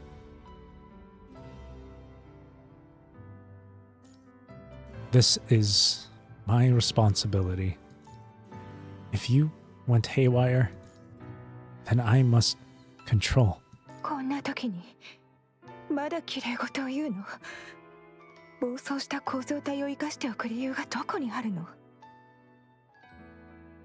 断ち切ればいいのよ。あなたまでこんな目に遭う必要はない。痛いでしょ。自業自得よ。The human says nothing, only reaching out to touch the corner of Vera's lips. Blood still drips from her mouth, flowing over their severely wounded hands. Yet the human persists, hands trembling as they cup Vera's face. With each labored breath, a crimson stream flows from the human's chest. Don't blame yourself. 私ね。あなたを連れ出すわ。Contrary to everyone's expectations, the Geiravor frame's loss of control resulted in a devastating loss. She turned on the Grey Raven Commandant, who had been assigned to the temporary mission. 私はただあなたに生きていてほしいだけ。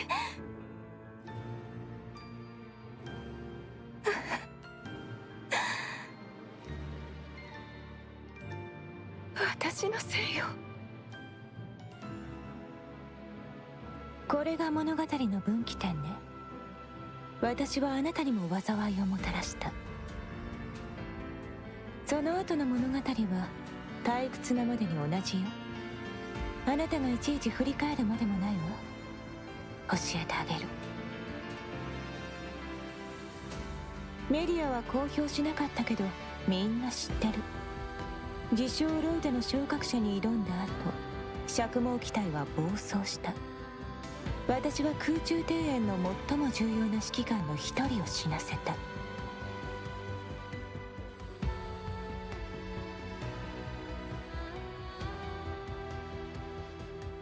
グレイレイブンで何か大変なことが起きたらしいけど、詳しくは知らないわ。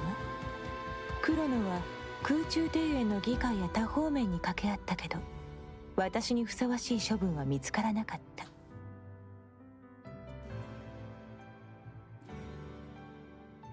私は長い時間をかけて裁きを待っていたわ。その間にケルベロスの隊員は全員入れ替わり、他の小隊の知り合いも一人また一人といなくなった。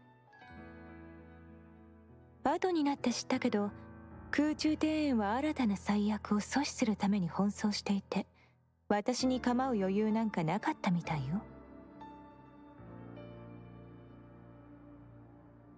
当時私たちが阻止できなかったジーンバンクの異常な異合生物たちは海流に乗って世界中に広がった。あなたに憧れているあのイブが連中のリーダーだった。異合生物が弱い人間にとって変わったのよ。わかりやすく言うと、災いは平等に全世界を踏みつぶした。そして新世界ではもはや人類が災難から逃れるために登る気はなかった。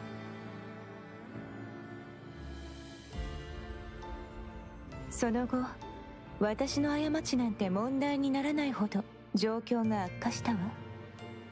彼らは私を解放し、釈毛機体の力を発揮させた。戦いに専念してできるだけ多くの敵を殺せってことよ。でも賞賛なんてあるわけないでしょ。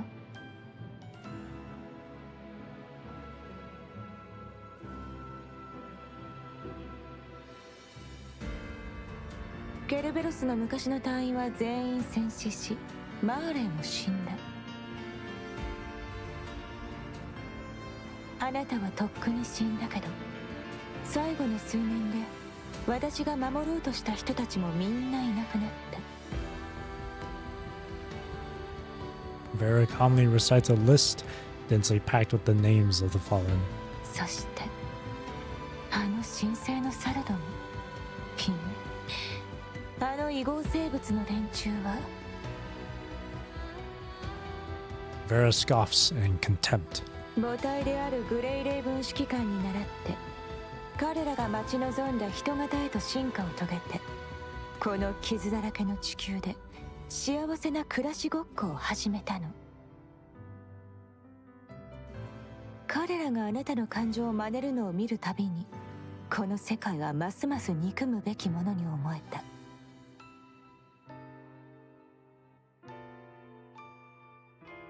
まさに怒り、憎しみ、恨み、それらがあったからこそ私は戦い続けることができた。私は世界の片隅で何年も戦い続けた。機体の中で絶えず湧き上がる憎しみを燃やし続けながら、そうやって今日まで生きてきたの。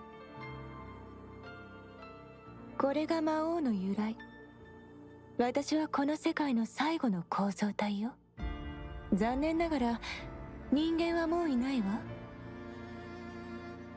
人間のすべての文明はこの金属でできた躯体の中にある。 Then what about me? Where did I come from? Within the Demon Lord's mind, the human, or rather the hero, poses their final question. これが適当に作ったおとぎ話だとでも思ってるの？真逆よ。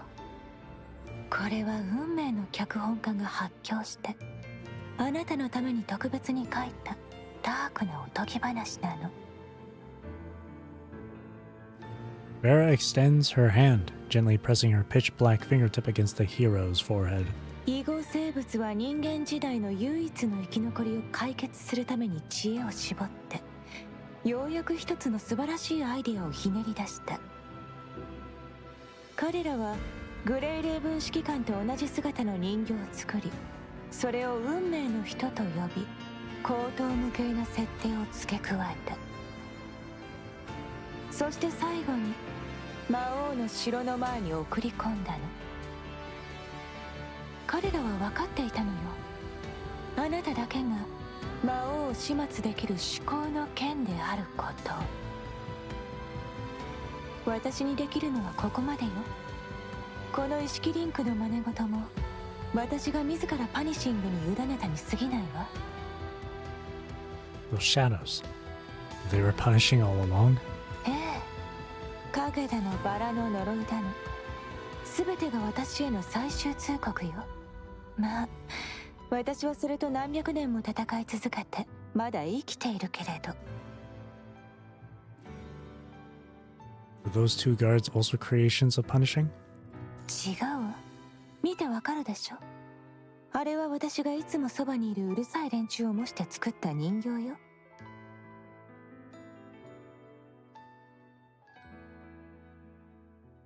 退屈な毎日だもの。賑やかしが必要でしょ。 What about... Vera presses her finger against the human's lips, gesturing toward the shadows spreading across her body. これ以上あなたとおしゃべりを続けたら、私は本当にパニッシングに身を投じることになるわ。あなたの人形がどれだけ本物そっくりでも、全ては私の気分次第よ。それに、あなたを監視している奴らはかなり焦っているみたいね。警告、警告、警告。目標の追跡に異常発生。The system warning sounds forcefully intrude into the hero's mind. これが私の物語のすべてよ。お人形さん、お遊びはここまでね。さあ、村に戻って勇敢な勇者の旅を続けなさい。 The Demon Lord places both hands on the hero's chest and gives a gentle push. さようなら。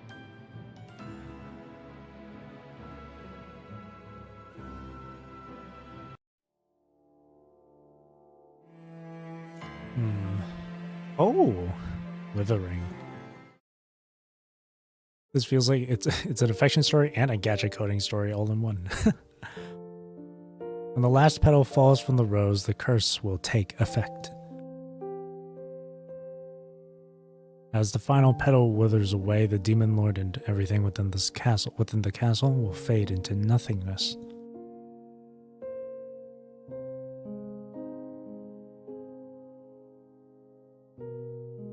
Rose petals now carpet the floor, and the countdown has begun. This time the villager's wish will finally come true, but the Demon Lord has made contact with the shadows, hastening this countdown. When the midnight bells toll, the Demon Lord who has struggled on Earth for hundreds of years will finally perish. The Demon Lord sits in a chair, gently toying with the withering rose. お人形さんから送られたこのバラももうすぐ消えてしまうのね。残念だわ。この一輪しかないのに。 The puppet hero who suddenly appeared in the castle has long since departed, their brief time together like a beautiful dream she had not experienced in ages. She still remembers when the puppet handed her the rose, with that familiar hesitation written across its face. こんなものを私に送るなんてどういうつもり？バラが私にとって何を意味するか私の部下から教えてもらわなかったの？ But that puppet, with the same look as the human, replied, "The fire is here." 本当に記憶まで完コピしたのかしら。よくそんな言葉が口から出たものね。残念だけど、どれだけ完璧でもあなたの人形を私のそばに置いておくことはできないわ。私はどんな時もあの人にもっと広い世界を見てほしいの。さあ、監視し続けているシステムさん、もうそろそろ立ち去りなさい。望みは叶ったでしょ。あなたたちの勇者は私がすでに影から逃がしたし、もうすぐあなたたちの村に平和が訪れる。私はパニシングに飲み込まれるまでの時間を一人で過ごしたいの。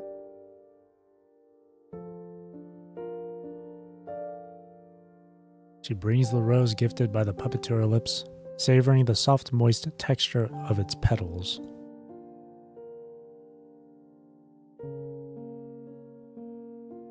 Invisible shadows have begun to corrupt her fingertips. Soon, humanity's final stronghold, the Demon Lord's castle, will also be engulfed in darkness.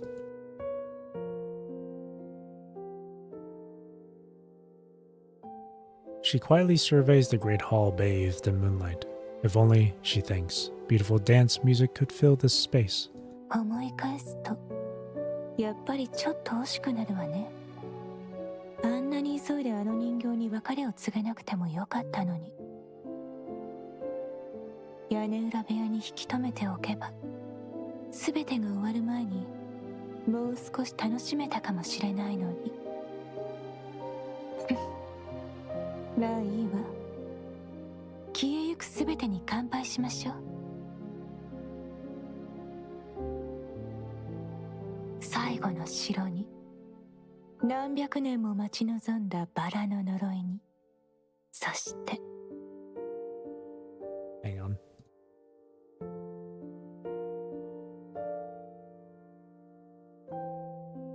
私自身の苦しみに。Vera raises her glass, the bright red liquid gently swirling within. She glances at the clock hands approaching midnight, then drains her glass in one go.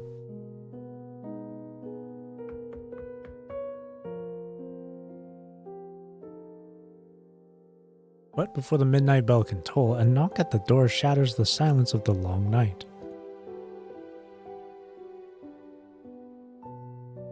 The crisp sound cuts through the howling blizzard, like the first ray of dawn piercing the lonely darkness. Vera glances toward the source of the sound, but only offers a self-mocking smile in response. こんな時に私は何を期待してるのかしら。幻聴が起きるほどパニシング濃度が高いとか。But the door swings open wide and she suddenly realizes this is no hallucination. She sees a familiar figure. The blizzard sweeps up rose petals from the floor, obscuring the human's face and making it impossible for her to read their expression.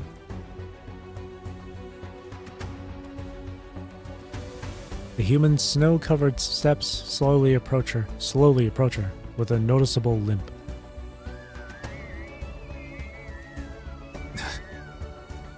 The system in your head shrieks so loudly it nearly blows your skull apart. The surviving humans seem furious and shocked that their fabricated puppet has gone haywire.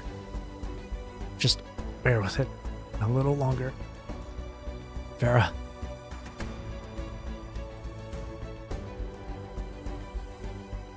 The protagonist of this hero's tale approaches the Demon Lord, step by step, despite their opposing sides. どうして戻ってきたの？ここはもうすぐ新世界に飲み込まれるわ。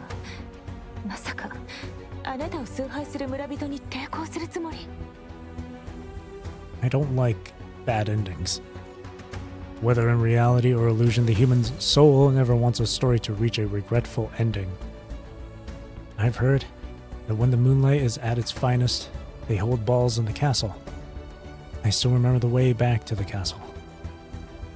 I have no gown, nor an invitation, but the human staggers, nearly falling to their knees but manages to stay upright, using the village's finest sword for support. I still wish to be your dance partner. あなた本当にバカね。 Right now, I am not a puppet fabricated by punishing, nor a hero from any legend, much less a phantom long lost in the past. I am Usabeni. I bet this is still just a script and a better world exists beyond. When the bell tolls its last, come with me to the good ending. ハッピーエンドですって。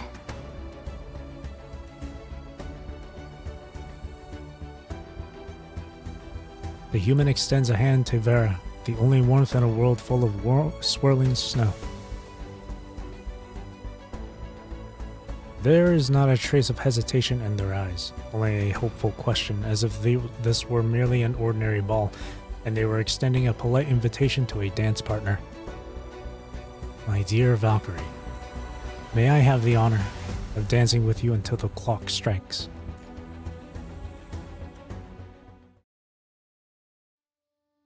After a long silence, she finally responds to the hand extended toward her.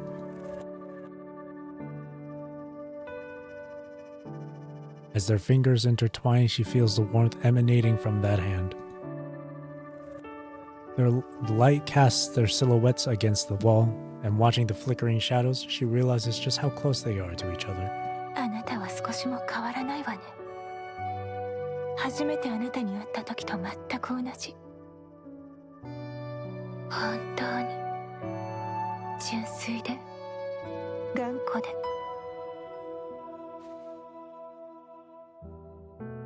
She places her hands on the human's shoulder and waist, her face lighting up with a radiant smile. 私のパートナーになるなら、私のステップについてきて。いいわね。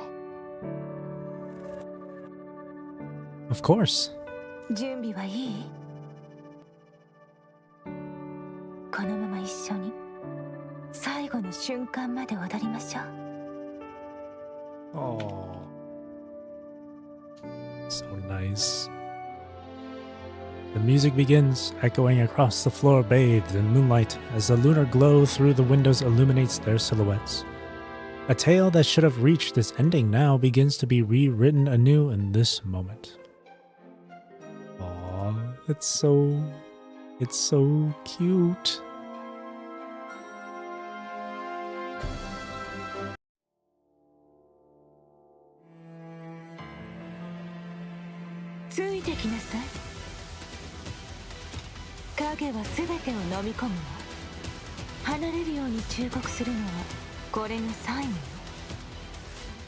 I just want to dance with you. I just want to follow my heart.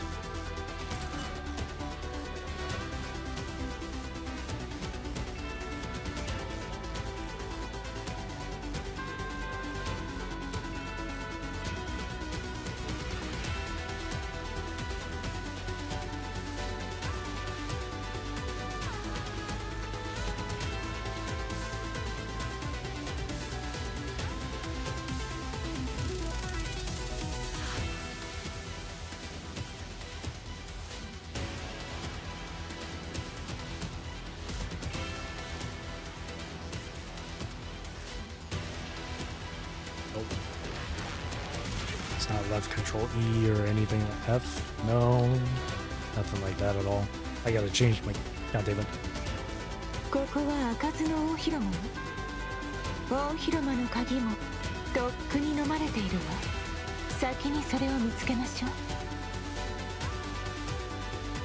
鏡の向こうにはより深い未知の世界も広がってるわ。あなたが求めているものはそこにあるかも。中に入る勇気はある？ A mirror shrouded in darkness can touch the other side of the unknown.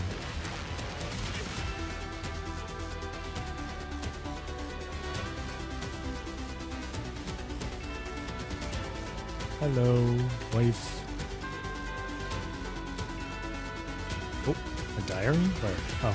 へえ、相変わらずの探索欲ね。 Their plan succeeded. My two foolish guards have been devoured, and the next one to perish in the punishing will probably be me. That little puppet read everything. Seemed so shocked, so anguished. Once again wearing that weary expression I never wanted to see on that face. For the last time I made the wrong choice. After laying everything bare, I sent the puppet back. The bad ending won't stir up any more waves, and I'll face the final curtain alone as I should.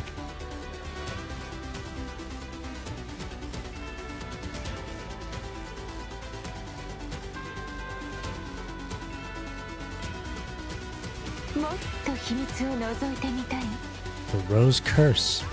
What a laughable name. Calling those things monkeys has proven quite fitting. How utterly foolish to think they could kill me this way. Even if it means fighting for centuries more, I will hold this last bastion of humanity. The two newly crafted guards aren't particularly bright either, nowhere near as amusing as those two idiots, though they all do manage to make the most bizarre mistakes. Well, perhaps that counts as a merit.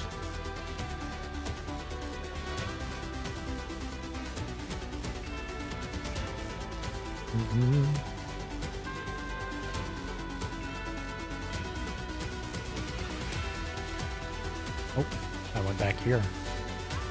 Wrong mirror.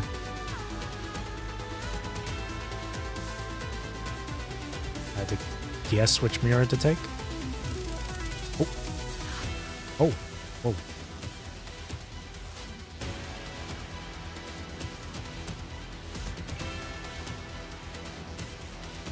What's this? Key.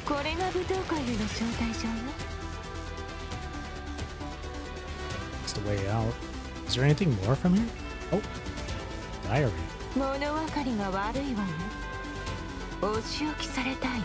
It seems the monkeys have come up with a new trick. They sent a hero to the castle. Just as I was about to forget that voice and that face, they showed up before me. As infuriatingly blunt as ever, still that same clueless fool.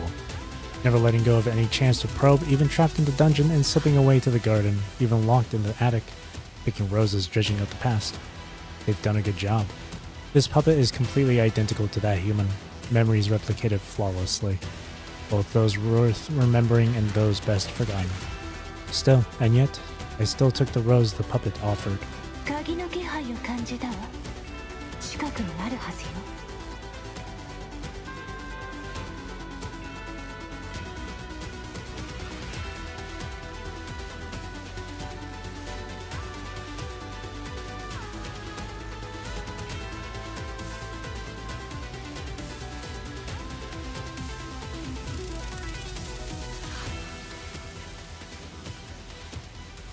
一緒に踊りましょう。Let's step into the darkness together when the song's over, Vera.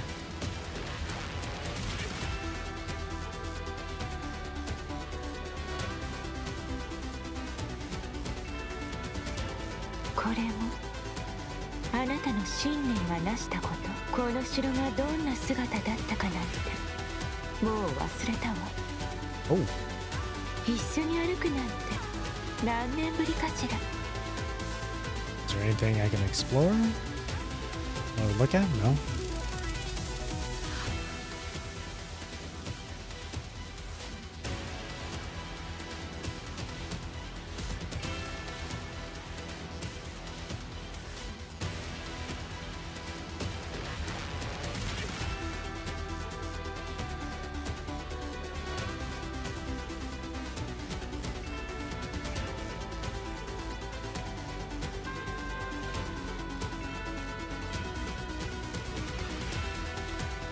Never thought I'd see the day.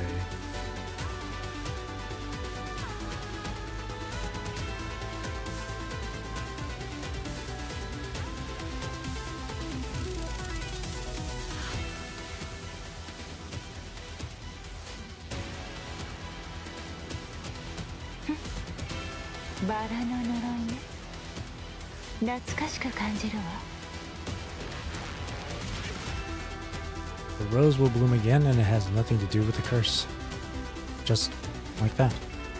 もしハッピーエンドに戻れたらまたダンスに。私たちの舞曲もそろそろ終わる。 Selena stable. They reuse a lot of different maps and assets.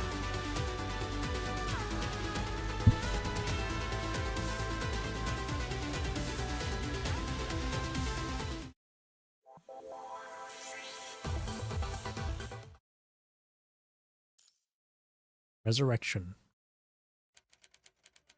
The hero brings the disaster summoning red rose to the demon lord's hall. Feigning sincerity, the hero confesses their feelings, winning the demon lord's trust and favor.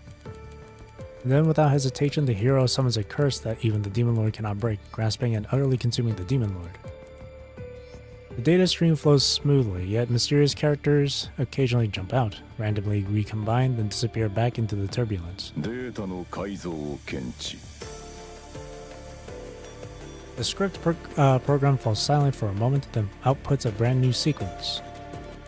Before the demon lord vanished, the hero returned to the castle hall and offered an invitation to dance together. As they danced until midnight, just as the demon lord was about to vanish into the shadows, the hero boldly stepped into the darkness as well. With their divinely blessed constitution that resists all poisons, the hero grasps the shadows in one swift move and instantly masters them.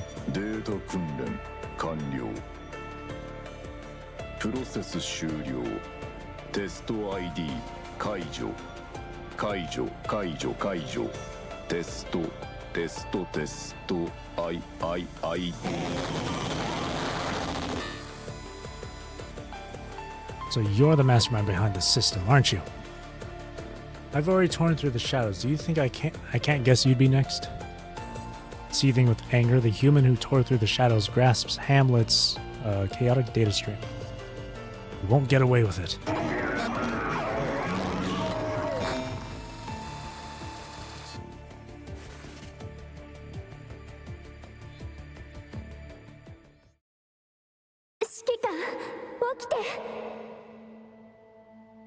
The human's consciousness seems to float in an endless void with lingering echoes of dance music still in their ears, and a call from the outside world. But the human has no time to pay attention to those background noises, focused only on crushing this deranged, self-correcting system.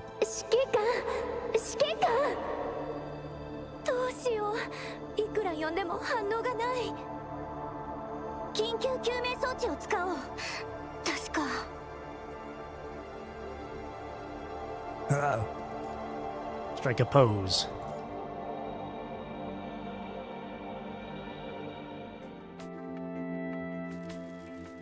Zap. Ugh.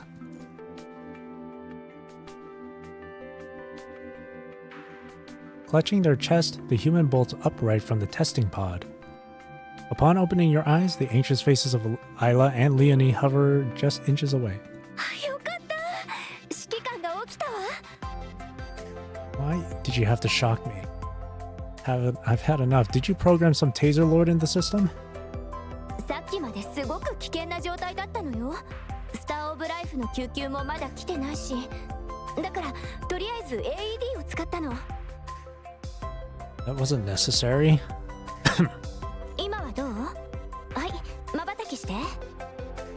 手を上げて。これは何本？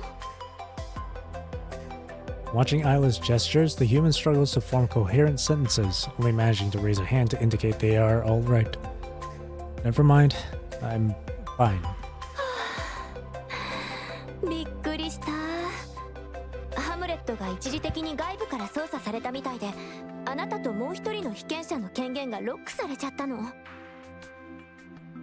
命に関わるところだったのよ。実験事故が起きなくて本当に良かった。That's what she sounds like. After confirming the test subject is not seriously injured, Isla and Leonie step forward to remove the virtual connection equipment from the human's body. When your feet touch the real ground again, you feel a momentary strange sense of unreality. You raise your hand, repeatedly clenching it tight. The subtle feedback and resistance from muscles reaffirms that you're back in reality. まだどこか痛んだりする？スターオブライフの VIP 病室が空いてるわ。ベッドを確保してあるの。Didn't you say that already?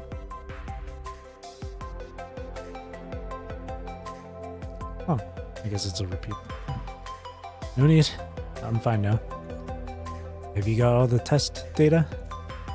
Leonie turns her attention to the portable terminal in her hand, skillfully bringing up the control panel to examine the data.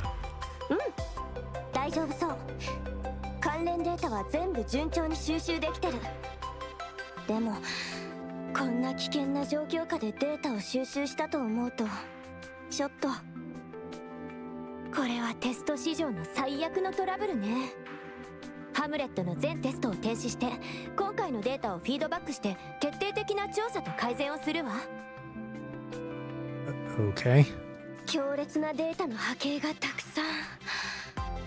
被験者のシナリオに関する感情のショックがとても豊かで、すごく貴重なサンプルね。Well, at least the test is completed. Don't let this kind of mishap happen again. 約束します。絶対に起こしません。Leonie offers a quick salute, then hurries away. 問題の起きたモジュールを見つけたかも。指揮官の努力を無駄にしないようにすぐに追跡するわ。アイラは残りの意見のフィードバックをお願いね。Leonie rushes out of the room like a gust of wind, leaving Isla standing alone. Isla fidgets with the terminal in her hands, appearing somewhat nervous. 指揮官、もう少しシナリオ面のフィードバックをもらえる？アンケートも用意してあるの。どんな意見であっても芸術協会は真摯に受け止めるから。Taking the terminal and stylus from Isla, the human's eyes scan over the densely packed survey questions. What kind of feedback should you write? Holding the stylus, you hesitate, unsure how to begin. After experiencing this scripted story, your initial feelings have transformed. Just then, the sound of an opening door interrupts these thoughts as a figure steps into the room. 指揮官？まさかあなたもここに隠れて仕事をサボってたの？ Gazing at the visitor's red hair and new coating, you feel a momentary disorientation. Unable to control drifting thoughts, it feels less like standing in the World Government Association of Art's room and more like returning to that ancient castle. 目玉も動かせないの？修理してあげましょうか。Vera leans casually against the doorframe, observing the human's expression, an amused smile playing across her lips. もうすぐ任務よ。グレイレイブン指揮官の自由時間はもう終わり。セリカからあなたの行方がわからないから探してほしいと頼まれたの。絶対にここにいると思ったわ。やっぱり私の捜査からは逃げられないわね。What is the mission exactly? 保全エリアの定例調査と周辺整理よ。名高い勇者にとっては退屈かしら。ちなみに今回のあなたのパートナーはこの私よ。難易度の高い任務じゃないからつまらないけど、あなたを連れていれば他の楽しみを見つけられるかもね。屋根裏部屋に引き止めておけば全てが終わる前にもう少し楽しめたかもしれないのに。In a daze, those familiar lines stir something within. For a moment, you find it hard to tell whether you have returned to reality or still remain trapped within that virtual castle. The figure trapped inside the castle begins to overlap with Vera standing before you. いつまでぼーっとしてるつもり？さっさと任務の準備をしなさいよ。置いていくわよ。Vera's words snap you out of your momentary trance. With no time for further conversation, you have to leave first. See you at the transport port then. You hurriedly leave the World Government Association of Art to prepare for the upcoming mission. Little do you know that behind you, the red-haired construct stares at your retreating figure with a thoughtful expression on her face. シナリオは明らかに私が用意した勇者と魔王城だったのに、どうしてあんなめちゃくちゃ She wrote the script? 責任追及はまた別の日にするわ。アイラ、私ももう行くから。前に約束した通り、もう一人の被験者が私だということは指揮官に言わないでちょうだい。ええ、もちろん。それから3ヶ月分のオペラチケットもね。約束でしょ。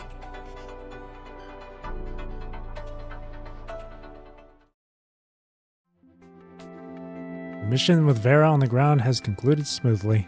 Just as she said beforehand, it was nothing more than routine work. Having Vera as a companion makes everything feel more secure. This time the mission was completed perfectly without even a scratch. Just a play? Yeah, it was all a simulation. Finally, on this ordinary afternoon with everything wrapped up, you get a rare chance to enjoy some leisure time. According to Celica, Babylonia will be hosting a ball this afternoon, open to both staff members and constructs alike. The ball will begin at dusk and continue for an entire day, spanning through midnight until dawn. Since noon, many staff members have been spotted in the hallways discussing what to wear to the ball or planning to invite close friends as dance partners. But for some reason, you do not feel like joining in that festive atmosphere today. You recline on the sofa, wrapped in a comfortable blanket, idly flipping through a slightly yellowed paper book. Though the leather cover shows signs of age, the gold embossed script still gleams brightly. Into the Demon Castle. You remember the slightly surprised look in the librarian's eyes when you borrowed this book. この本を借りられるのですか？勇者と魔王城。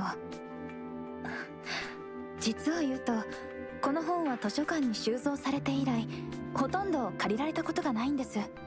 グレイレイブン指揮官がお借りになるなんて珍しいですね。I came across some interesting excerpts, so I wanted to borrow it to read the full text. Ever since the Hamlet module went haywire, you have been consciously and unconsciously searching for these hero-themed books, curious to see what the original stories were like. なるほど。それなら、この伝説の物語はいい選択ですね。The librarian hands over the book with a radiant smile. 姉妹編もありますが、一緒に借りられますか？作者が大きな変化を経験した後、心機一転して再構成した物語だそうです。What's the title? 転生、勇者、世界を支配する。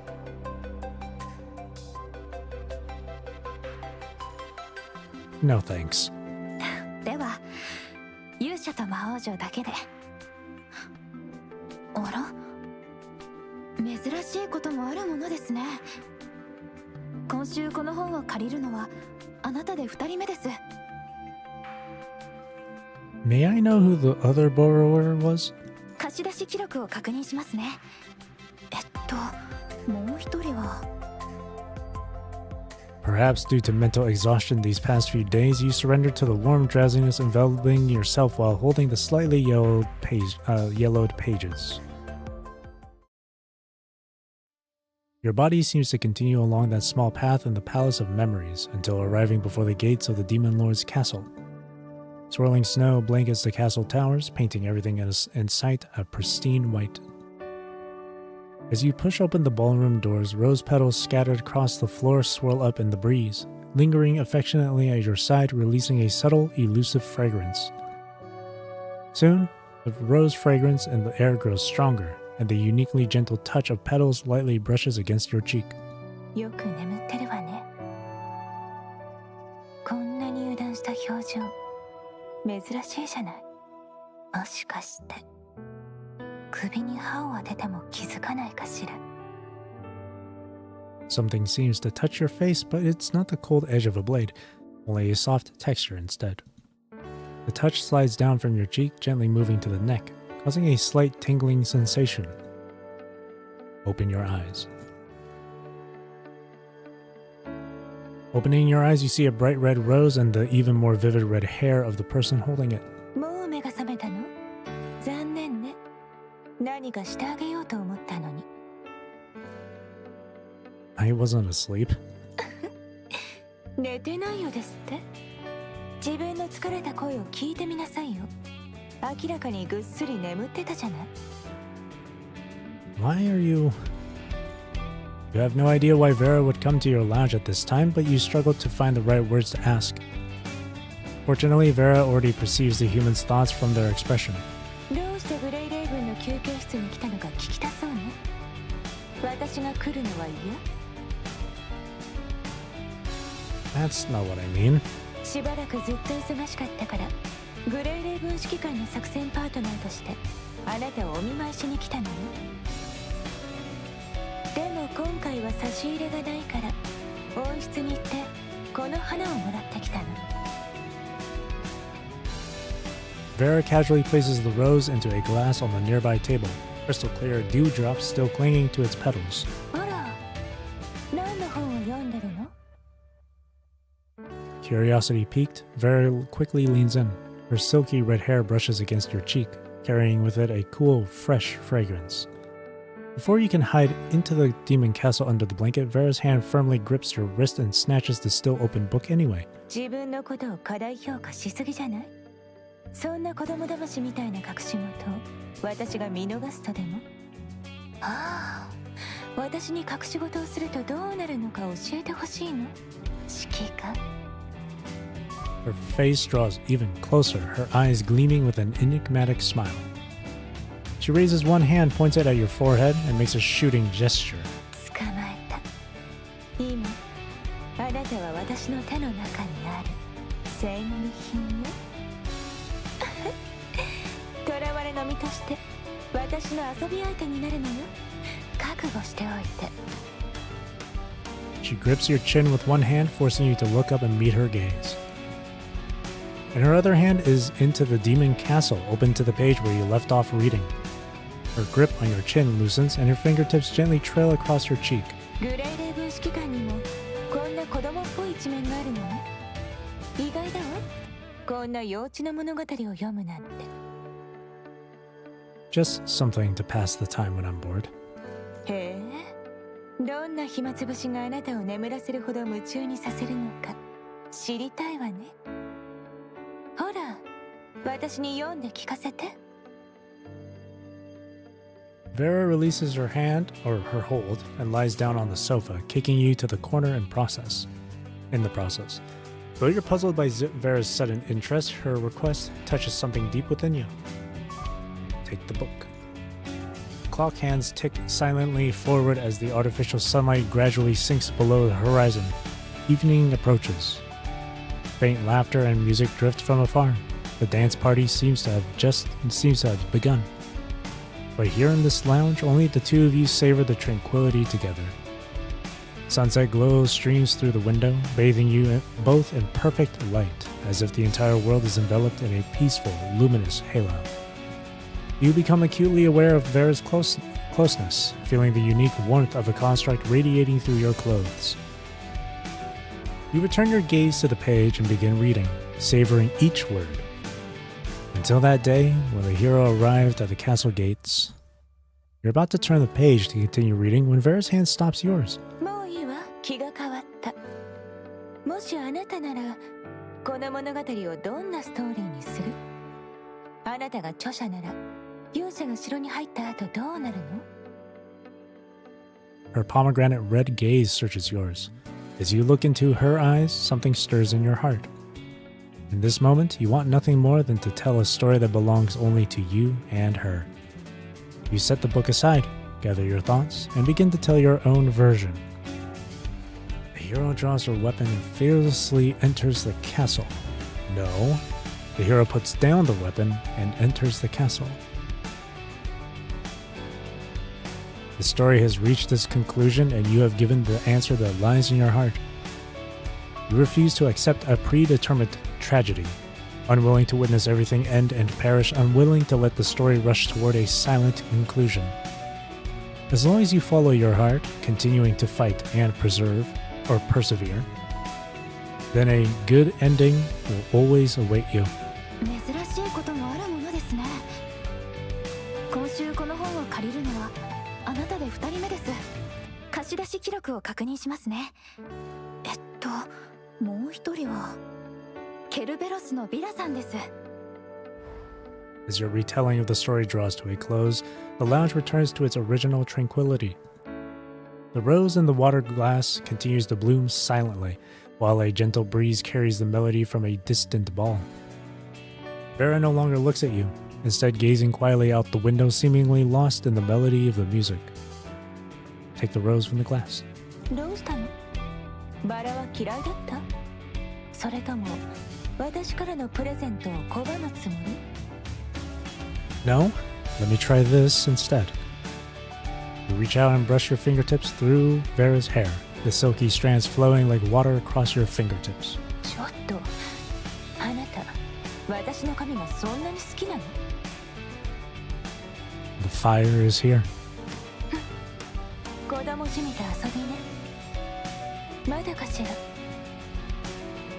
A moment passes as you use the rose to pin back Vera's crimson hair. The blooming rose rests at her temple, its vibrant color especially dazzling against her hair in the sunlight. Reach out to Vera. Dear Vera, may I have the honor of dancing with you until the clock strikes? Vera smiles, extending her hand in acceptance of your invitation. Just like that moment at the castle, she places her hand in yours exactly as she did then. Hand in hand, you leave the room and step together into the grand ball. Gone is the gloomy castle, gone is the cold curse. A gentle breeze carries the scent of roses once more as warm sunlight bathes your bodies. いいわよ。私の戦利品。このまま一緒に夜明けまで踊りましょう。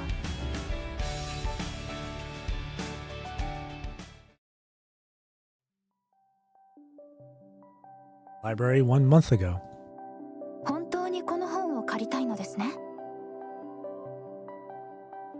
A pair of white wolf ears perk up from across the table, or desk. Their owner sniffs the air, then nods affirmatively.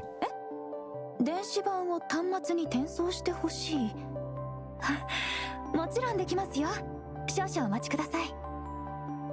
3 minutes later, the librarian returns with a beaming smile. お待たせしました。転生、勇者、世界を支配するをご利用中の端末に送信しました。ちなみに、芸術協会が電子書籍の新サービスを開始したのですが、本を専用モジュールで読み込めばリアルなバーチャル体験ができるんです。試してみますか？え？他の方に試してもらうことは可能か？もちろん可能ですよ。Number 21.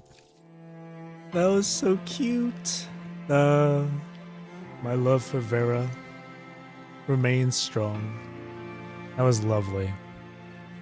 It really felt like a trilogy in its own, where it's Vera's Arcade Anima, and then Vera Geiravor chapter, and then Vera Geiravor Affection.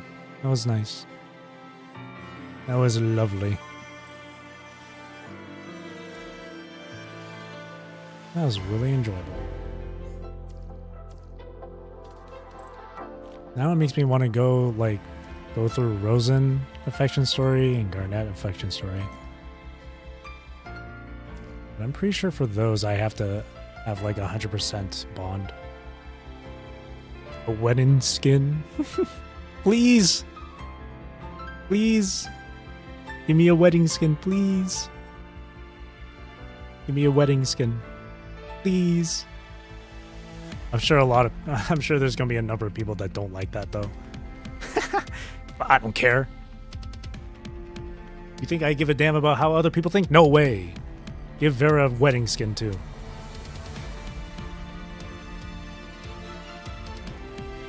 I will ask for those in the survey. I'm not gonna do that. I won't ask for that in the survey myself. But if they do actually come up with like a wedding skin for Vera, chances are I'll probably buy it. Lucia gets one, the Vera should too. Lucia and Selena have them. I know that Selena gets one later because I've seen, yeah, Selena gets one as well. I want one for Vera. That affection story of hers was kind of like an affection story and her like coding story at this point, because she uses the Paradise Lost coding in that one. Bianca's default wedding now. Yes, add another waifu to the weddings, please. And while you're at it, give one of the boys here like a wedding skin too. Give them a suit. Give them something really nice. You know, give Lee a suit. Let the people who like the men enjoy themselves too. Put those in the right mood. Let the boys get something. You know, let the boys get something. I want to see my boy Lee spiffy with a suit, man. I need to see him in a suit. One show or Watanabe too? Yeah, the boys. I need to see them. I need to see them with a suit. Wedding skin for all the male lovers out there. It's got to be fair, man. It's got to be fair. If they're gonna have 3 female characters with wedding looks, they gotta have 3 male characters with wedding looks. It's gotta be fair. It has to be fair and balanced. It has to be equal. But that was nice. Yeah, I finished going through the last 4 nodes of this one, the Lloyd backstory, which was really interesting stuff. It was nice to have a more in-depth backstory on Lloyd there, so that was interesting. And of course I went through my weeklies earlier and then finished it off with the affection story. You saving for DMC? 16 days left? Kind of. At this point I'm kind of like wanting to get Dante and Virgil mainly just to collect, mainly for collection purposes. We'll see how they... I don't play like the CN version or anything, so I don't know how their gameplay is gonna feel or how it's gonna be. So I don't know. I'll definitely pull for them, but I don't know if I'll like go all in and like pull for their weapon or their cub as well. But we'll see. We'll see. If I'm gonna be honest though, a part of me wants to pull for more Geiravor copies because I love Vera so much. But I'm keeping myself controlled here. Saved 80 just for those guys. 80k? Damn. Yeah, you're definitely gonna get them then. I hope you get them early so you can have leftover BC. So you have leftover black cards for even more pulls. Hope you get them early. Hope you get the characters early, the weapons early, the cubs early. I bestow upon you good luck and good fortune. In just 2 more weeks, that's crazy. After going through that affection story, I kind of want to like now get her skin. It's like a 50-50. skip Selena to get the Love's Dawn skin, so I need a physical attacker anyway. That's fair. Yeah, that's fair. That's fair. I went for Selena because I needed a physical attacker, and I didn't want to wait for Virgil. So Fate 71 out of 100. Should I continue to roll? Your first mistake was rolling in Fate. Never roll in Fate. Never roll in Fate. Never do it. Never do it. Only pull in Themed or Arrival. Never Fate. Fate is a scam. The Fate banners are scams. Don't do it. Don't do it.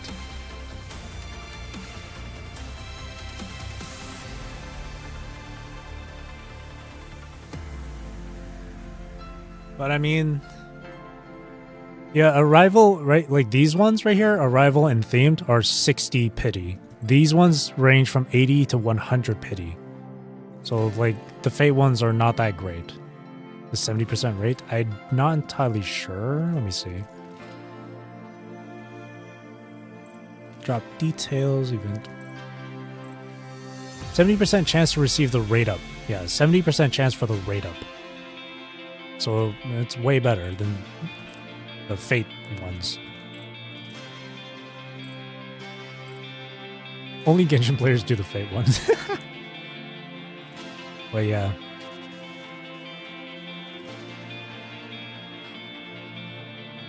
So you don't ever do Fate. But considering how you're already close to like the pity and Fate, I guess you can pull in Fate just to get that, just to get to pity. Since you're already at 71 out of 100.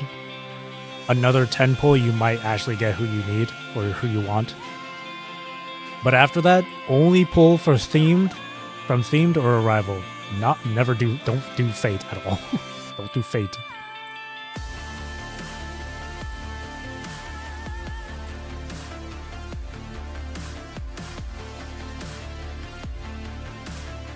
Yeah, or the 70 pull. Like you're wasting even more. You're wasting even more like currency if you go for the Fate ones. You play Wua? Yep, I play Wua. I play Wua a lot. I play it like every day. I don't stream it every day, but I do play it every day. I usually stream it sometimes on a weekly basis or when it's like a new patch update. But yes, I do play Wua as well. I am Kuro Gamer. I am a Kuro Gamer. Wua and PGR. I love both games. Both games are really fun.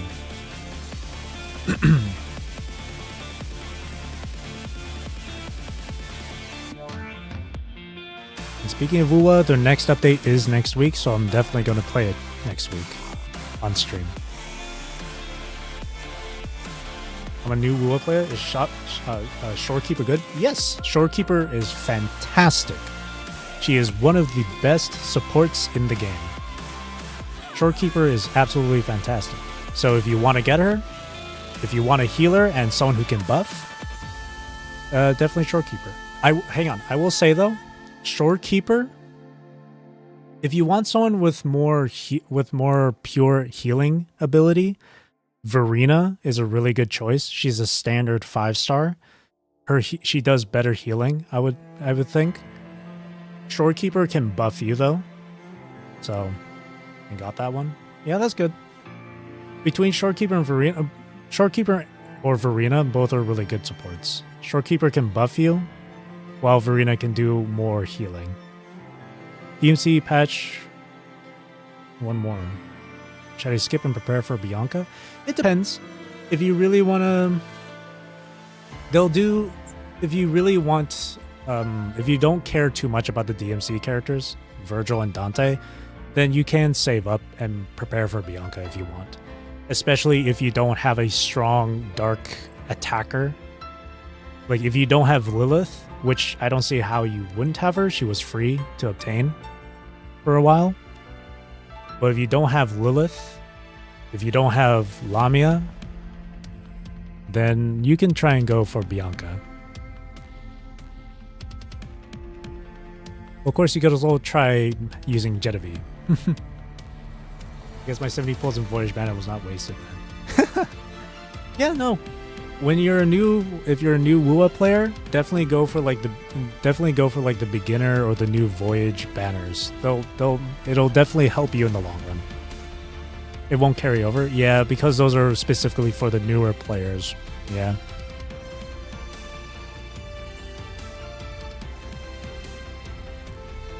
But definitely pull in the Voyage banner because you'll get who you want eventually. And it's a limited 5-star that you'll get too. And like what better time to get Shorekeeper, right? Because Shorekeeper rerun isn't going to happen for a long while.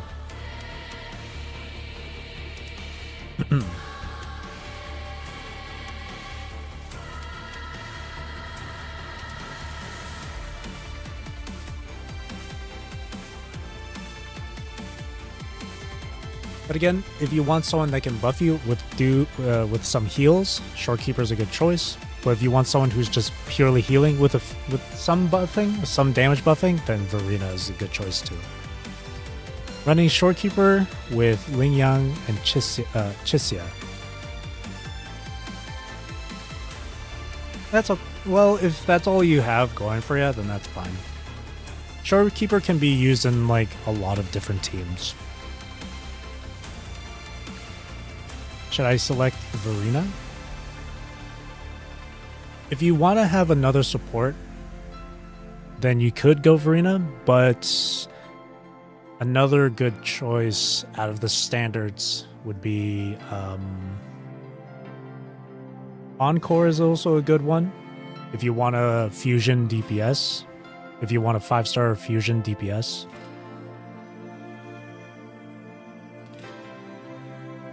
Calcaro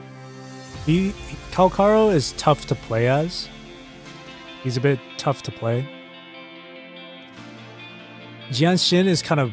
Jianxin, the monk girl, she's a bit balanced in what she can do. She can provide shield. She can provide healing as well. She's a bit balanced. Ling Yang is... Well, I don't know about Ling Yang. I don't use Ling Yang at all. I do have them, but I don't use them. So I can't say much about Ling Yang. But Encore is a good fusion DPS if you don't have any other 5-star ones. Played Wua in the first day of release, chose Calcaro in the first place. Now I don't want to play that account again.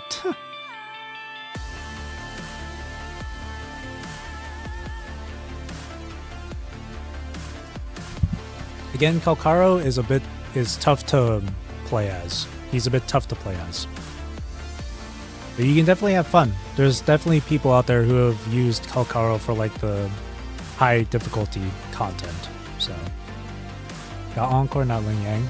Oh, then you got Encore? That's fine too then. Yeah, Encore's good. Not sure why it makes those two up. Yeah, they're completely different. That's fire and ice. Well, Encore, yeah, Encore's good.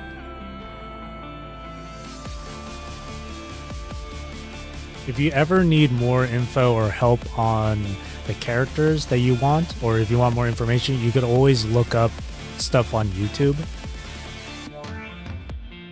Or stuff on, yeah, mainly just YouTube.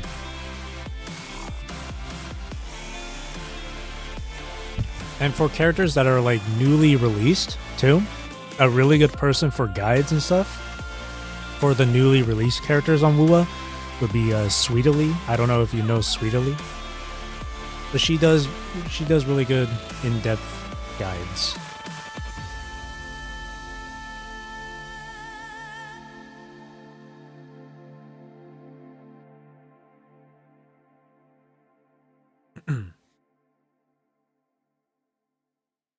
Yeah, I know. Yeah, good.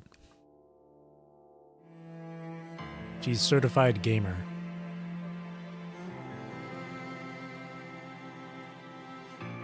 Her guides are really good.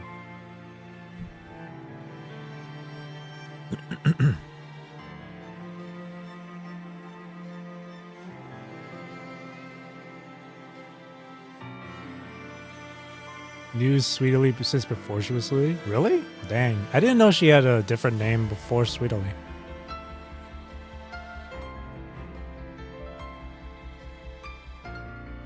She's cool though. I like her content.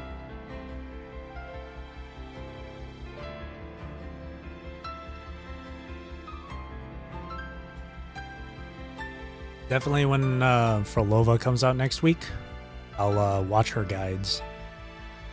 She used a standard model. Oh, I see. I didn't know that.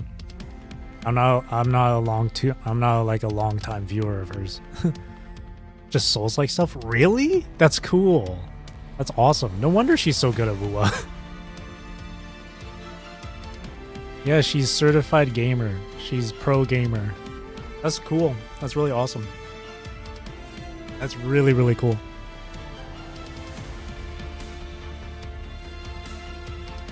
I like playing Souls games as well. I suck at them, but they're fun.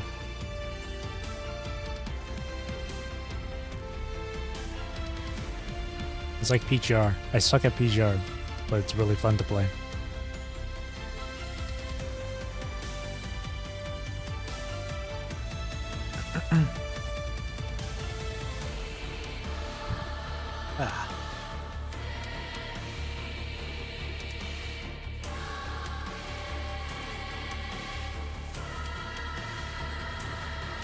PGR is more DMC than Souls. Yeah, but PGR is still a bit difficult, you know?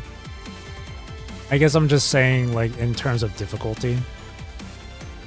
Good thing I adore DMC. Yeah, the fast-paced games are more entertaining. Nowadays, there's so many... Nowadays, a lot of, like, Souls-like games get released. There's always, like, a Souls-like game getting released on a yearly basis at this point, you know? Candy Crush the action game.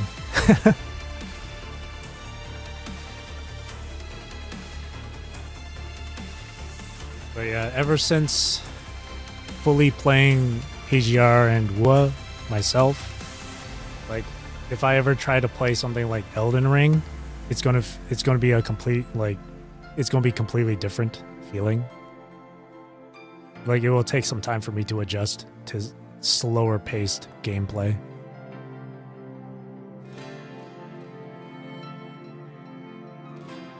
Yeah.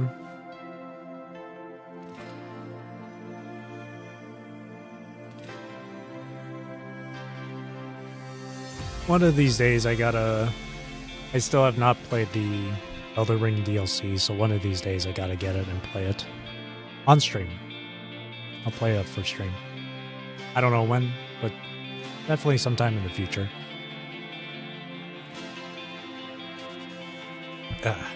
Alrighty. Well, I think I'll call it a night for now. Finished the rest of ER12. I did my weeklies. And then I did Vera's affection story, which was lovely. As a Vera simp, that was really lovely for me. I enjoyed it a lot. And then, so, for next week, Monday through Wednesday, I'm going to revisit BioShock, a really fantastic game series.